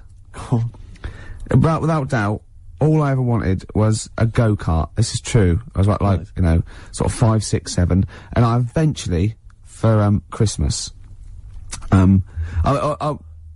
I wasn't sort of spoiled in the sense that I got pocket money, but I always got what I wanted at Christmas eventually. Because, working class mothers, they'd get it out the catalogue and pay for it for the rest of the year. So I always got, I'd really, as many presents as anyone else. And I got this go-kart. It was a little red go-kart, and it was a pedal one. And I'd run home from school, and I'd be in it, and I'd get up and down the garden for hours. I had to come in from a tea, and this was fantastic. And this went on for like weeks and weeks and went through the summer. The next summer, it was just it was fantastic go-kart. I'd show off, and then one day I came home and I went. It was always at the back of the shed, sort of up against the shed, and I went in. I couldn't see it, and so I went to the back door. My mum was sort of like washing up with that, and I went, "Where's my go-kart?" I thought it hasn't been nicked. She went, "Your dad swapped it." Your dad swapped it? Yeah. I went, he what? And I was going to be brave, and I went, he what? She went, he swapped it for a wheelbarrow. And I could see she didn't approve of this, and she was thinking, I'm going to tell him, and then I'm going to, have this out. And I went, right. She went, it's your wheelbarrow. And I went to the back of the shed, and there was this wheelbarrow. He swapped it with a bloke called Jimmy Dublin, who he worked with. Jimmy Dublin? Yeah, I don't know. I think he was a respectable member of the community. He was fine. It was his lively. No, I think he was an Irish gentleman, and that's why he surprised me. That's why I don't know what his real name was. And I think my dad must have been drunk, and he went, I want to get my son a go-kart. And my dad went, my kid's got one. He's probably had it for a year. He's probably bored with it. Yeah. And then I'll give you this wheelbarrow. And I went to this wheelbarrow, and it was caked in concrete. I could hardly lift it. I just nicked off a building site, obviously. And I'd be there for hours trying to push this wheelbarrow up and down the garden, right? And it was okay though, because I was going on holiday soon, and I 7 years running went to Bognor Regis, a place called Riverside, because some woman around the way had a caravan that we got free for a week, and it was great, just wonderful. And I used to go there with my mum and my nan. Oh, party time! Yeah, the age of 7 to sort of no, it was good because when you're a kid and you wake up in a strange place, it sort of seems weird. You wake up at 3 o'clock in the morning hearing your gran pissing in an iron bucket, and We've all been there. You get disorientated. Anyway, and I went on holiday, and I met a little friend who was about my age. We were both sort of like, right, and he'd hired a go-kart. He had this great go-kart, and he came round to my caravan, and I went, I've got a go-kart. And I remember my mum opening the window of the caravan and going, don't lie. That's so evil. And I went, I had a go-kart. I had a go-kart. Wow. Yeah. Did you ever talk to your father about the fact you swapped it? No. You never mentioned it to him? No. You still got that wheelbarrow? I think so. I've grown into it. Yeah. Yeah, I can nearly lift it now. Yeah. And now I'm just too old to run up and down the garden with it. Now you get one of your several gardeners and use it all the time. Wow. Oh, dear. Dre there. Dr. Dre. Of course. Bad intentions. Well, it's, do you want to give the winners of the competition? The winners, yes. Tickets for Joe Strummer and the Mescaleros playing at Brixton Academy this evening. We have some lucky winners. The question I set was, someone else famous is celebrating a birthday today. Yeah. I don't mean someone else famous like I'm famous and someone else who's You famous. could probably get into the Monarch. Well, pound off at least. Yeah. And, I said, yeah, which, actor, Dwight Schultz. No, I didn't. I said, which character did Dwight Started off Schultz well, play? didn't it? He started off so well. Which character did Dwight Schultz play? What made him famous in the 80s? He's celebrating a birthday today. I don't know how old he is, probably in his 60s. Not in his 60s. The character he played, of course, was Howling Mad Murdoch. Yeah. From the 18... We did accept Murdoch. I was watching an 18-1 UK Gold the other day, because I always like to have something, you know, so I can talk to Camfield whenever I meet him. Yeah. And the thing about Howling Mad Murdoch is, his madness is one of those convenient kind of madnesses where he's not like kind of depressive, where he's trying to kill himself, or he's just schizophrenic, or he's unreliable. He's just a bit eccentric. Yeah. His madness is largely, I'll do some funny voices. You couldn't have, howling slightly off the wall Murdoch though, could you? It didn't have the edge. But it's rubbish. It's rubbish madness. Or howling wacky Murdoch. Yeah, well that's what he is, he's wacky.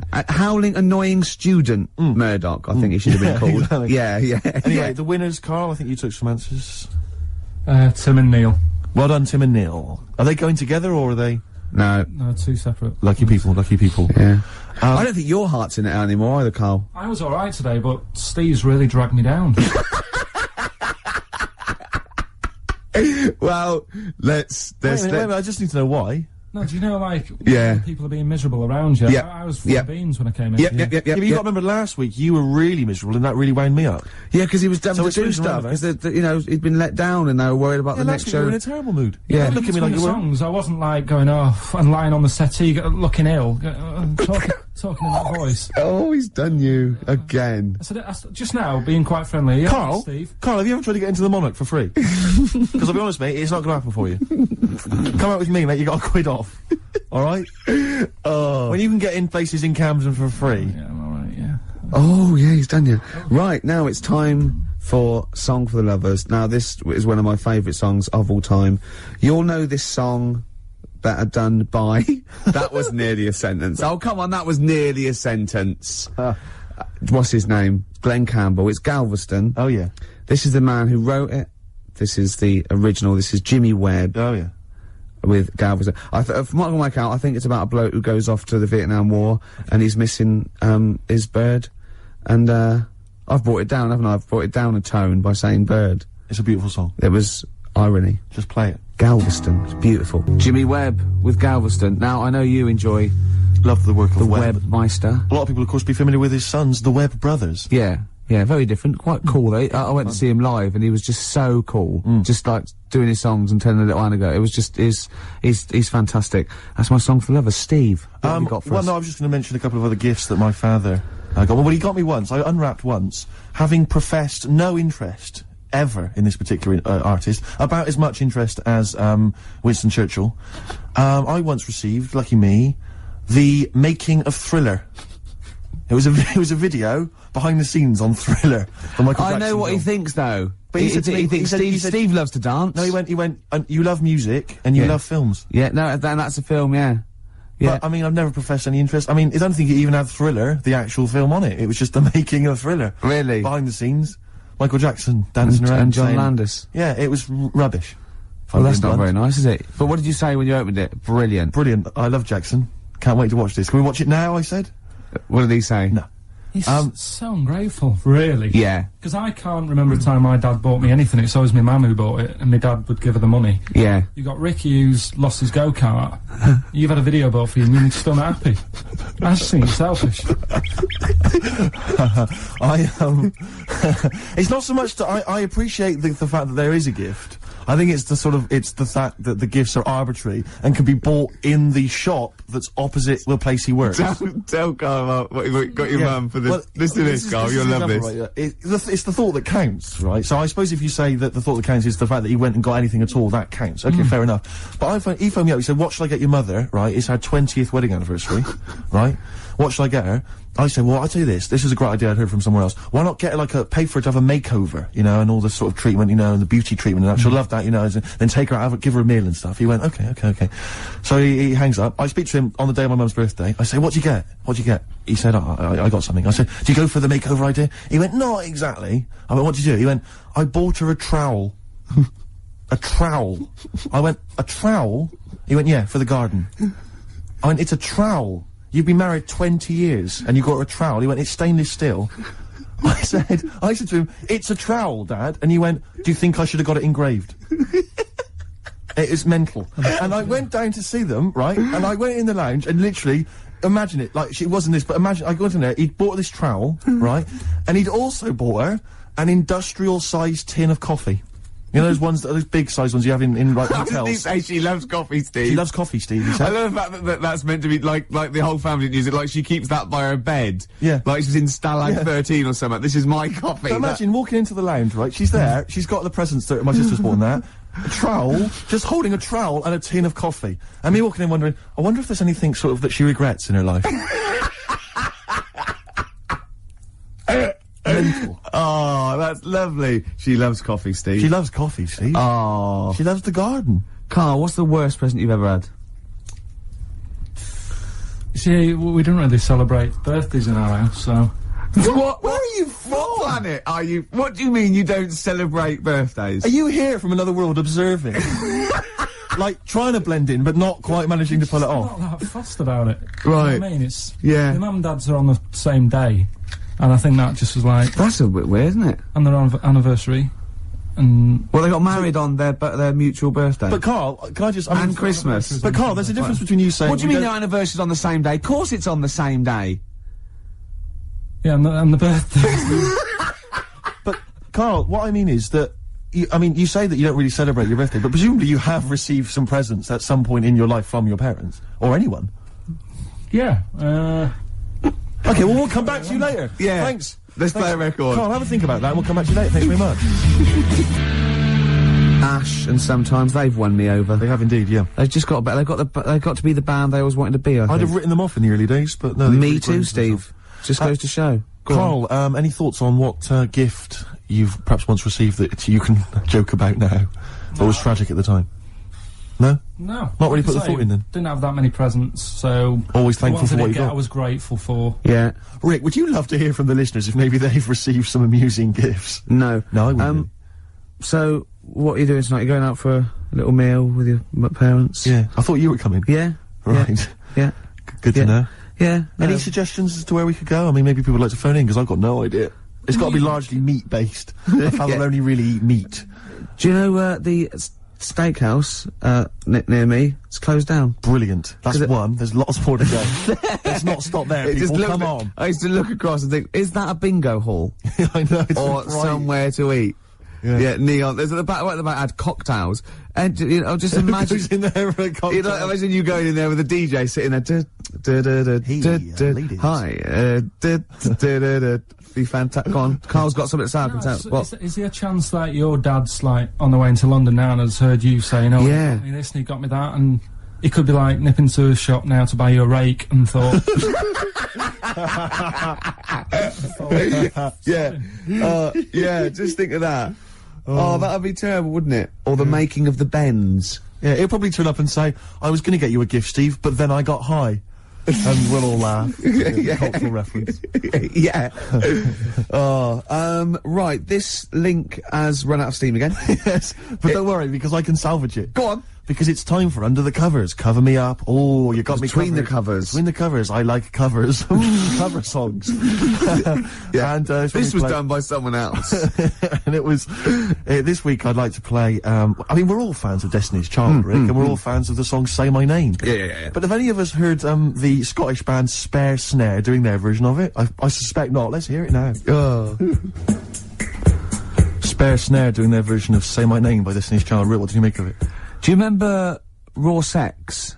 That used to be in, French and Saunders, was Roller River on this, yeah. Is that basically what it's like? It's a bit like that. Do you think maybe the cover version section's running out of steam? If that's what we're playing. I think we should only ever do sort of 6 weeks a year on radio. Right. And then you know. And people will kind of remember that. It'll be beautifully preserved in their memories. Yeah, you know, like Benny Hill used to do one show a year. Right. You know what I mean? Imagine how awful it'd be if he'd like do it every week for 2 hours. I don't think he'd have been so successful, to be honest, Steve. I think he'd run out of ideas. Rick, I know that you are tired of coming in every Saturday and doing the show. I know I am, and I suspect many of the listeners are. But maybe we should leave it to the listeners. You know, if they want us off the air, maybe they should just email, fax, phone in. That'd be. I think everything should be like that, though. Vote whether you want to, you know, like a binary sort, like you know, up against someone knocks like winner stays on in pool. Yeah, I hate that winner stays on in pool in pubs. It's just horrible, fascist, isn't it? You want to play with your mates. You don't have to beat a bloke with one tooth who just plays pool all day. Yeah, costs him nothing, and he has 93 games. Of course, you're not going to beat him. He's a professional by the end of the evening. Okay, XFM 104.9. Oh, Merry Christmas. For Hero by Les Fleur. Great bloke, Les. Yeah. Worked with him in Blackpool. Weird. Had very high voice. Can't grow a beard. But, yeah. I'm joshing. Probably pronounced Les Fleur, innit? Les Fleur. Yeah. We know all that. Oh, we know that. We know that. We noticed all those huge posters, advertising Christine O'Connell's breakfast show. They're all over the place now. They're mainly on the tube, like you wouldn't know, Gervais. No. What with your driver and everything. Imagine if they'd spent the kind of money they must have spent on those advertising our show. I know. And those people were tuning in, and today's show is what they heard. I was actually thinking, right, because we do care in a way. Yeah. We couldn't get over it today, you know. Just to word to the kids, this is what alcohol can do to you. Yeah. Sobering lesson. Yeah, it is. Yeah. But I thought, what if this was our first ever attempt at radio? Think how gutted we'd be. We'd go, we're not right. What worries me is it's like, I don't know, it's like in my sort of hangover state, it's like I've kind of woken from a dream, and I've sort of thought to myself, all the stuff we're saying today is what we normally say week in, week out, and we think it's brilliant. And it's today we've done it, and it's rubbish, and it's like we've seen the truth. Oh yeah, it might be. See, so an alcohol can just not as interesting or entertaining as we thought. See, yours could be BSE as well, though, because I know you're worried about that. I think. Yeah, because you just ate beef, didn't you, for the first 15 years? Largely just beef, yeah. Beef and milk. Yeah. Mainly uncooked. It was just, you know, they just wheel a cow in. from the cow. Yeah, just suckle it from the cow. Now we get complaints about that. We will indeed. I always wondered if Bruno Brooks ever got complaints, actually. When he once played Rage Against the Machine, Killing in the Name of, and he must have dozed off or something, because he didn't realise, all the swearing, you know, F you, I won't do what you tell me, and he just left it playing. He probably wasn't And listening. It was the UK Top 40, and it was just, you know... He probably, of course, he probably did get complaints. Where is he now? Good point, doing internet radio, which is, of course, where we'll be next week. Yeah, if we buck our ideas up. Quick question. Go on. I just realised who Karl looks like. Moby. He does. Not the first person to say that. Yeah, suddenly just dawned on me then. Yeah. So if Moby's one of those people that I think's fantastic. Every time I see him, everything he says I agree with. He's lovely, and I just can't get into his music. It's bad. It's like I feel that it's like a mate you can't say, oh, I give it up, because I think he's fantastic, and I want to go, why don't you do something else? For more I bored myself then. If you've got a pop star that you'd like Ricky Gervais to pass comment on, why not get in touch? Yeah, Rick, what are your views on Rick Witter from Shed 7? Rick Witter, you know, I like their effort. Okay. I think he's quite, you know, got a nice hair. What about Chakademus and Pliers? What was their hit? Tease me, tease me, tease me. Anyway, more of that next time, I'm sure. Oh, that's it. Are we straight to the song for the ladies now? Yeah, song for the ladies. Yeah, should we just get it over with? Yeah, let's knock this on the head. Song for the ladies this week, one of the best tracks on Hour of the Bewilderbeast by Badly Drawn Boy. It's, of course, Magic in the Air for all the ladies. Bye. Sorry about that. We're gonna really be good next week. Happy birthday, or? Happy birthday to you, but no, we're gonna start work on next week's show. Really, from then on, it'll be year 0. Yeah. Muse on XFM 104.9. It's a Gervais show, isn't it? With Steve Merchant. Yeah, we're all here. Lads. I can't wait. I can't believe it. We've got some great stuff coming up, Steve.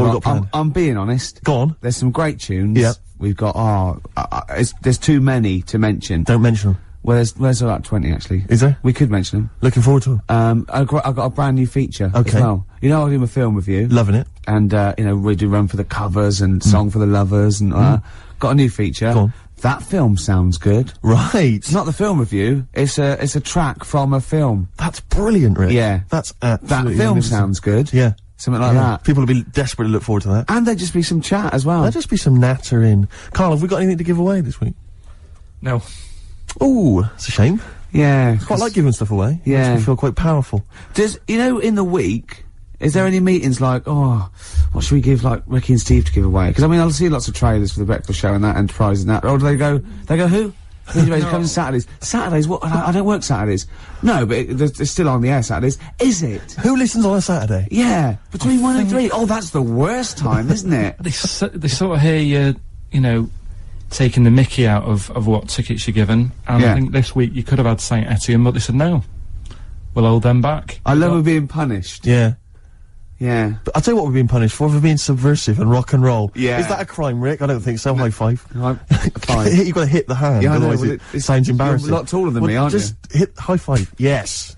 Sweet. Rebel Motorcycle Club there in Loveburns, XFM 104.9. We're really swinging now. We are. It's so much better than last week. Last week was appalling. I don't want to talk about it. Well, it wasn't too bad, actually. Was it? Apparently. No, you know, I said, oh, we were really off and Steve was hungover and I was tired and we couldn't be bothered. And, they were going, no, it's as good as any other week. Which is pretty disappointing, isn't it? You want them to go, well, I'll tell you what, it was the worst one ever and it was still brilliant. It was still magnificent. As opposed to, it was one of the best. But rubbish. Yeah. Good. So we're gonna really, we're gonna up the ante today. Yeah. Come on, Carl. Cheer up. Let's make this, Carl, let's make this the best show ever. All right. Should we have a big group hug? Yeah. Oh, Carl, come on. No, let's have a big group lick. Yeah. Carl, come on. Look at his little face. Look at his face. You can see why the ladies love him. He's a cute guy. No, you're a cute guy. And I'm not having a go. I genuinely think you are, so don't have a go back at me. Oh, I've got some news for you, Steve. Go on. Where is it? Carl, where is that thing? Right. Here. Company Magazine are compiling a 50 most eligible bachelors feature. Ding dong. For the May issue 2002, right? These are the requirements, right?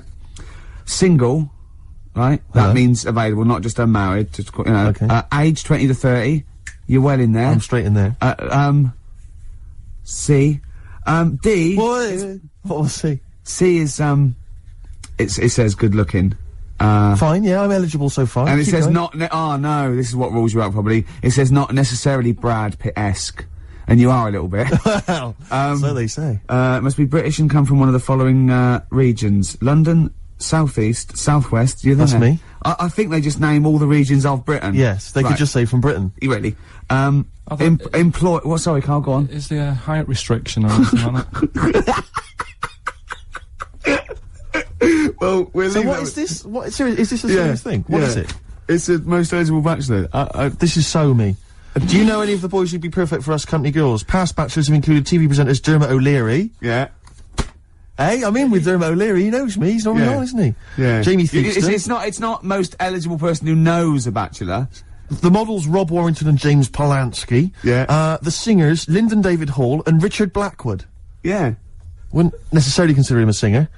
Controversial. I'm sorry. He's having a dig at Blackwood. Hey, I'll tell you this, I was watching, I don't so much watch it, but I saw the trailer for The Farmer Wants a Wife. Oh, yeah. Right, which is the show, which you mentioned, you did, which is a show where I think farmers, because obviously it's very difficult for them to meet women. Wants a wife? And I'm thinking, hello, idea, Steve Merchant wants a wife. It's not bad, It's a TV show. Who sounds a bit like a farmer. Exactly. But what I'm saying is, I don't mind the public voting for the woman, you know, if that's how it happens. I don't mind, you know, because who cares, you know, I'll have anything, whatever they can choose. Be fine. You know? See that, I think, Steve Merchant wants a farmer. That'd be even better. Steve Merchant wants it. Yeah, Steve Merchant wants it. I'm thinking, sort of, maybe the Bravo channel on cable. Yeah. You know, or ITV2. Yeah. It's an idea, Rick. I'm just flying out the flagpole. Yeah, well, we'll think about that. Yeah. Don't phone in. It's not worth it. Let's play some more music.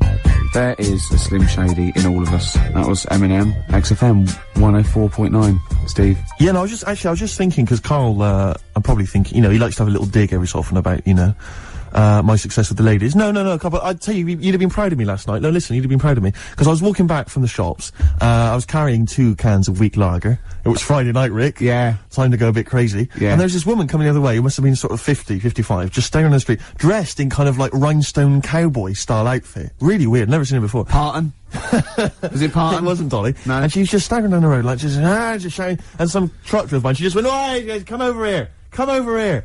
and the car just drove by or whatever, and she walks into me, and she saw me coming, and she saw the beer in my hand, she couldn't believe her luck, and she stopped, and she tried to stop me, and I sort of stepped one way to try and go past her, she stepped there and blocked my way, so she blocked the other way, and she went, come here, like trying to motion, and I was really scared. It was like some... You looked around and thought, beggars can't be choosers. Well, but then, for a minute, I was thinking, well, you know, I mean, it's Friday night, you know, I'm in a mood to make whoopee, but, I thought it's probably best to avoid it, and I actually managed to, run away and, avoid her, and she just kept shouting at me as I was running down the road, come with me, but I legged it. But what I was thinking is it was like some kind of, like, sort of Hansel and Gretel nightmare. Do you know what I mean? Like an old lady in your way. You're going there and there's loads of other people that look just like you. Exactly. They're getting very, very thin. We've been here for years. In chains. Yeah. But I thought you'd have been proud of me. No, that was, you know, that was a woman on a plate. So to speak. And I just turned it down. And, yeah. Exactly, you see?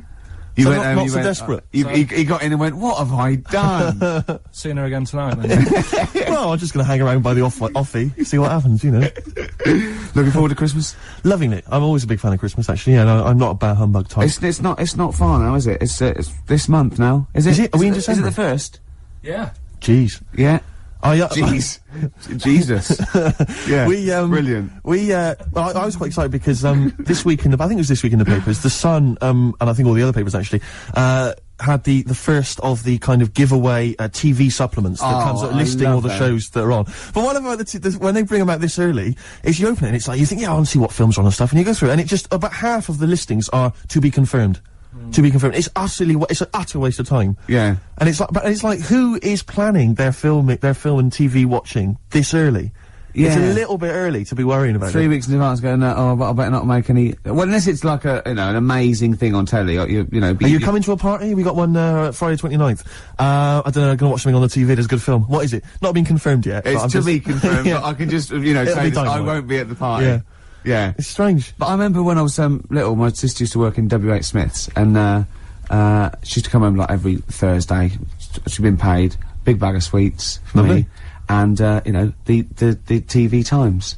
The TV Times, of course, because you're working class. Sort of. TV Times. The radio Times for a classier, middle class gentleman like myself. But the bumper edition at Christmas, it's like 2 weeks of telly, you sit down, like that Thursday night, sit down with my sweets, and we tick off all the things we were going to watch over the next 2 weeks. Didn't happen, did it? Because I was squeaking around, hyperactive, making people play with my toys, stuff, and not watching telly, really. I bet but if you watched any telly, it'd have been really rubbish stuff. The whole family was like, I imagine probably Dennis Norden's Laughter File, Volume 12, or whatever it is. I don't think even Dennis Norden was going there. Whereas you see, in our house, of course, we'd just switch off the TV, and we'd perhaps just listen, you know, to a concerto on Radio 3. Ooh, yeah, we weren't allowed to turn the telly off.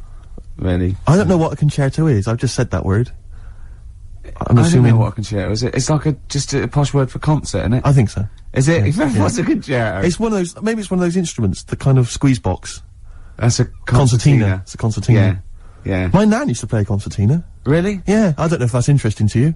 I don't know why you choose the concertina of all the instruments to play. I mean, it's not the sexiest, only kind of sailors normally. My nan used to have one, but she doubled up as an iron lung. Nice. Which was good. And so when she, you know, when she had a bit of an attack, we not only were warned, but we had little tunes. That's beautiful. As well, yeah. Could you play your gran? You can play your gran, yeah. Yeah. That's beautiful. Once she had a bit of an accident, she said, sit down kids, and she came in there, and she had a corrugated neck. Ah, of course. Where it had gone horribly wrong. Go on. Sorry, what were you going to say? It's happening again, Steve. What's happening? It's going all wrong. Yeah. We're talking rubbish. Are we? Yeah. We should have played 2 in a row. He's having a go, isn't he? Blimey. Gorillas, Rock the House. Yep. XFM 104.9. Who are you? Ricky Gervais. Who are you? Steve Merchant? Yeah. Nice. Yeah. Sweet. Together again. Yeah. I can't believe it. The old team. They said it'd never happen. Plus Karl, he presses the buttons. Let's not draw attention to him. We were talking about, squeeze boxes. Yes. And, got me to thinking, what's happened to them? You don't see them.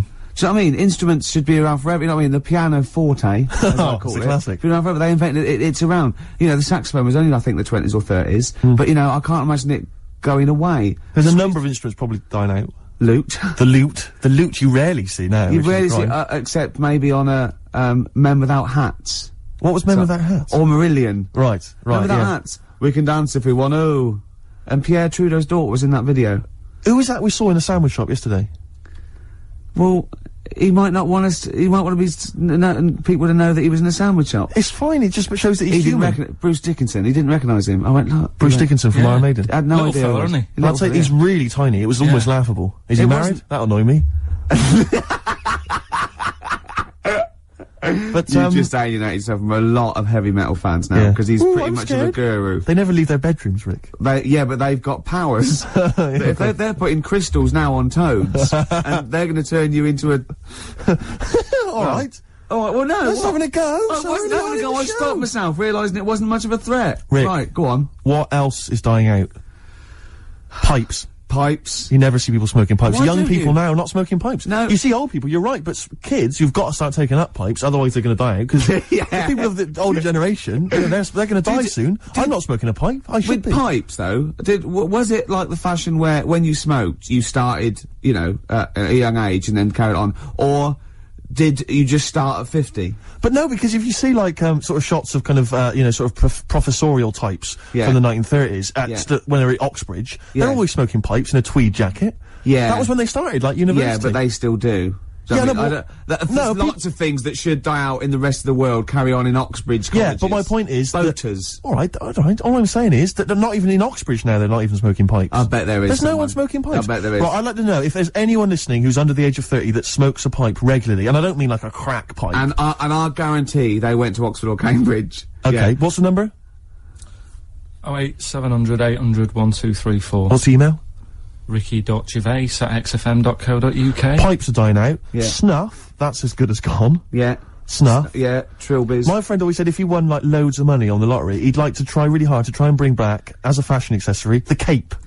Because the capes are classy. I quite like the cape. The cape's brilliant, because you can kind of, you know, mask your face with it. Yeah. Dracula-like. You can have it off, but still on, and on, but still off. It's Exactly. not like a coat. You know what I mean? Where you drape it over your shoulders and that can fall down. Carl, you're not a fan of the cape. You're turning your nose up at the cape. That's a madness. No pockets. Good point. You could have some kind of inner sort of smuggler's If pocket. they did that about. Poacher's pocket. if they did that, I'd buy one. Well, I'll tell you what. That sounds good. That sounds good. It's just gone half-assed. It's the new feature. I can't believe that it. sounds good. For a minute there, I was completely lost. Yeah. Remind me again, what's that sounds good? I thought, no, hang on, it's that film sounds good. Oh yeah, that film sounds good. Right, this isn't my famous film review, which I've got coming up. Right. Look forward to that. It's brilliant. Yes, it's quite a delicate subject, but I think I deal with it sensitively. Brilliant. Okay. That film sounds good. Right. And I've taken. Remind us again what that is. What this? Well, is? I'm going to pick a song from a film. Okay. That's on from the soundtrack, right? Yes. I'm choosing a song from Jackie Brown. Okay. Great film. Yeah, brilliant film. And this is Across 110th Street by Bobby Womack. It's fantastic. Wonderful song. You'll only like this if you're really cool. Yeah, if you're really cool, like, say, us. Yeah. Oh, yeah. Bobby Womack, Across 110th Street. It's great, isn't it? That's a lovely feature, And that's the first feature. Ooh, that film sounds good. Brilliant. Yeah? Brilliant, yeah. That's I'm excellent. thinking of actually bringing out maybe a compilation of, I'd love to hear it. Song for the Lovers. What sort of things can we hear, can we expect in the future? Because I know you're a big fan. This is brilliant. He bought, right, the soundtrack to the film Braveheart, which is just kind of... No, let me just explain. Which is just kind of big orchestrated numbers, right? James and Horner. as far as he's concerned, that's classical music. He's got a classical music CD in his collection. It's the music from Braveheart. Oh, I sit there and I think, yeah, mate, I'd probably sort of lead my people's, you know... He's obsessed with Braveheart. He actually sort of relates to William Wallace. He actually thinks, yeah, that's the sort of thing I'd be doing. Yeah. It is. No. What was it you were working out to the other day as well? He's got like a personal, like, gymnast or whatever. What's it called? Is it a gym expert? A trainer? You've got a personal... I box with this bloke. Yeah, he goes boxing in, like, some underpass somewhere. Right? Every day. Like, every single day, he goes boxing, right? But and what was it you were what did you tell me you were training to this week? God. What music did you have on? Oh my God. I have actually, now I never did this, but I have actually gone red, haven't I? Yes. Right. It's very hard to embarrass I was working out and training and boxing. Oh my God. You're gonna have to play a record after this. To the Rocky soundtrack. To the Rocky soundtrack. He's bought, right, a CD which has got the best music from all of them. Now, was it Eye of the Tiger, or was it... It starts up with Eye of the Tiger, then it goes, Hearts on Fire. That's me sort of Red Hot Fire. Then it goes, dun dun dun dun dun dun dun. Does any of your training, with your trainer, does it ever involve you running through snow with a log chained to your back? Yeah. Like in Rocky IV? And helping, I was often have to help Russian peasants, because their cart horse is like falling over, but I lift it up. Whereas the other fella, he's training in a posh gym having injections. I'm not. I'm just like breaking rocks and punching dead cows. Where'd you get that from? It's handy, wasn't it? Put it on. No, what is it? That's the He can't hear because he's got. Put your headphones on. What was it? You'll love it. You'll love it. Yeah. That's magnificent. Yeah. That's now Ricky Gervais's theme tune. Yeah. Every time we start the show, we should just start with that. Win, Ricky, win. U2, Walk On. I've got to give it to him. I hated U2 for about 15 years. You've said it before, I know, but I love that one now. I just love that album. They can't put a foot wrong. Do you ever listen to the whole album? Because I know you tend to buy albums just for the singles, when you could, of course, just buy the singles. I know where he's going. I bought light funky ones. Oh, I wanted to say that. Yeah, I bought light funky ones, because The light funky ones. Do you remember the light funky ones? That was about like a year ago. What did they do? They did Girl in a Green Dress, Girl on TV. And, Abercrombie. That one that, Summertime Abercrombie and Fitch, the girls are wearing up. Do you remember that? It's like a light sort of summer... Listen, nonsense. I've got a lot of money. It's nothing to me, okay? The light funky I want a bit of light funky ones once. That's 15 quid. It's nothing to me. You put the 2 singles on, right? Never listen to the rest of the album. I never listened to the 2 singles again either. The light funky ones. Oh, it's just, my street cred's gone down it. Rocky soundtrack and the light funky ones. You make 2 mistakes. Right, let's not forget Braveheart, the soundtrack. Oh yeah. It's a good film. Rick, we were talking earlier about stuff. True story about a little Australian freed the Scottish. The stuff that's dying out that I think you and I single-handedly need to kind of resurrect and salvage. I thought the Trilby was dying out. Yeah. I'll surprise you, and yet, watching Top of the Pops last night, Jamiroquai was wearing one, and then lo and behold, Danny Minogue came on, she had one as well. I thought, blimey, there's 2 people there trying to salvage the Trilby, and good luck to them. Well, that's on its way then. Let them do that. The Trilby's fine. Let's do something else. But the bowler hat... Ah, the bowler hat. You never see the bowler. I always fancy myself in a bowler hat. I love a bowler hat. Carl, would you wear a bowler hat? I know you'd wear a cape. I did wear a Trilby. You wear a Trilby, really? Mm. You must have looked like a... That's brilliant. What, because you're a Mancunian? Well, there was a phase, wasn't there, in about 90... When was it? I think that was just round your way. It might have been. It was in Manchester. Did someone get a job lot of Trilbys? And persuaded you kids? Yeah, I'll tell you what's trendy. No, Sean Ryder wears one of these. Does he? Yeah, go on. Yeah, quid. And then everyone in your street had Trilbys on. But you've never worn a bowler? Never. What about Kangol bowler? You might think about it. Out again. I'll tell you what. I would like to wear a bowler hat in a dark, but I'm worried I look like one of those little fellas off a Home Pride advert. The Home Pride guys, they've been persevering with the bowler for years. They still look good in it though, They're still looking good. They're dapper guys. Yeah. There's a lot of, the Jolly Green Giant, he had quite a distinctive look, which is obviously one I've been thinking of exploiting. What, the little I know, the little sort of like a little dress. Was it Corncroft that made up his little skirt? Yeah. What was the Jolly Green Giant so jolly about? Probably. He was very pleased. It can't have just been the sweet corn and the peas. No, I reckon it was his enormous Jolly Green knob. I mean, he must have got up every day and gone, look at that. He must have been so happy. The only thing that's like, in the case of the Jolly Green Giant, or like when Gulliver was a giant and he was in Lilliput and all the Lilliputians, they helped him out, they were feeding him and stuff. Yeah. If you're a giant like that in that situation, how do you sort of have a little sneaky tug? You know, a little tug, a little J. Arthur rank. I don't know, because it's like... it's very tricky to do that. Because you're as big as their mountains, exactly. aren't you? You can't hide. They go, oh, you know, I mean, there's no... All the little village probably just thought it was a tidal wave or something. Do you know what I mean? That's pretty grim, though. Yeah. I mean, the tidal wave's pretty desperate. I know. It's how would he have gone to the mayor and said, I need a Kleenex the size of a tennis court. Yeah. And a gigantic copy of the Daily Star. No, I never understood with giants how they actually got that big in the first place, because what food was around to make them... Because not only were they, like, big, but they were muscly big. They ate well. They ate whole cows, probably. When, Carl, it's not well documented, Carl, is it? You know they don't actually exist and never have. Okay. Right, it's time for a feature, I think. Oh, Carl, there was a TV show I watched once on the History Channel. This is the History Channel. Yeah. It was the history of werewolves. Right? The history of werewolves. Yeah. And the whole show was predicated on the fact that at the end, we'll tell you if they ever existed or not. Yeah. Just waiting. And I go, oh, come on, we're going to be late. Hold on, he's going to tell us if they existed or not. Carl, werewolves?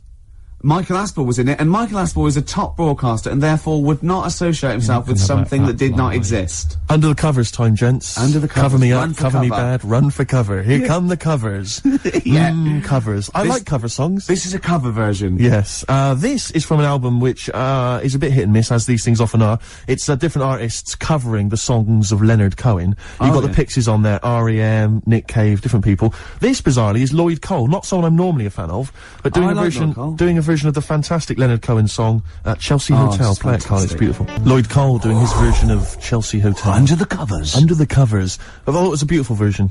It's lovely. You know that, apparently, really I think nice. it's that song, sweet. Written by Leonard Cohen originally, and I think it's about his, brief romance with, Nico, who made a name, of course, with the Velvet Underground. And was a tragic, drugs victim.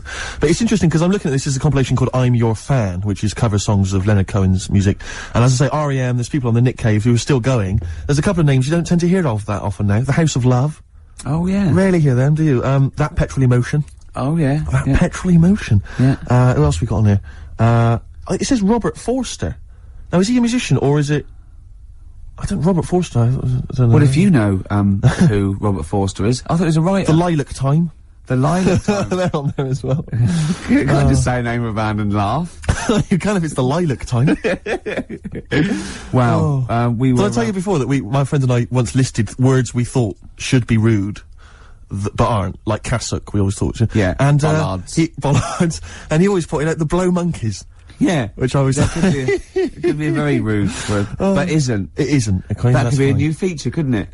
We're featured up, aren't we? Aren't we? This is brilliant. We've still got the film review to come. Song for Lovers is coming up in a few minutes. Song for the Ladies. Yeah, Song for the Ladies. What else if I can squeeze in a hip-hop track, I'd love to do it. Yeah, that's called our hip-hop track bit. Yeah, exactly. Oh, it's just amazing. Do we have a classic song, Rick? What were you thinking of? Oh, I don't know, maybe something by, Nirvana? Well, well, their biggest classic, you mean? Ideally. Smells Like Teen Spirit. It's going well, isn't it? I'm enjoying it. Well, I'm looking forward to Pop Idol. Pop Idol? I've not been watching it. You're joking? Yeah, I don't know what's happened, really. I've lost interest. Oh, well, it is like most things, like the preliminary rounds, that's when all the real freaks and no-hopers, you know. But sometimes I watch those sort of things and I sort of laugh and I think, oh dear, I shouldn't be laughing at him because he's not just rubbish, he's verging on the mentally ill. Do you know what I mean? Sometimes people that go along, you want to go, who told you to go along? What were you thinking? Right? Well, it's the fact that there was no one to stop them going. That's what's even more terrifying. Yeah, I know. Simon Cowell's good. He's great value. He's amazing. Foxy. I like Foxy now. I know, I've warmed to He's come round, Dr. Fox. He's a lovely little shiny tree trunk. Now, often I notice he's not always there week in, week. Is that because he's off doing medical, operations? He's got his practice still. He's got the practice, he's got to maintain that. Yeah, you know, is on... Isn't it the big ones tonight? I mean, when I say the big ones... Capital Radio, he's still on... Capital Radio. Yeah. That he's got to do. So, you know... Isn't it some of the big names, though? It's, Darius Dinesh tonight. It's Darius and the Fat Boy. And the Fat Guy, the big thing that makes you... Oh, I noticed in the Sun today is saying, vote for me because of my musical talent, not because I'm huge, and you feel sorry for me. Yeah, well, that's good. I think that's right. But he has got a great... Darius, I noticed, he shaved his beard off. He looks... He's a new man. He looks slightly laughable, though. He's got quite a weak chin. He's having a laugh. Well... He's dissing Darius for I'm his not looks. claiming to be a pop star. Well... Oh, can you feel the love in the room? Yeah, let's have a little song. No, but I'm looking forward to it. My favourite all the way through has been the little fella with the stutter. I'd like Darius to get... Yeah, I think it's almost certain he's going to win. I don't think there's any excitement so. Or there. that Welsh girl, who was very good. Oh, yeah. The one that made Pete Waterman cry. Yeah. That was great. Yeah. She was good though, wasn't she? Yeah, good, they're great. They're really good. But, you know, it'd be nice to see Fatty get some He's recognition. too long. I mean, he's just a weird shape, though. It turns my stomach, and I'm one to talk. Steady on. No, I know. He's just, you know... He's just doing his job. It's, you know, glandular. Yeah. It's not as greed. But, you know, he's got a good voice, and why not? We've luck to him. We've had Demis Roussos in the charts. Yeah. Alison Moyet. There's not been a fatty for a while, has there, who's been a big star? I mean, Moyet may would have been the last one.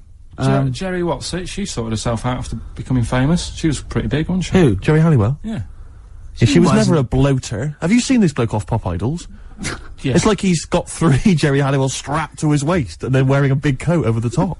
To smuggle them in. Yeah, exactly. To a no Halliwell zone. I reckon I'd tell you what he's gonna do. I reckon he's gonna take it off, and it's just a big fat outfit, and it was like to prove, you know, the prejudice of the world. Yeah. Alright? Yes. Hey? And how come that little fellow with the stutter doesn't stutter when he's singing? Hold on. Hold on. I noticed that's cleaned up, actually. I bet she's not even Welsh. Exactly. But apparently Darius is not a knob. Dandy Warhols on XFM 104.9. About 2:20. The Ricky Gervais Show. With Steve Merchant. Yeah, he's still here. The Christmas ads have come on, I noticed. They're on now. And I noticed, I was watching telly last night, and do you think that the advertising executive for Cadbury's Roses chocolates just comes in once a year and they go, what you got this year? And he goes, what about some workmen and some old ladies singing thank you very much, thank you very, very much? Yeah. Just shot in a street somewhere. Yeah, that'd be fine. It worked last year. Yeah, brilliant. That's been going like since I can remember. I've never seen another advert for Cadbury's Roses except that. Exactly. Well, there's certain things that conjure up Christmas, like you got your turkey and all that, and you got your roses. Yeah. Woolworths. Woolworths. Yeah. Yeah. You got Woolworths. Yeah. Oh dear. Pizza. Pizza. Woolworths. Drink driving. Oh dear.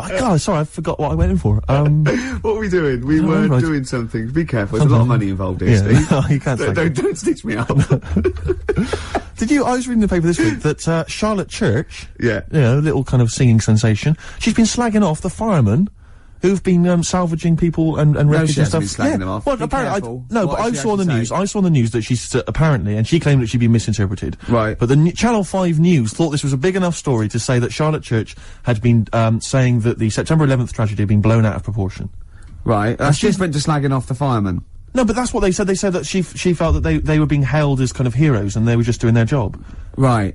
Oh, well, that's a little bit stupid to say anyway, a little bit insensitive and, yeah. But it's sort of, because it's like, did you read about— Why do you care? Why does anyone care what she thinks about September 11th anyway? It's the same as those things like, during a presidential election, or when I'm elections, it's these things they picture. Billy Piper says, I've always voted Labour. I know. Who's gonna go, hold on, H from Steps is a Conservative, hold on, what's going on? Yeah. I don't know if he is or not. I don't know, well, I know that, you know, that was just an example, I don't know what either of them vote, to be honest. Alright, let's not get into it. Yeah. I think Faye and Claire from Steps are both BNP members. I remember reading that somewhere. That's not true. That is so untrue. He takes that back now. I cannot be certain. Right. I think that is definitely untrue. I read it on the net and it's often wrong on the net.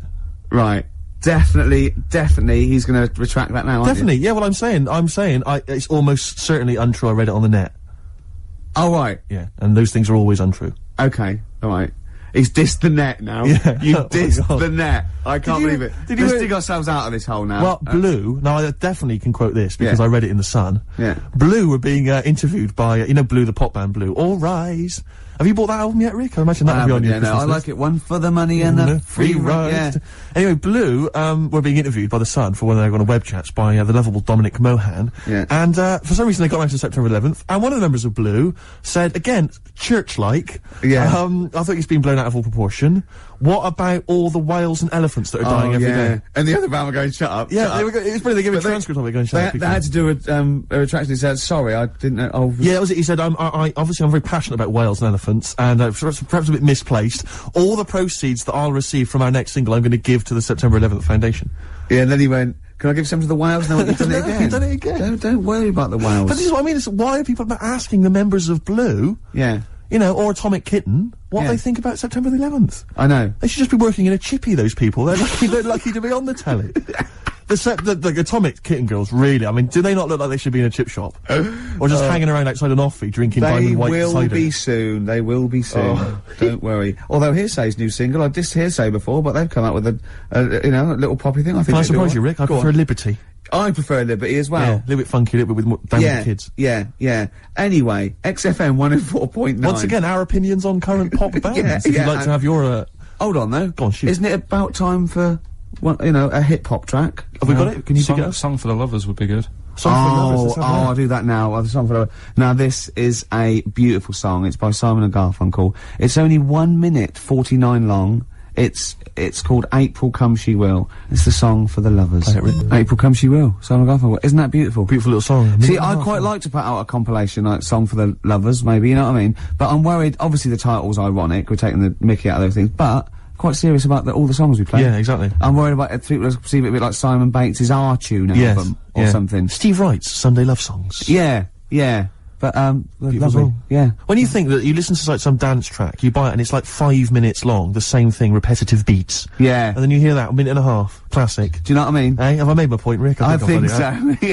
Yeah. Oh, the youngsters today. If anyone knows what my point was there, please give us a call. Phone in and he's made it well. Yeah. Carl, what have you got lined up for us? Some R.E.M. I don't know about Strokes on XFM 104.9. It's the Ricky Gervais Show with me, Steve Merchant, Karl Pilkington. The K-Man.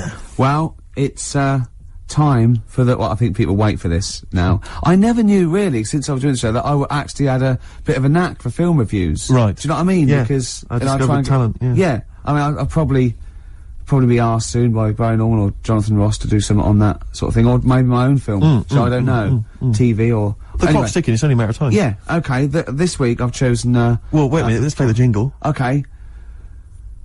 The film review and that. Brilliant. Yeah, Ricky Gervais. Yeah. Yeah, okay, here we go. This week I've chosen My Left Foot. Right. Okay. Now, My Left Foot is a film about a bloke called Daniel Day-Lewis, who's all mental, except for, his left foot, right? And he has arguments. I can't remember, he has arguments with his dad, so I wasn't watching it properly. But even though he's mental apart from the foot, he does stuff with the foot that could do all over, and he uses that to his best. I think he might write a book or something off paint. And the moral of this story is, even if you've only got a foot that works, you can still win prizes because it won the Oscar. Okay. Am I right in saying that you're bringing a book out of these collected, maybe for the Christmas market? I think I might. Yeah. I see there's obvious great market films there. reviewed, sort of, what with it's a different outlook on it. A different approach. I don't just sort of like stray. Well, I'll tell you what, it's an approach that doesn't really use grammar. which you don't see that often in film reviews. But no, once again, what would you give it out of 10? I didn't really concentrate. I can't remember a lot about it, but it won an Oscar. So I think it won an Oscar or something. So 9. Okay, jolly good. Well, that was My Left Foot, which is probably available on sell-through video, maybe in a bargain bin. $5.99, probably on TV this Christmas. That's to be confirmed. Eels, fresh feeding on XFM 104. I was going well, isn't it? I'm enjoying it. Yeah. 20 minutes to go. I think more of an up show. We've made some great hits and great songs today, haven't we? We've had some great features. A new feature. That film sounds good. Looking forward to that. That'll run and run. Yep. Song for if there's any record companies out there that want to put out a compilation of my songs for lovers, yeah.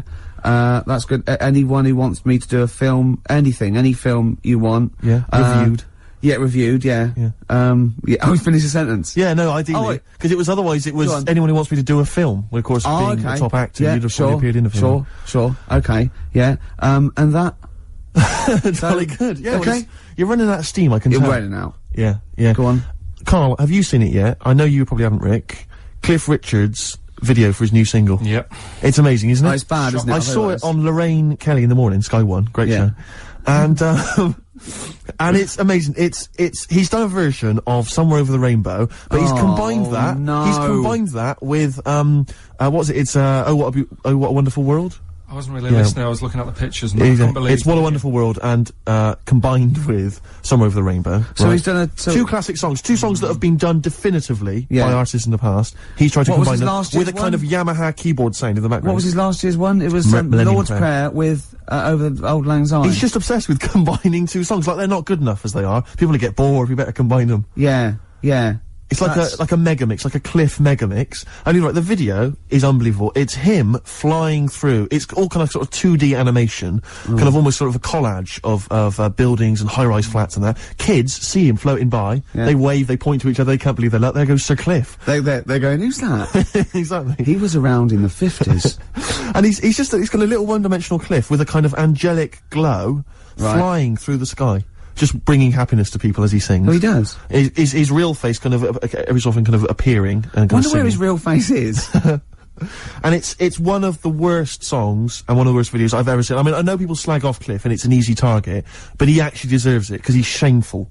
Yeah. He's embarrassing. So, yeah. He's embarrassing. I mean, and he's arrogant. Well, everything's a disguised boast. I mean, I like Devil Woman. I liked Miss You Nights. I liked Wired for sound, and I like tall speakers and small speakers. You know, I like all sizes of speakers. You know that. You'll vouch me on that. Yeah. And he sang about it, which is good. And, you know, I'm often wired for sound, right? Carrie doesn't live here anymore. Where's she gone? She's just another message on a payphone wall. It's a story. But, lately, I haven't had a lot of time for him. Awful. I remember he was on something on, one chat show, and, I think it was Des or Michael, Asper or something. And, I said, so you've had something? He said, yeah. He said, well, everyone, knows that Elvis sold more records, after his death than when he was alive. Little dig there against Elvis. He goes, yeah. Well, I've just overtaken his record for sales in the UK. Right, so he sets up that Elvis is only selling because he's dead. Yeah. And anyway, I've still beaten him in the UK. And I just think, yeah. And where'd you get the quiff from and the way to sing? Where'd you get that from, Cliff? Where did you think of that? But it's those people who he's just desperate for the credibility that he's never going to have. I like it when he went round last year going, they're not playing my record, they're not playing my record, they're not playing, oh, go on, play it. Number one. Yeah. Fooled you. It was #1, the Millennium Prayer. I know, yeah. Well, it was, you know, it was the Millennium, wasn't it? It was, but I don't know who's buying it. I mean, I know, but you seem to claim it's some kind of, like, 60-year-old women, but they're not, are they really a commercial force now? Yes. Oh, yeah. Carl seems to know that. Well, like, when you're born, you're a little baby, wrinkly and stuff. When you get older, you sort of morph into a baby again. And you go through the same phases. So when you're young, you buy singles. You get old, you got nothing to do all day. You got your pension money, what will I buy? Cliff Richard's on the telly, here's my video, buy me song. You see, that started off as quite a sensible point, because I actually think they do it. But what was all that alien stuff about when you're born, you go wrinkly and you go wrinkly again? So sometimes you mix, like, normal things that human beings say with I don't know what. Well, look, when you're a baby, you've got a little bald head, no teeth, you get old, what happens? Are you a philosopher? Are you an official philosopher? Because, I mean, it sounds like it. Oh, Carl, play a record. You're a gem. You're a diamond. XFM 104.9. Good to hear the Happy Mondays again. We're nearly through. We are indeed. We've had a little bit of chat. We've had a few laughs. We've had a few tears. We have indeed. We've introduced a new feature. Looking forward to that next week. Yeah, so soon it's just going to be wall-to-wall features, isn't it? It's going to be, well, I had an idea for a feature which you didn't seem to like, which was something old, something new, something borrowed, something blue. You want to explain it? And something old, an old song, something new, a new song, something borrowed, a cover version, and something blue, just a melancholy and beautiful song. Right, okay, but does it have to be all four, or can it be any one? No, it's all four. You play that over the course of the show. Or maybe just have a 4 songs in a row, and that's that section. So like a feature would be like, this is either an old song or like a new song. Yeah. That's good. I think we've done that a few times. No, it's not. We've covered that. Well, what's the difference? I'm playing a song from a film. Just because you give it a title, it's just a song from a film. You could play that anyway, couldn't you? Brilliant. It's all nonsense. Cheers, Carl. Brilliant, yeah. My ideas are good, aren't they? Because they're not only sort of accessible, but there's a little bit of depth there. I think it's fair enough to let him have his little feature at the end of the show, though. Just, you know what I mean? Keep him happy, this song for the lovers. Excellent. Well, but that's not till after song 2 by Blur. I remember the days when Carl didn't even want to be on the air. I remember the days when he was told by the establishment that he wasn't allowed to talk on the air. And now, it's like as far as he's concerned, he's a third member of the team. He's protected by me. Right? Yeah. Cheers. Song 2 by Blur. We're running out of time. It's 5-2. Just got time for Steve's song for the ladies. Wedding Present, Rick, from the album Saturnalia, I think it's pronounced like that, and it's track 3, Dream World, a song Looking forward for to the ladies. Goodbye. Good fortune, PJ Harvey on XFM 104.9. I'm Ricky Gervais, obviously, Steve, Carl. I've got a real one for you. This is a logic question, not a stupid one. Just very quickly. 10 black balls in a bag and 10 white balls in a bag. Yeah. How many balls do you have to pull out to ensure you've got a pair of the same colour? Well, what's stopping you putting your hand in and pulling out? Jesus. Because I asked for the minimum number. So how many do you have to pull out to ensure you've got a pair? That doesn't say all of them, that'll ensure it. No, what's the minimum number you have to pull out? 11, because if the Why do you need 11? What? Because there's 10 black balls, 10 white balls, yeah? Yeah. Say if you're, for some reason, you pulled out all the 10 black balls. Yeah. Right? Yeah. You'd have a pair, wouldn't you? You'd have a pair. After the first 2? Yeah. So what's the minimum number you have to pull out to ensure... Two. No, because you might pull a white one and a black one. Yeah, but... I don't understand what you're saying. Sometimes I get that impression, the way you look at me like Helen from Big Brother. Yeah, but... I've always assumed that. Well, right. What's the minimum number you have to pull out to ensure you have 2 of the same colour? 3. Yes. Yeah. Yeah, that's good. Yeah. Yeah. You can use that one. Yeah. That's a good one. So what's the minimum number you have to pull out to ensure you have 4 of the same colour? Oh, God. 8. Was that a guess? I don't know. I understand the first one. We've done it now. Okay, alright, we'll leave it there. That's good. Good. Okay. Now White van, Karl? this is, yeah, this is where we... Oh, it's too much. If you'd have seen his face and seen his eyebrows sort of went down while you were doing that thing. He genuinely looked pained. It's like you're back at school, isn't it? Yeah. It's starting to get hard work now. No, okay, we'll just do White Van Karl then. This is your opinions. You can't be wrong on this, can you? There's no right or wrong answer here. Okay. Right. But so this is where we ask Karl his views on the big news stories of the week. Basically, we've stolen an idea from the Sun newspaper, and so this isn't cruel, this programme, is it? Oh, I don't think so. Picking on me. It's not, is it? Oh, it's weird because a few people have said, "Oh, you're picking on me." It depends how you look at things, isn't Sure. it? Yeah, but you do like it.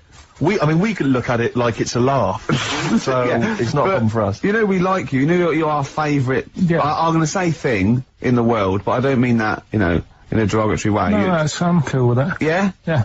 Right. Okay. So your views, please, on the fact that attitudes are changing to the possible marriage of Charles and Camilla. Oh, what do you think of that? The roars at the moment, because of recent tragedies, are apparently high in the polls, and people are coming around to the idea of Charles and Camilla getting hitched. What's your thought?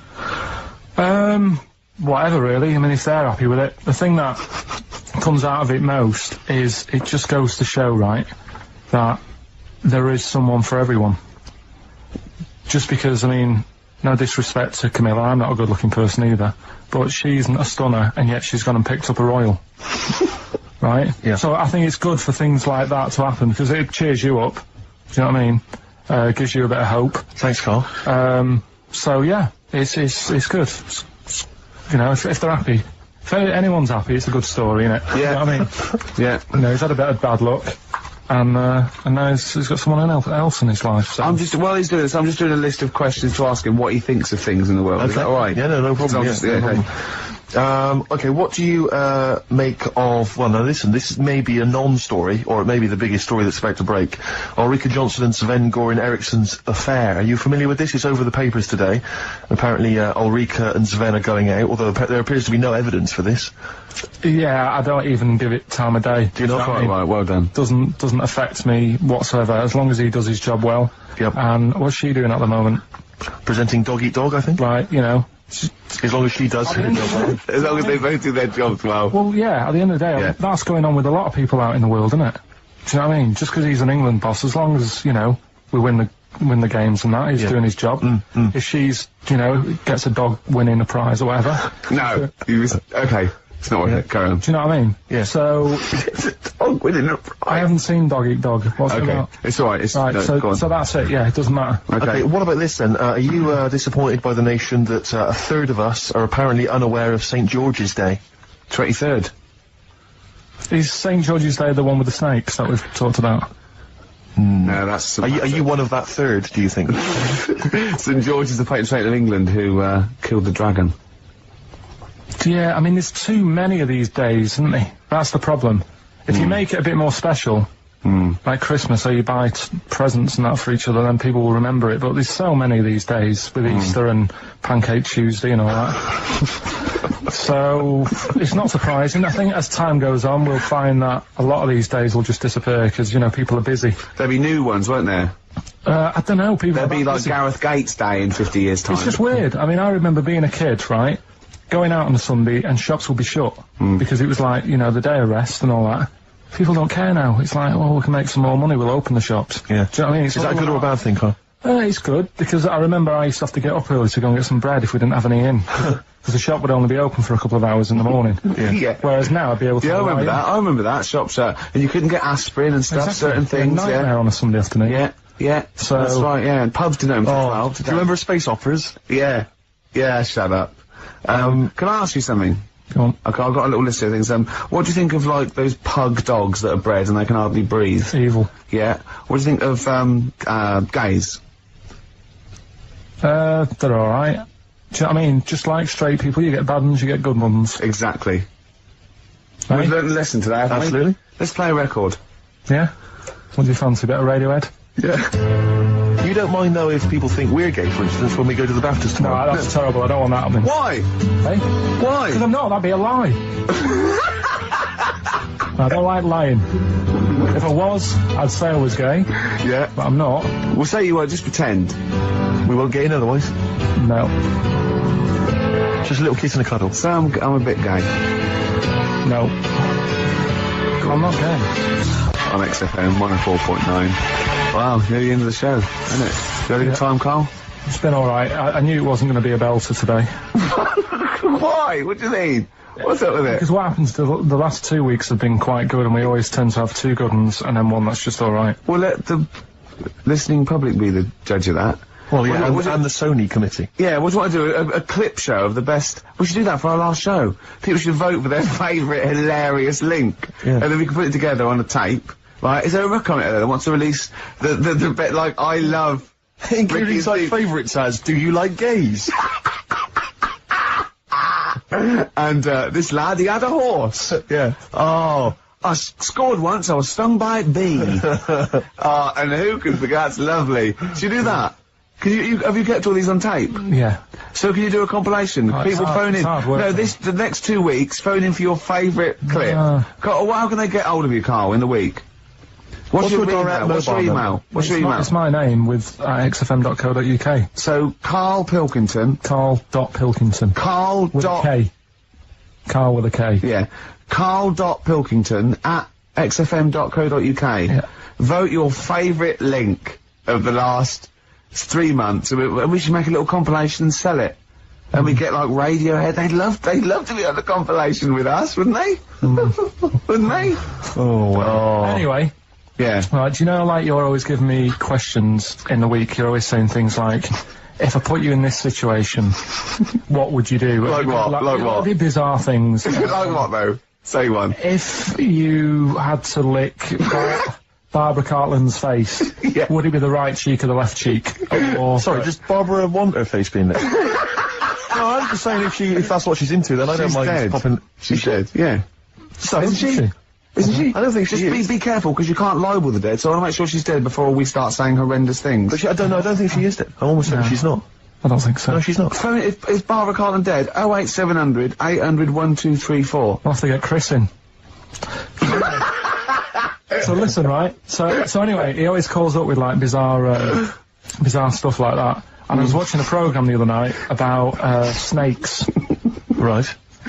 And, it was like, don't walk through a river that's full of snakes, because... Good work, good advice. If you've got a kid in the car or in the house, turn your radio down if you don't want them to hear stuff like this. But, yeah, they go for your tackle. Why? I don't know, they just do. They think it's another little snake. Maybe. With swollen cheeks. Earrings. With earrings, yeah. So, or an anaconda in my case. With one eye. So, I'm really joking. So yeah, and I said to Ricky, what would you do? Right? Well, it's very scaly. You two in the woods. You're having a wander, Steve. Having a wander. Oh yeah. Oh yeah. You walk through the river. What, me? And yeah. Okay. Because you're tall, so it's like you can check out how deep it is before Ricky goes through. Right. Yeah? Which you do. Right. You do that sometimes, don't you? Yeah. But a snake bites your tackle. Yep. Yeah. And say penis. Yeah. It's the correct word for it. It's not offensive. It doesn't sound nice. Say it. Say it. Penis, but I don't. Oh, like you dirty little. Dirty little slut, Carl. You're a dirty little. It's just one of those words. Right. Carry on with let's carry on. What's the story? I'm wandering through a river. Yeah, and the snake bites your penis. Yeah. Right. And You know Ricky, like, doesn't leave, like, WC1. Why on earth we're gonna be anywhere near a river where there's sort of... Well, anyway, snakes. Yeah. anyway, Yeah. you are in this situation. Yeah. Okay. The snake bites you, and I said to Ricky, if it was a matter of life or death, would you suck out the poison? What do you think he said? Well, and the bit I made, because he was thinking about it, you know, like, oh god, well, he's my best mate and everything, what will I do?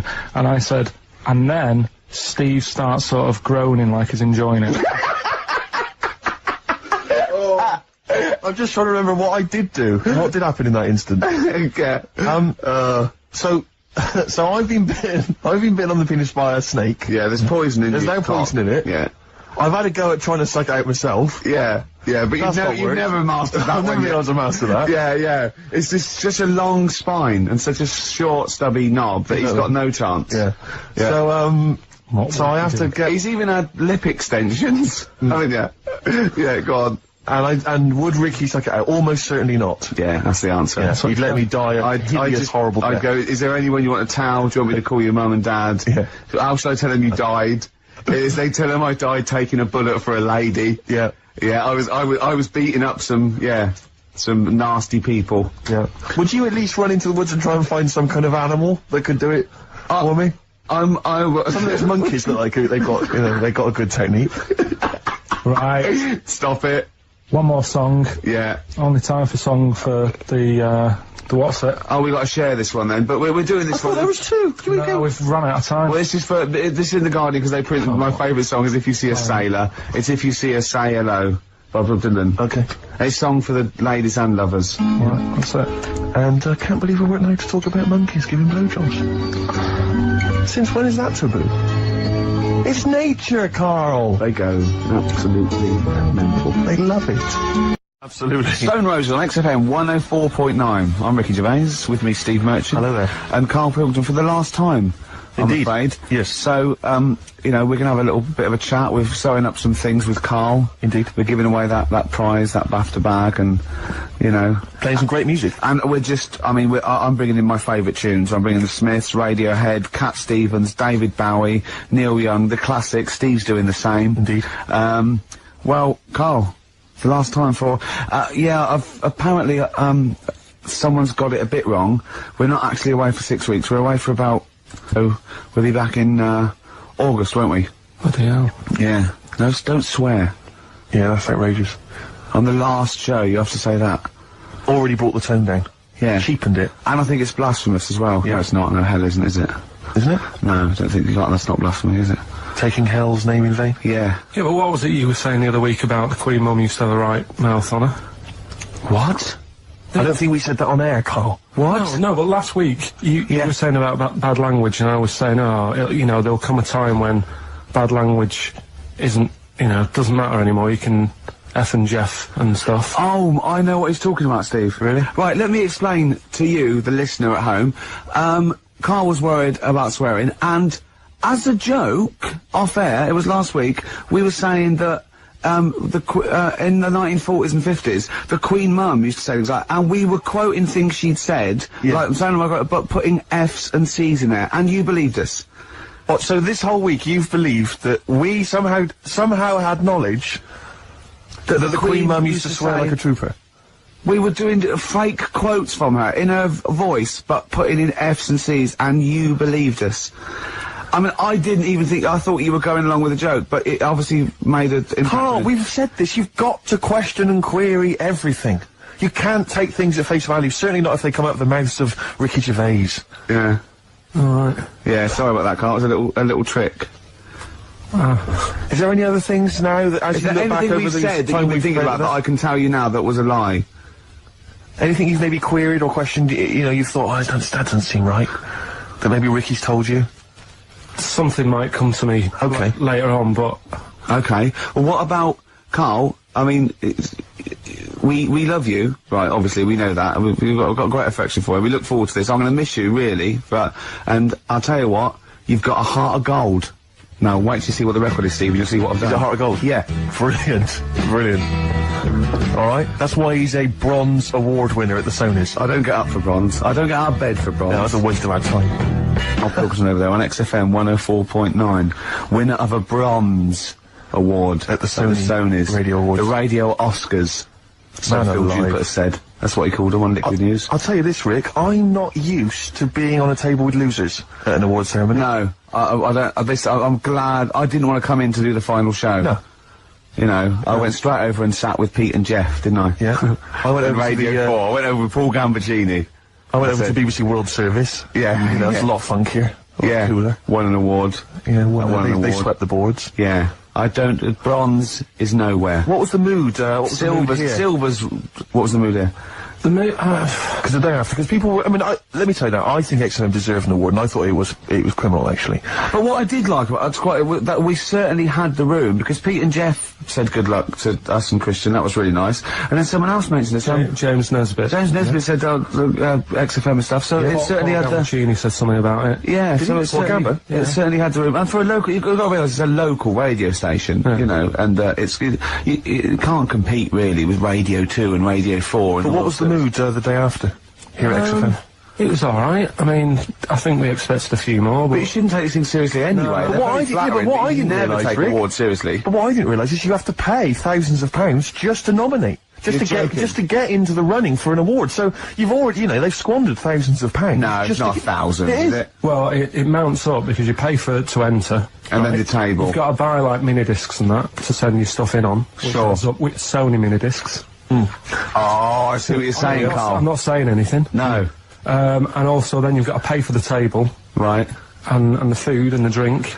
I mean, it's a few grand. I swore on live television as well that night. Yeah. But I've never done that before. I mean, I've sworn before, but never accidentally. And we were being interviewed for, and Christian was sort of like, quite, you know, being a bit boisterous, and he must have brought out the worst in me, and I just accidentally said the F word, and I apologised straight away. I didn't want to embarrass Phil Jupiter. He was doing a good job himself, yeah. but I was thinking about yesterday, and you're saying a bronze isn't worth having, right? Yeah. But, say like... We're only joking, none of them are worth having, but they're very nice. They're very nice to win. Bronze is pointless. But you say that, because, like, bronze is, like, coming last, isn't it? Yeah. Yeah. Right. Yeah. Can you tell me the name of the person who won the marathon this year? No? Yeah, but that's because we're not sporty. I'm sure there's lots that can. But then... The guy who came last, who was in the swimsuit, people remember him. And no, I don't remember his name either. No, what's his name? No, but he was 6 days late. I mean, he was really Yeah, but bad. what's his name then? You see, well, no one's remembering either. No, but if someone said, who won the marathon, I'd go, I don't know, but there was that guy in the swimsuit. Well, I'd say, I don't know, it was a woman. Yeah. She had shorts on and trainers. I'm just trying to... My point is, what they will remember is that we were losers. That's what they remember. They may not remember our names. Yeah. They'll just point and shout losers. We're all winners, aren't we? We're all winners, really. For taking part, sure. Yeah. And it's all subjective as well, isn't it? Go on. I mean, I'm not going to moan about awards because you've won a lot of them. It's like saying they don't mean jack. But at the end of the day, right, there's some shows that won awards and you go, yeah, that's, you know, that's worth an award. I think you've got to treat it... I mean, some awards actually boost your profile or career or your cachet or everything like that. Some it's just a nice night out and it's nice to win, but I don't think you should really take any award that seriously. What worries me though, Rick, as I mentioned on the night, is that when I was at school, I mean, you look at me now, you probably think he's an athletic kind of guy, he's a sporty dude, you know, but at school, bizarrely, that was not the case. No, what were you, a bit of a lanky beanpole? It turns out. You're joking. Yeah. Oh, right, okay. So, and yet I got a silver, in the high jump. Yeah. And I've done better in the high jump, right? Did no training whatsoever, did no practice, just turned up. You were 2.5 foot taller than every other person in your class. Yeah, but wait a minute, people think that if you're tall, that makes you easier, it makes it easier for you to do the high jump. Surely not, because I've got all that leg to get over the pole. That makes it harder for me, surely. Don't talk rubbish. What are you talking about? Well, of course, the taller you are, the more chance you got at the high jump. Well, explain that to me. Are you, okay then. So, is it harder for a 6-foot man to step over a matchbox, or a baby midget? A baby midget? That is tiny, Rick. Hang on. Here's something I've learned, remember? Go on. Back to, like, show 4 or whatever. Go on. What is it? Show 4? The flea can jump over the London Eye? No! No, it can jump the equivalent of, if it was a 6-foot man, it can jump about 6 inches high. A flea cannot jump over the London Eye. Yes, it can. Yeah, it can. And Tell your kids that. Carl. Oh, remember? Oh, a flea can jump over the London Eye, and an ant can lift 3 Volvos.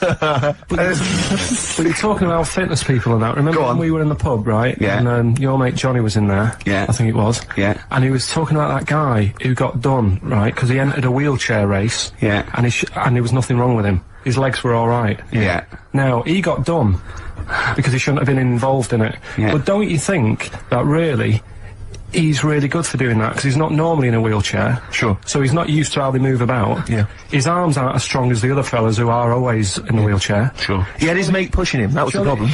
Yeah, it was motorised. I'd give him a gold plus. You know, you're taking a bloke who's not used to doing something. He does it the first time and beats the people who are at it. What about that woman, though, that was disqualified in the shooting, because she was in a wheelchair, and she was just in the normal, able-bodied Olympics, it was just she entered, right?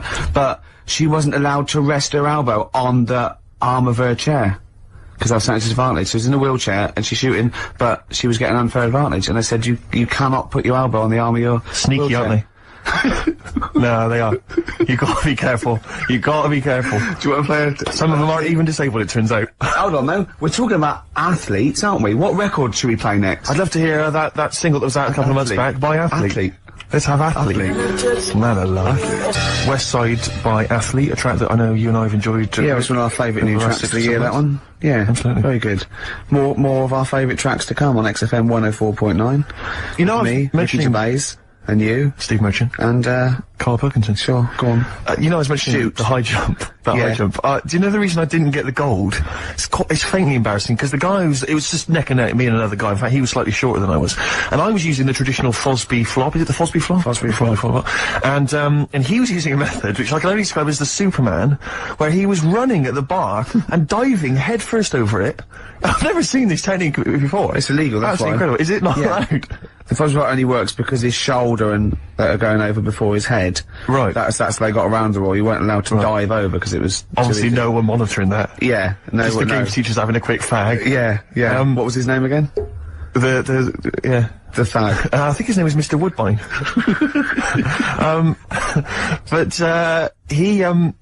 Anyway, so he's using this method, right, and it gets neck and neck, and I don't know how many chances you get to knock down the bar, but anyway, it got to the point where basically I had to get over the bar, or I was going to come second. Sure. And I decided at that point to use his method, because he'd seemed to be doing so well with it. I thought, well, I'll try that then. That looks easy. Oh dear. And ran at the bar, launched, didn't actually get my feet off the ground, just hit the bar like I was someone finishing a race, you know. Did you have... It's so pathetic, just clattered everywhere. I just want to get this picture of you at the age of, what, 15, 16? Yeah. 6'5" already, probably? Yeah, probably, yeah. Probably, what, about 9 stone? Exactly. Yeah. Did you have your glasses on?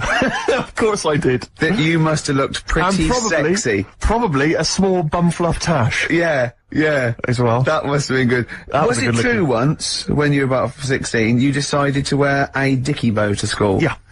That must have been great. That was during my PG Woodhouse phase.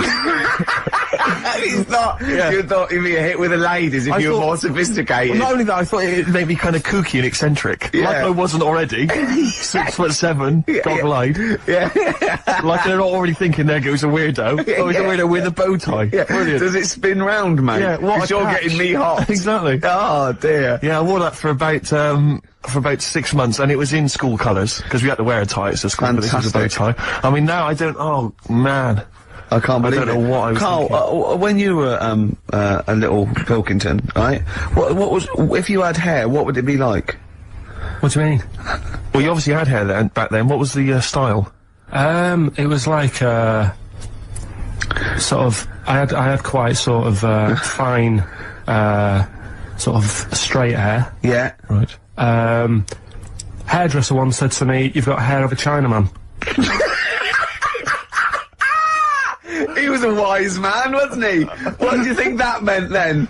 Oh. He just said, you've got the same hair as a Chinese man has. Very straight, quite fine. Why is he telling you? I just imagine this pal going, the answer is well, didn't it, sir? Shall I have something on that? You have the hair of a Chinaman. I'm sorry, nothing. You're not the spy. No, I'm not. Thank you. Good night. Oh, you're not like one. Yeah, lovely. You have the feet of a fish. I'm sorry, nothing. It's not you. Okay, next. You have the hair of a Chinaman. It was one of those barbers. It was a cheap one, just on a railway bridge. I don't believe that. Go on. On a railway bridge? That's why it was cheap. It was very low rent, so he could charge. That wasn't a barber. That was a man with some scissors. Yeah. Did you go? Oh, I have to move you there, sir. Wow. Okay, back in the chair, sir. I imagine them on one of those things you always see in old films where you've got you have to pump it up and down. Yeah, like a seesaw. Yeah, that's not as good as that. It was just a normal chair, little wooden hut, and he did have to stop when a train came past because it used to. Well, because he had to change the signal. Just making a few extra bucks. Yeah, exactly. Yeah. Oh, I love that. That's Manchester for you. Oh, God. I always it wasn't Bernard Cribbins, was it? I always remember him saying, "Do you want your hair washing?" And I said, "Is it free? You know, does it come with it?" And he said, "Yeah." So I said, "Oh, go on then." He said, "Hang on now, I'll just have to wash these mugs up." He had like a sink full of mugs. Oh, I'll just take these out and then I can wash your head. Oh, no. And that's why. Why did you go to this man? It was cheap. How much was it? About £2. And when was this? God, at 88, 89. All right. Yeah. So what happened to your Chinese hair? When did it start coming out? You have the hair of a bald Chinaman now, don't you? You've got the hair of a Chinaman in a box now. I used to just work a lot of hours, and I think that's what made it fall out. Yeah, of course. No, it's not. It's genetic. You can't stop it. It's not genetic. Of course it is. Your dad old? No, he's got more hair than me now, I think. Is your mum? Kojak's got more hair than you, Carl. Anyway, don't have a go at Carl's hair. That's a bit harsh. Oh, look at his little face. What did he say before in that book about going bald? It said, it had a little tip, didn't it? We'll go over them later. It says, if you're going thin, doesn't it say, cut your hair short and something like that? So it makes you look thicker. Yeah. Oh yeah, we got people are offering Carl lots of. We're coming up to that. In we'll get to that. So obviously we win that BAFTA bag. Shall I remind people what the competition was? Yeah. Last week we were giving away this bag that we got signed by various celebrities at the BAFTAs, and we asked you to email or write in with your suggestions as to what you have that you could swap for the bag, and it has to be something that will enhance Carl's life. We've had quite a lot of suggestions. I'll go through those a bit later, but they're some of them are quite eccentric. Meanwhile, I'm going to play one of my favourite songs off one of my favourite albums. I look forward to hearing it. It's Radiohead, it's the Bends, and this is Black Star. Go for it. Sugar Cubes. Hit. Yeah, on XFM 104.9. Our last show till August. Absolutely. Sorry about that, we'll miss it. We can't avoid it really, we've got to go away and do some filming. And, they're only going to miss you anyway, Carl. They can do without us now. Zoe Ball's on. Yeah, Zoe Ball. And who else is after her? She's not doing the whole run, is she? Yeah, I think so. Is she doing the whole 3 months, is she? Yeah. Tell her not to get too comfortable. Alright. Right? And let her feet, and don't let Big Boy Slim come in with her, because he mixes up the records, doesn't he? And ruins them. Yeah. Hey, talking of DJing. Go on. You know, I did that storming set the other night, for XFM. Yeah, sure, yeah. Go on. This was down at a little club, in case you weren't aware of it. Yeah. Anyway, I went to the Sony's the other night. Yeah. Karl Pilkington sidles up to me, slips me an envelope. Go on. 200 big ones in there. Did you get paid cash for that? Yeah. £200. Taxman won't know about that. Cash in hand. No, the taxman won't know, because I mean, obviously no one who ever works in tax office is listening to local radio. Oh. Yeah. Well, so... No, the taxman will know about it. Yeah. Because I'll declare it. I would. Put it, yeah, it's going straight down. I'll do it when I get home. Do it when I get in later on. And don't write off rubbish that you buy anyway, like, you know... No, I won't. No. I'll do it all above board officially. Fill it all in correctly. And so I'll send it now, I'll send it tomorrow so that you get it early. So it's not too busy for you, sir. Oh, never mind. Oh, yeah, also, did you see, Liquid News last night? No. What is Liquid News? I don't really watch It's the thing on, Choice, right, and it's, sort of celebrity news, yeah? And, Julian Clary, was on, and, they were talking about the Sony Awards the night before, which went to, and they said, something like, a relatively unknown had won the Entertainment Award that we were up for, and Chris Moyles and Jonathan Ross said that, beating off Bigger people, not he was beating up bigger people. They weren't suggesting he was... Was Julian Clary beating up other guys? Yeah. And it said, so, the people who didn't win resorted to silliness. And it cut, right? I don't know where the camera was, it must have been miles away, because it wasn't us. It cut to me making a little hat for you out of a Budweiser box, a little dialect thing, and then forcing it on your head, and you sort of struggling. Do you remember that? I do remember it. Yeah. They're always watching. They were filming us? They were filming it, yeah. Scary. So, yeah. That's really scary, because some of the things we were doing... Because I was tying scarves around your head, wasn't I? We were touching Karl in an intimate way. We were gaying him up. To make him feel all uncomfortable and everything. Because he doesn't like that sort of thing, do you? Can't stand it. We're going to be giving you a cuddle about 5 to 3, seriously. Yeah, we are going to... On the way out... And I've got roaming hands. Yeah. Do you know them girls who came up from the radio academy and sort of said, oh, so you're Karl then? Right, yeah. A couple of fans went up to Karl. Yeah. Just on the way out, I said to him again, I said, look, I'm not gay. Because they were convinced I was. Yeah. That's because if you remember a couple of weeks ago, we teased Karl that he had to go as Steve's partner, to the BAFTAs, and they really meant partners. You know, after the show, when he was walking home, he was going to go buy his suit, I actually said, they will ask you. He went, well, what if they say, and as we walk in, Steve Merchant and his boyfriend, Karl, well, they might say that as you walk in, they might overdub it on the television, so he's going, well, what about my mates in Manchester? And he said, I'm not going. The risk of someone in Manchester thinking that he was going out with you, mind you, it was probably going, wow, if he was going to see where you're going with that. If you were going to be gay, you wouldn't choose Steve, would you? No. Who would you choose if you were gay? If you could go out with any bloke, who would it be? That's a good one. Yeah. That's a good one. You thought about it before. Go on. No, of course not. No, who would it be? If, you know, if you were gay, what bloke would you go out with? God, probably, Jonathan Ross is alright. You gay! Oh, you fancy Jonathan Ross, you Bender! Oh, Bender! Rossi! Bender. Oh, you've got his number, haven't you? We should get contact. I love you, Jonathan, you! Hello, Jonathan, I love your film show. You're so funny and handsome and well... Teacher Educating Ricky, which is a bit of a play on words as well. Right, do you know the film, Steve? Educating Rita? Yeah. I see what you've done. Go on. I'm doing that, and I teach Ricky stuff. What do you teach me, Karl? Well, I've got a few different topics. Go on. Do you know, like how you taught me about Hitler and Che Guevara and Winston Churchill? Mm-hmm. I'm gonna come in with topics every week, and this week I've got, ghosts? No, hanging bacon is one of the topics. Say that again? Hanging bacon. Hanging bacon? All the titles... Francis Bacon? No, all the titles are sort of named to sort of tease you and get you more interested in it. Hanging bacon? Well, you've certainly intrigued me. Go on, what's another title one? Hairy Chinese Kid. I'm gonna go for that one. If there was a university degree with that title... Yeah, no, I'm gonna go for Hairy Chinese Kid, I think. The final one, Alien Gives Man a Beard.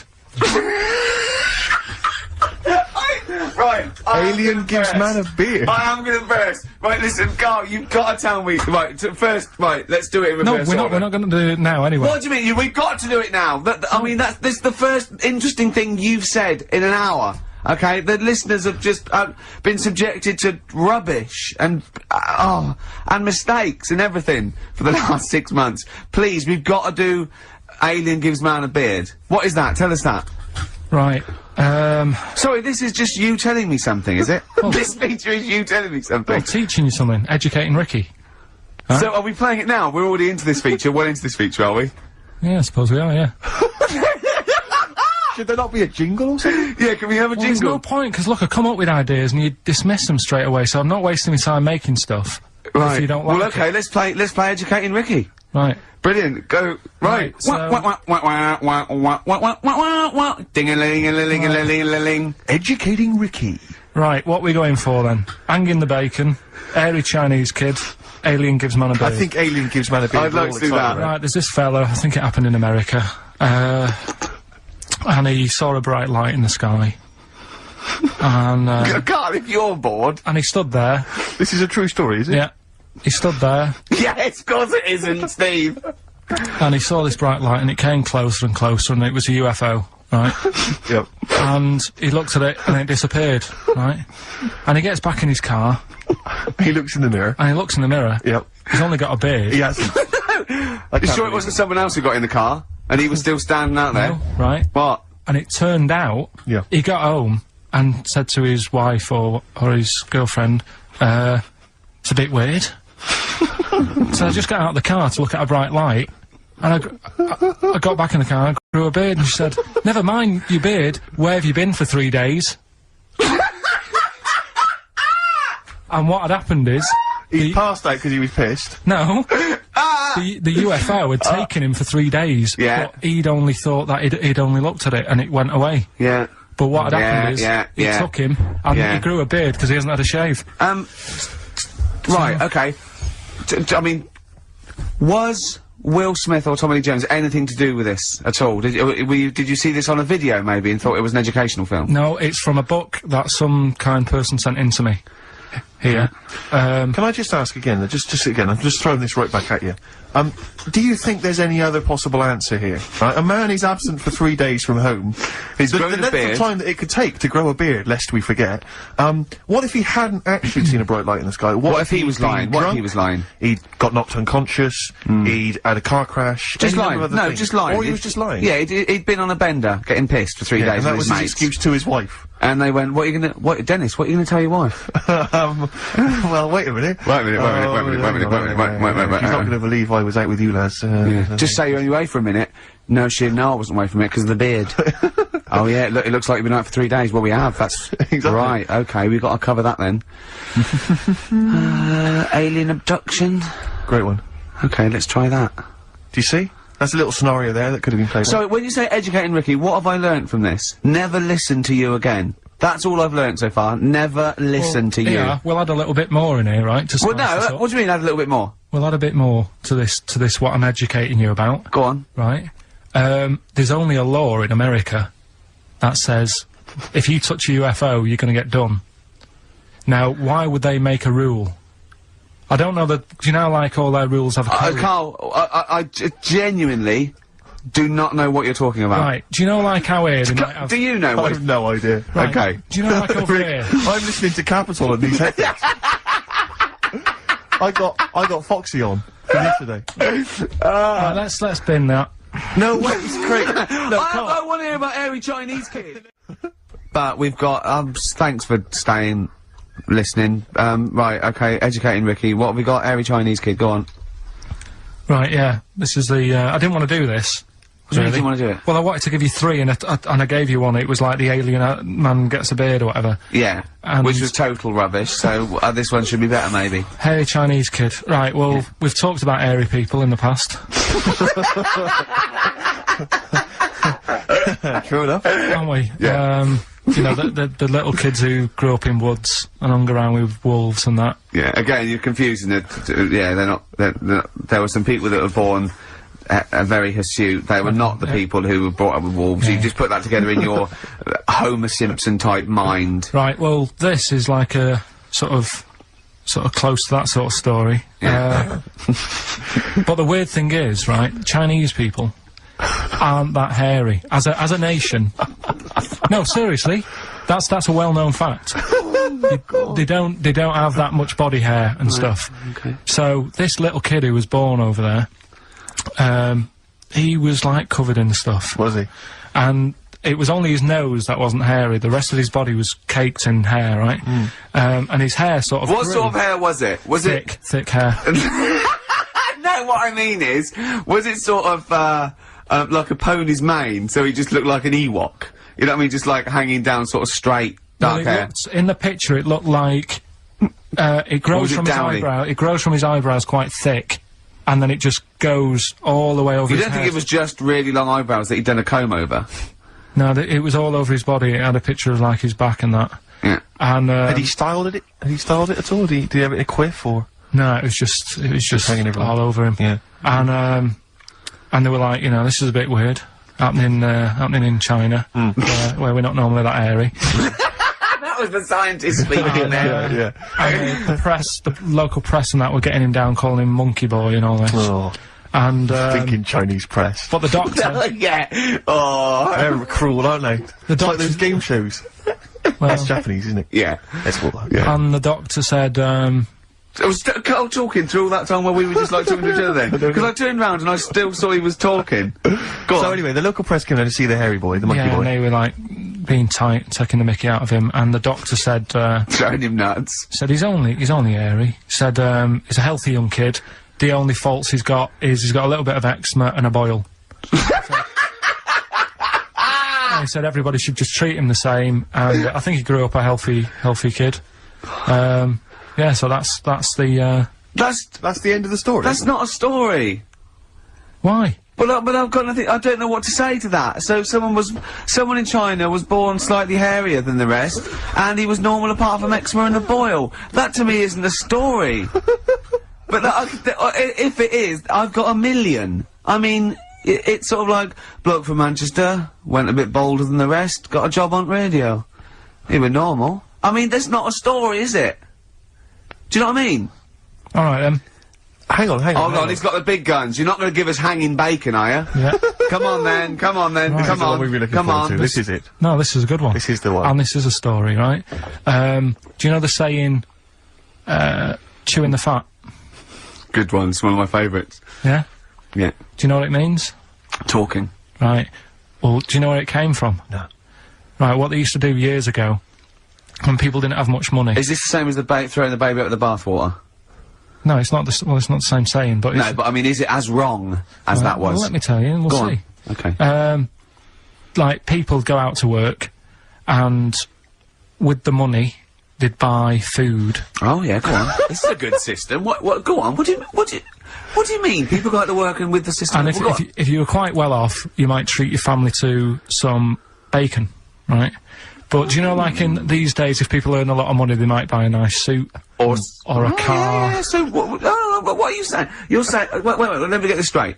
You're saying that you go out to work and get money to buy things to live, and if you get sort of enough money to live and you've got some left over, you might treat yourself on like a suit or a car or something. Is that what you're? Yeah. Oh, but back then, if they earned money, they'd say, "This is olden times." Yeah. Okay. Let's get some bacon in, right? And what they'd do, they'd hang it in the kitchen. What, to show it off? To show it off to all the neighbours and friends. Because if you had hanging bacon, it was like, he's doing alright for himself. Yeah. Some lovely bacon. So they had loads of bacon hanging up, and people would come round, right? And whilst they stood in the kitchen talking about whatever they're talking about... In olden times. They'd say, do you want a bit of rind? And they'd rip a little bit of rind off, and whilst they're having a chit-chat... Chewing the fat. Chew on the rind. Well, I think that's probably true. I haven't heard that, but that one to me sounds true. Do you see the difference between that one and... a man was abducted and grew a beard? Can you see the difference in why I accept that story? Different stories for different things. Different stories for different things! So, see, that's a nice story, if it's true. I don't know if it's true, I mean, but it seems totally possible, viable, quite interesting. I won't be quoting that myself until I've verified it. But that's, you know, I won't be telling anyone the bloke got in the car and he had a full-faced beard. Why has his car been towed away? Because it was a quiet road. It wasn't in the way. So. Are you filling in the blanks again? That wasn't in the book, was it, that you read? See, that's the thing. Sometimes I think you make up bits of the story as though they were fact. That doesn't seem right. Well, that's all you can do, innit? So that's educating Ricky, will we? Brilliant. Do that next week. That is brilliant. No, I think that was good. I did. I mean, I enjoyed that. I learned something from that. I mean, I want to get. I mean, this is all from one book, is it? Yeah. That's an interesting book. With the, I don't want to dwell on it, but with the hairy Chinese kid, what did they say about that? What was the, I mean, was it once there was born a kid who was slightly more hairy than everyone else? But yeah, it's all right. He only had a boil. How did they word it? How did this capture your imagination?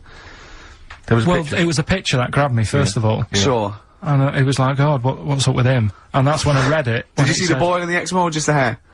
No, you see, because his face is like, just under his eyes is sort of nice and smooth, and his nose is sticking out, and that's not hairy. But the rest of him, it looked like he had the sort of a balaclava on or something. And then I read on, and it's like, this is a hairy kid in China. Yeah. Yeah. So. Yeah. Okay, good. Anything else in there? Because, I mean, I like that. We'll do more of that next week. How is that alongside, hanging bacon, alien abduction, a hairy Chinese kid, and, a little interesting fact about the derivation of a phrase? What do you mean? He didn't understand a word of that. So, last week we started good sort of play on words that we had going. Go on. The well-known film Educating Rita. Yeah. That's become, thanks to Karl Pilkington's brain, it's become... I've tweaked it a bit, and now it's Educating Ricky. Brilliant. Right? And that was a new feature we started last week, if you weren't listening, where I teach Ricky stuff. What did you teach me? Taught you about that little Chinese hairy kid. Yeah, you didn't teach me anything. You said there was a kid that was born that was slightly hairy than other Chinese people. Where the saying "chewing the fat" came from. I enjoyed that. Was good. That was interesting. Good. And a man who had a beard because he was being abducted 3 days. Again, that was rubbish. Lest we forget. That taught me more about you than about alien abduction. But what happened last week is, go on. We sort of talked about it all in one go. And you can't... Whereas this week you've done what? You've spread it out over the show. Well, I've spread it across the 2 hours, because I always found that if you try to be taught too much in one go, you just can't take it in and it'll be wasted. Is that your experience of school? Yeah. They taught you in 3-minute bursts. Yeah, and not every day. Yeah. Every other When month. you felt like it. Yeah. Right. So that's what we're gonna do. Right. So we've got Educating Ricky coming up. That's Educating Ricky across the 2 hours. Okay, look forward to and that. what I do is, I've made little headlines again. And you decide which story you want to go for first. Well, give me the first headline. No, not yet. We'll do that in a bit. Give me a teaser. Hang on a minute, I'm telling you what else. Right. So. Okay. The way this works is... What would you rather be, Carl? I teach you... Superheroes. 3 things. A frog boy. Right. Yeah, that you could leap onto a house, but you had to go first and leap onto a house. You're this frog boy. Right, and that could be useful, couldn't it? That's very useful, yeah. Right, amploid, where you've got your hands and microphones, and you can talk into your hand and your whole body. It's like 100 decibels. You can go, "Oi, come here!" And people can hear you from miles away. Amploid, right? Right? Or sado, right? And that means that you can go out to anyone and go, alright, and they don't know why, they just get fed up for the whole day. Which of those would you prefer? Don't answer now, have a think about it. The frog thing, do I look like one, or...? No, you're just you in your little Ben Sherman shirt and everything, and they go, and people walk along and they go, "Oh, look at that young child on that roof, he's gonna fall, I wish Frog Boy was here," and you go, "Blah." And you go down, you go, "Blah," and they go, here's him! They don't recognise you when you're squatting, they go, "I don't know who you are." And you leap up there and save, and you come back and they go, "Where's Frog Boy?" And you're standing up and you go, "Dunno, he went that way." Yeah, I'd probably have that one. Would you? Go with Frog Boy? Yeah. Okay. That's pretty good. Okay, go on. Right, so, did that just go out? What? All that. Go on, I've got a bad... Hey, look, Rick, Carl's really planned this show. He's really worked out. He came in early, he was writing things down. And there's me just coming up with rubbish and like you that. just talking rubbish. So, Carl, I know you've been thinking this through. What have you got? So, Educating Ricky, we did it last week. It's where I teach you some stuff. But rather than just teach you something, I tease you, so you want to know more, so you want to take in information. Right? So... if only people had taught you like that, Carl. So... And also, it's the name of a film, sort of. Nearly. Coming up soon, Henry VIII and his... Well, how many wives? Come back tomorrow, Carl, to find out. The little headlines I've got to sort of tease you with the story. Yeah, this is gonna hurt me, and I'm not very well. Go on. Right, we've got, So this is what... Sorry, I've just got lost for a minute there. It's Educating Ricky. This is Educating Ricky, and these are the stories that these are the things you're gonna tell him. Yeah. But these are just headline versions. These are headlines, this is not the actual fact. Then I think people will remember things. Okay, alright, so you sort of bullet points. Who can forget hairy Chinese boy? Indeed, I shall never forget that. Yeah. So, first headline, don't do that to it, you know it can't live without an head. I've got no idea. It could be about the French Revolution, it could be about anything. I know what it is! No, you think you do, but... No, it's something I taught you! Is it the fact that cockroaches can live for 9 days without a head? That's part of it, but it's something different as well, that's what I thought we'd bring up. Okay, brilliant. So that's something to... Next one, you won't work it out. If only it was raining. Brilliant. Okay. And the last one, what's tomato with you? What's tomato with you? Yeah. Look how pleased he is. You're obsessed with puns, aren't you, at the moment, Kay? It just works. I think it works. Yeah. We love puns. So, there you go. So which of those are you going to choose, Rick? Oh, well, I'm gonna have to choose. Don't do that. You know it can't live without it. Carl, what's the story then? Right, so what did you say you're going for? You've got your 3 titles, your 3 teasers. Well, I think I'm gonna go for don't do that to it. You know it can't live without an Ed. I'm looking forward to this. Right. So this is Educating Ricky, for those that have just tuned in. Now, something that Ricky told me about when he was educating me was that a cockroach, if you cut its head off, it lives for a week. Yeah. Right? And the only reason it dies is 'cause it can't take on water. Sure. It doesn't have a great time in that week, though, does it? I mean, it doesn't get much done, I don't imagine. It just needs water, and 'cause it can't find any, like its eyes, it eventually dies. Yeah. Right? No. So what? No, it's not, that's not, it's 'cause it can't drink. Anyway. So, have you heard that one about worms? Okay. I have, go on. If you cut a worm in half, a lot of people have said in the past that it'll turn into 2 worms. Right. But that isn't actually true. Okay. Who said that? No, it used to be like, you know, kids at school said it on, kids at school and stuff. Yeah. So that, you know, a lot of people think that. Don't pick him up on stuff, Steve, it's bad enough. Sure. So, but what they can do, if you get a worm, right, and you find out which end its head's at. Right. If you you've got its head there at the left-hand side, right, and if you sort of cut it in half. Right. But not in half. So there's more of its neck than the tail, if you know what I mean. Yeah. Yeah. The bit that you've cut off will sort of die, and the rest of the worm will get better. So in a way, you can cut it in half, and it'll survive, but only one half will survive. Okay. Yeah? What have you learned there? I wish you hadn't chosen that one. I know, because it's nothing, is it? Yeah. You know that joke, how would you tell a worm's head from its you put it in a bowl of flour and wait till it farts. Yes. Right? I told my mate that, right, and he went, what if it coughs? Yeah? Yeah? Yeah. So, there is a bit of truth in that myth of cutting one in half. Where did you get this information? I don't understand where you get this information That was from the Fortean Times. It was like the myth about worms. Yeah. That was the big article that week. Did it take you as long to read that article as it took you to tell us just then? I like the fact that it starts off debunking a myth that we hadn't heard of anyway. Exactly. You know the big thing about cutting a worm in half and making 2 worms? No.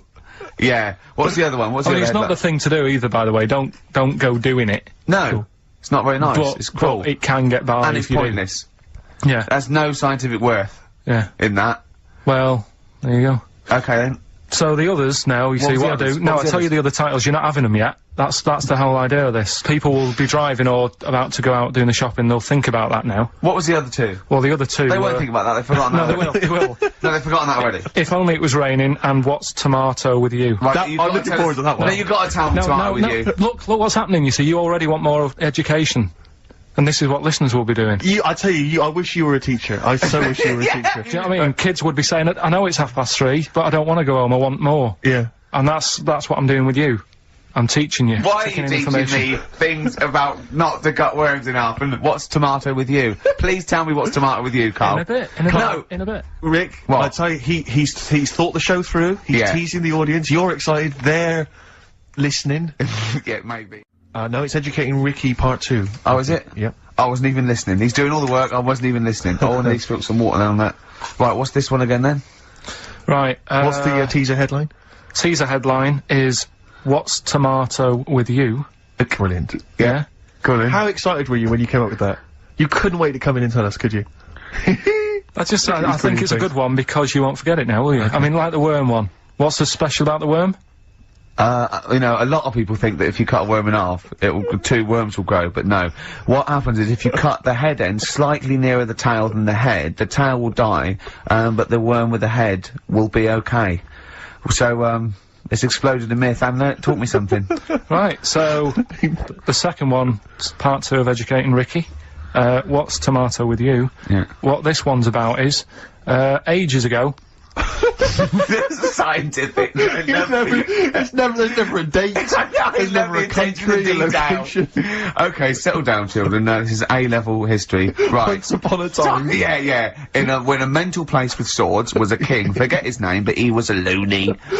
So, and it was literally ages ago. Yeah. So, good luck in the exam. Yeah. Right. So, like, you know, alright, many years ago. Oh, yeah, cleared that up. Go on.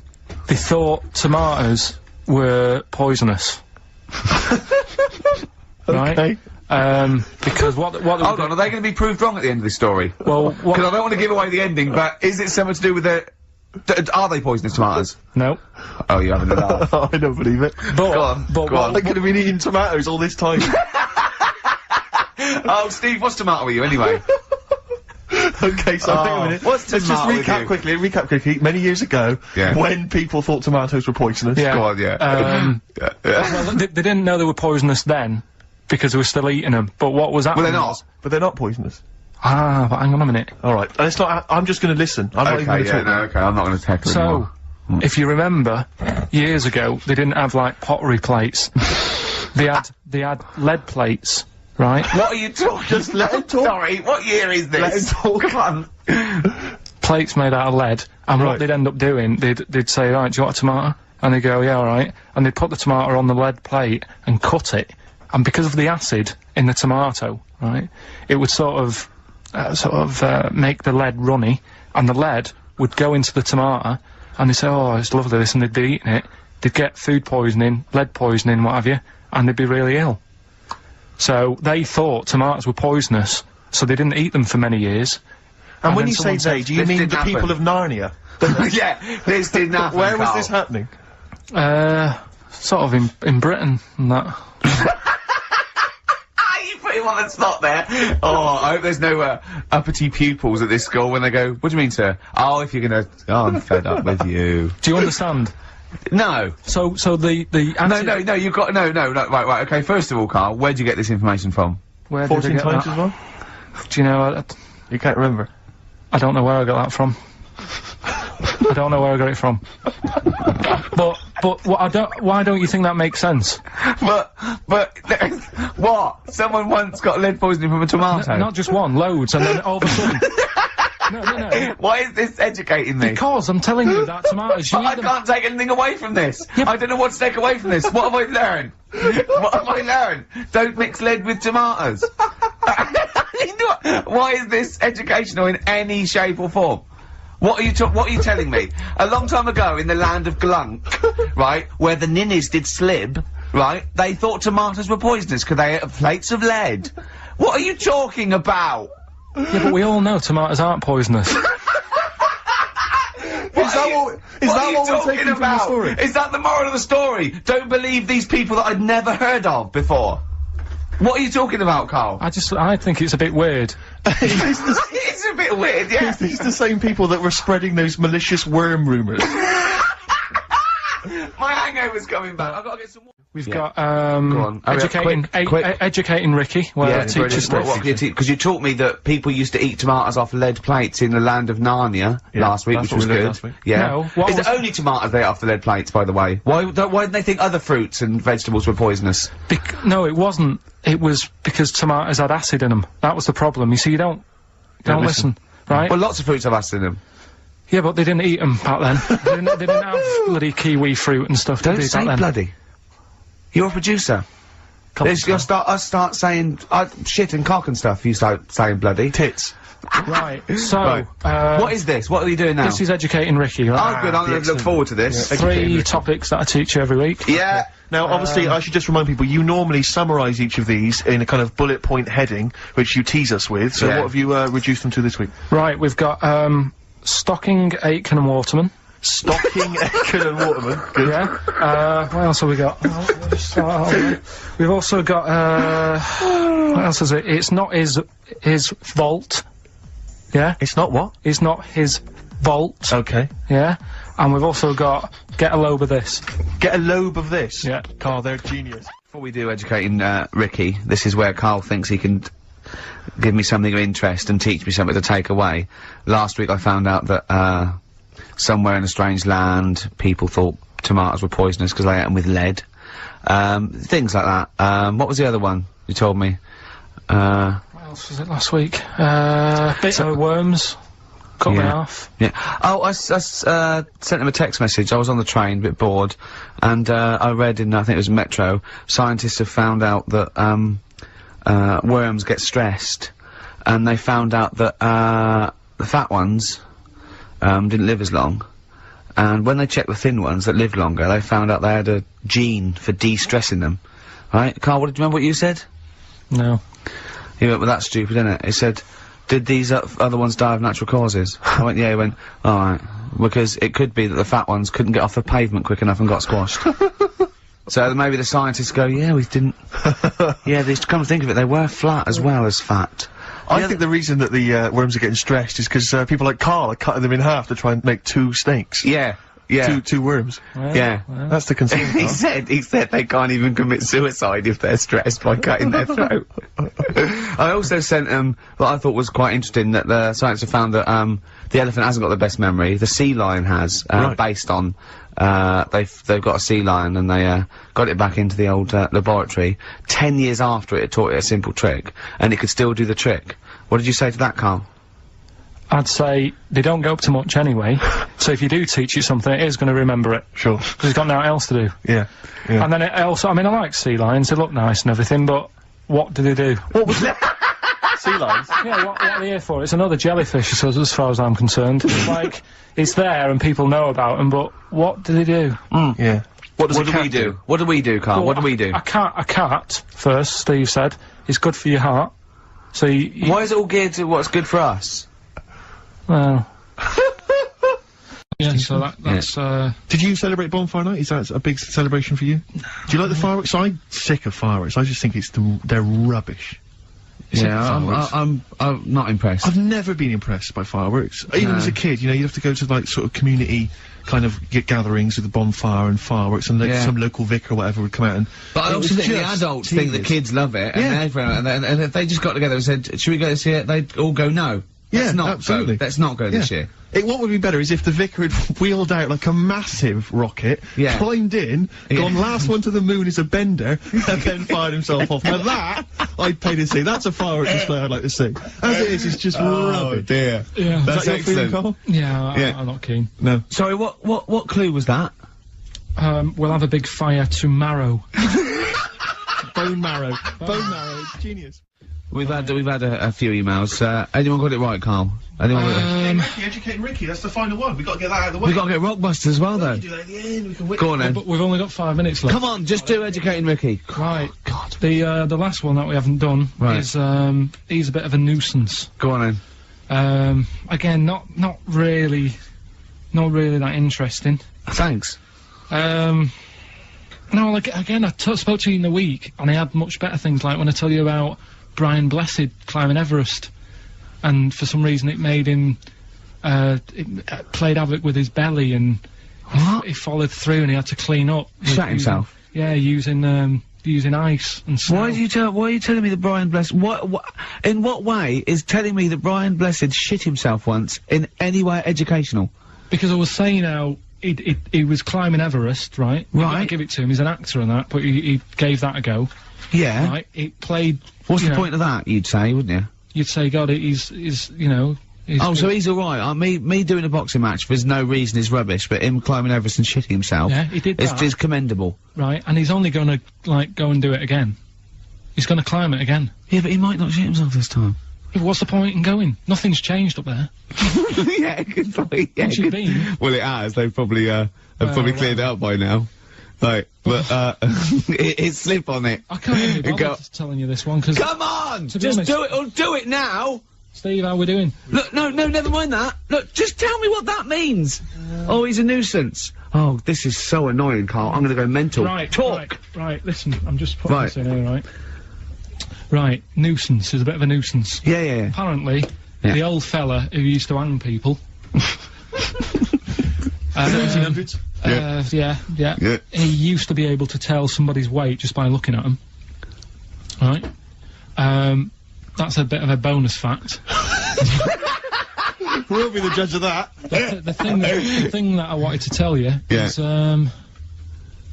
money for old rope, do you know what I'm saying? I can't even be bothered. Yes, you're gonna tell me now. Come on, Carl. I mean it. Basically, money for old rope came from the... right. What was all that about? He can tell someone's weight. What was that bonus for? fact. And blind blessed shitting himself. What are you... What? No, don't you... No, tell me that now. You nearly made me swear then. I'm getting really annoyed. I'm getting really annoyed now. Tell me this back, Carl, or I'm gonna go mental. Come on, Carl, time's running out. More that people, years ago, when people used to be hung, right? Right. If you didn't like the person who's been hung, you'd go, God, I really don't like him. And so you never forget the time. Presumably if they're being hung, we take that as read. Yeah. Well, so they never forget afterwards to get the hangman to get the rope and to cut it up into little pieces, and he'd sell them. He'd sell the little pieces of rope to people. See, Carl, that's the most interesting thing, if it's true, that you've come up with. Right, okay. And so so they sell the rope? They sell the rope, and it's money for old rope. Money for old rope? Meaning, like, you know, God, it's easy to make money, that all they have to do is cut it up and sell it. Karl Pilkington in the chair now, the talked about, the acclaimed Educating Ricky. Right, well, just in case anyone's new, doesn't normally listen, basically, I'm educating Ricky. Do a bit of research in a week, find stuff, news, history, anything that's interesting. 3 stories, I give them a nice little headline, you take your pick. Between now and 3, you're gonna learn 3 things. Yeah? Yeah. So, the headlines are, I'll be no buying one of them. Give us that again. I'll be no buying one of them. Nice, okay. Yeah. We've also got, hippopotamus. Okay. Okay. And, can you believe it? Can you believe it? Well, I'm gonna go for hippopotamus. Hippopotamus? Hippopotamus. Right, well this one, it's, I'm not gonna take the credit here. I heard Christian talking about this on breakfast, right? Because it's a good story that happened. Basically, I don't have to tell you about it last week when we were having our spaghetti. But, No, I think you did. Right, I know what it is. I know what this is. Okay, I've not heard this. Right, there's a little midget. Right, there's a circus. I'm loving it already. Circus going on somewhere. I think it was in America. And, is that present day or old times? I'm talking like in the last 3 weeks. Okay. Right? Little midget, circus, really packed out show, people are loving it. Right, Steve, you'll ask the same question I did, I know. So there's a little midget jumping up and down on a trampoline. That's what a circus is. Right. I pay good money to see it. So everyone's clapping, and he's getting carried away. Because he can't believe he can't believe they're loving it. I didn't know they'd like a little person on a trampoline, but they love me. But you know what it's like when, if there's a crowd of people sort of encouraging you to sort of go higher and stuff. Yeah. And I'm sure he knew it was getting out of hand. But he was jumping and he was coming down, they're all going higher, and he's going really high in the air, right? So he's doing this, crowd are clapping. There's a hippo, right, just sat next to the trampoline, getting ready to come on and do his act. Oh, right, I thought he was in the audience. Getting ready to do his act, Steve. Yeah. So he's a ventriloquist. What do you mean he's sitting by the trampoline waiting to do his act? Because it's... Why does he sit in the dressing room and they go, 5 minutes, Mr. Muss, 5 minutes, Mr. Muss. So anyway, right, so the hippo's there, he's getting annoyed, because the midget's he's going, how can I follow this? How can I, this is really annoying, they're gonna be, oh no. So, he's thinking, he's already done the trampoline, my pogo stick act is never gonna work. Yeah, go on, so there's a hippo waiting. See, it's a great story, and I just know he embellishes it, or he gets slightly wrong. Go on. So there's a midget jumping up and down, the hippo's getting annoyed. The crowd are going mad, the midget's loving it, can't believe his luck. Although you think, he probably knows he's dicing with danger. Yeah. So, next thing you know, they're all saying higher, higher. He gives it one big, like, heavy sort of landing on the trampoline, goes really high, but goes off at a funny angle. Oh. Hypotenuse. Okay. Yeah. And sort of flies up. Sure. Flies off at a funny angle. Ooh, dear. Hippo's there, swallows him whole. Crowd are clapping, thinking that's why the hippo was waiting there. Rubbish. Rubbish.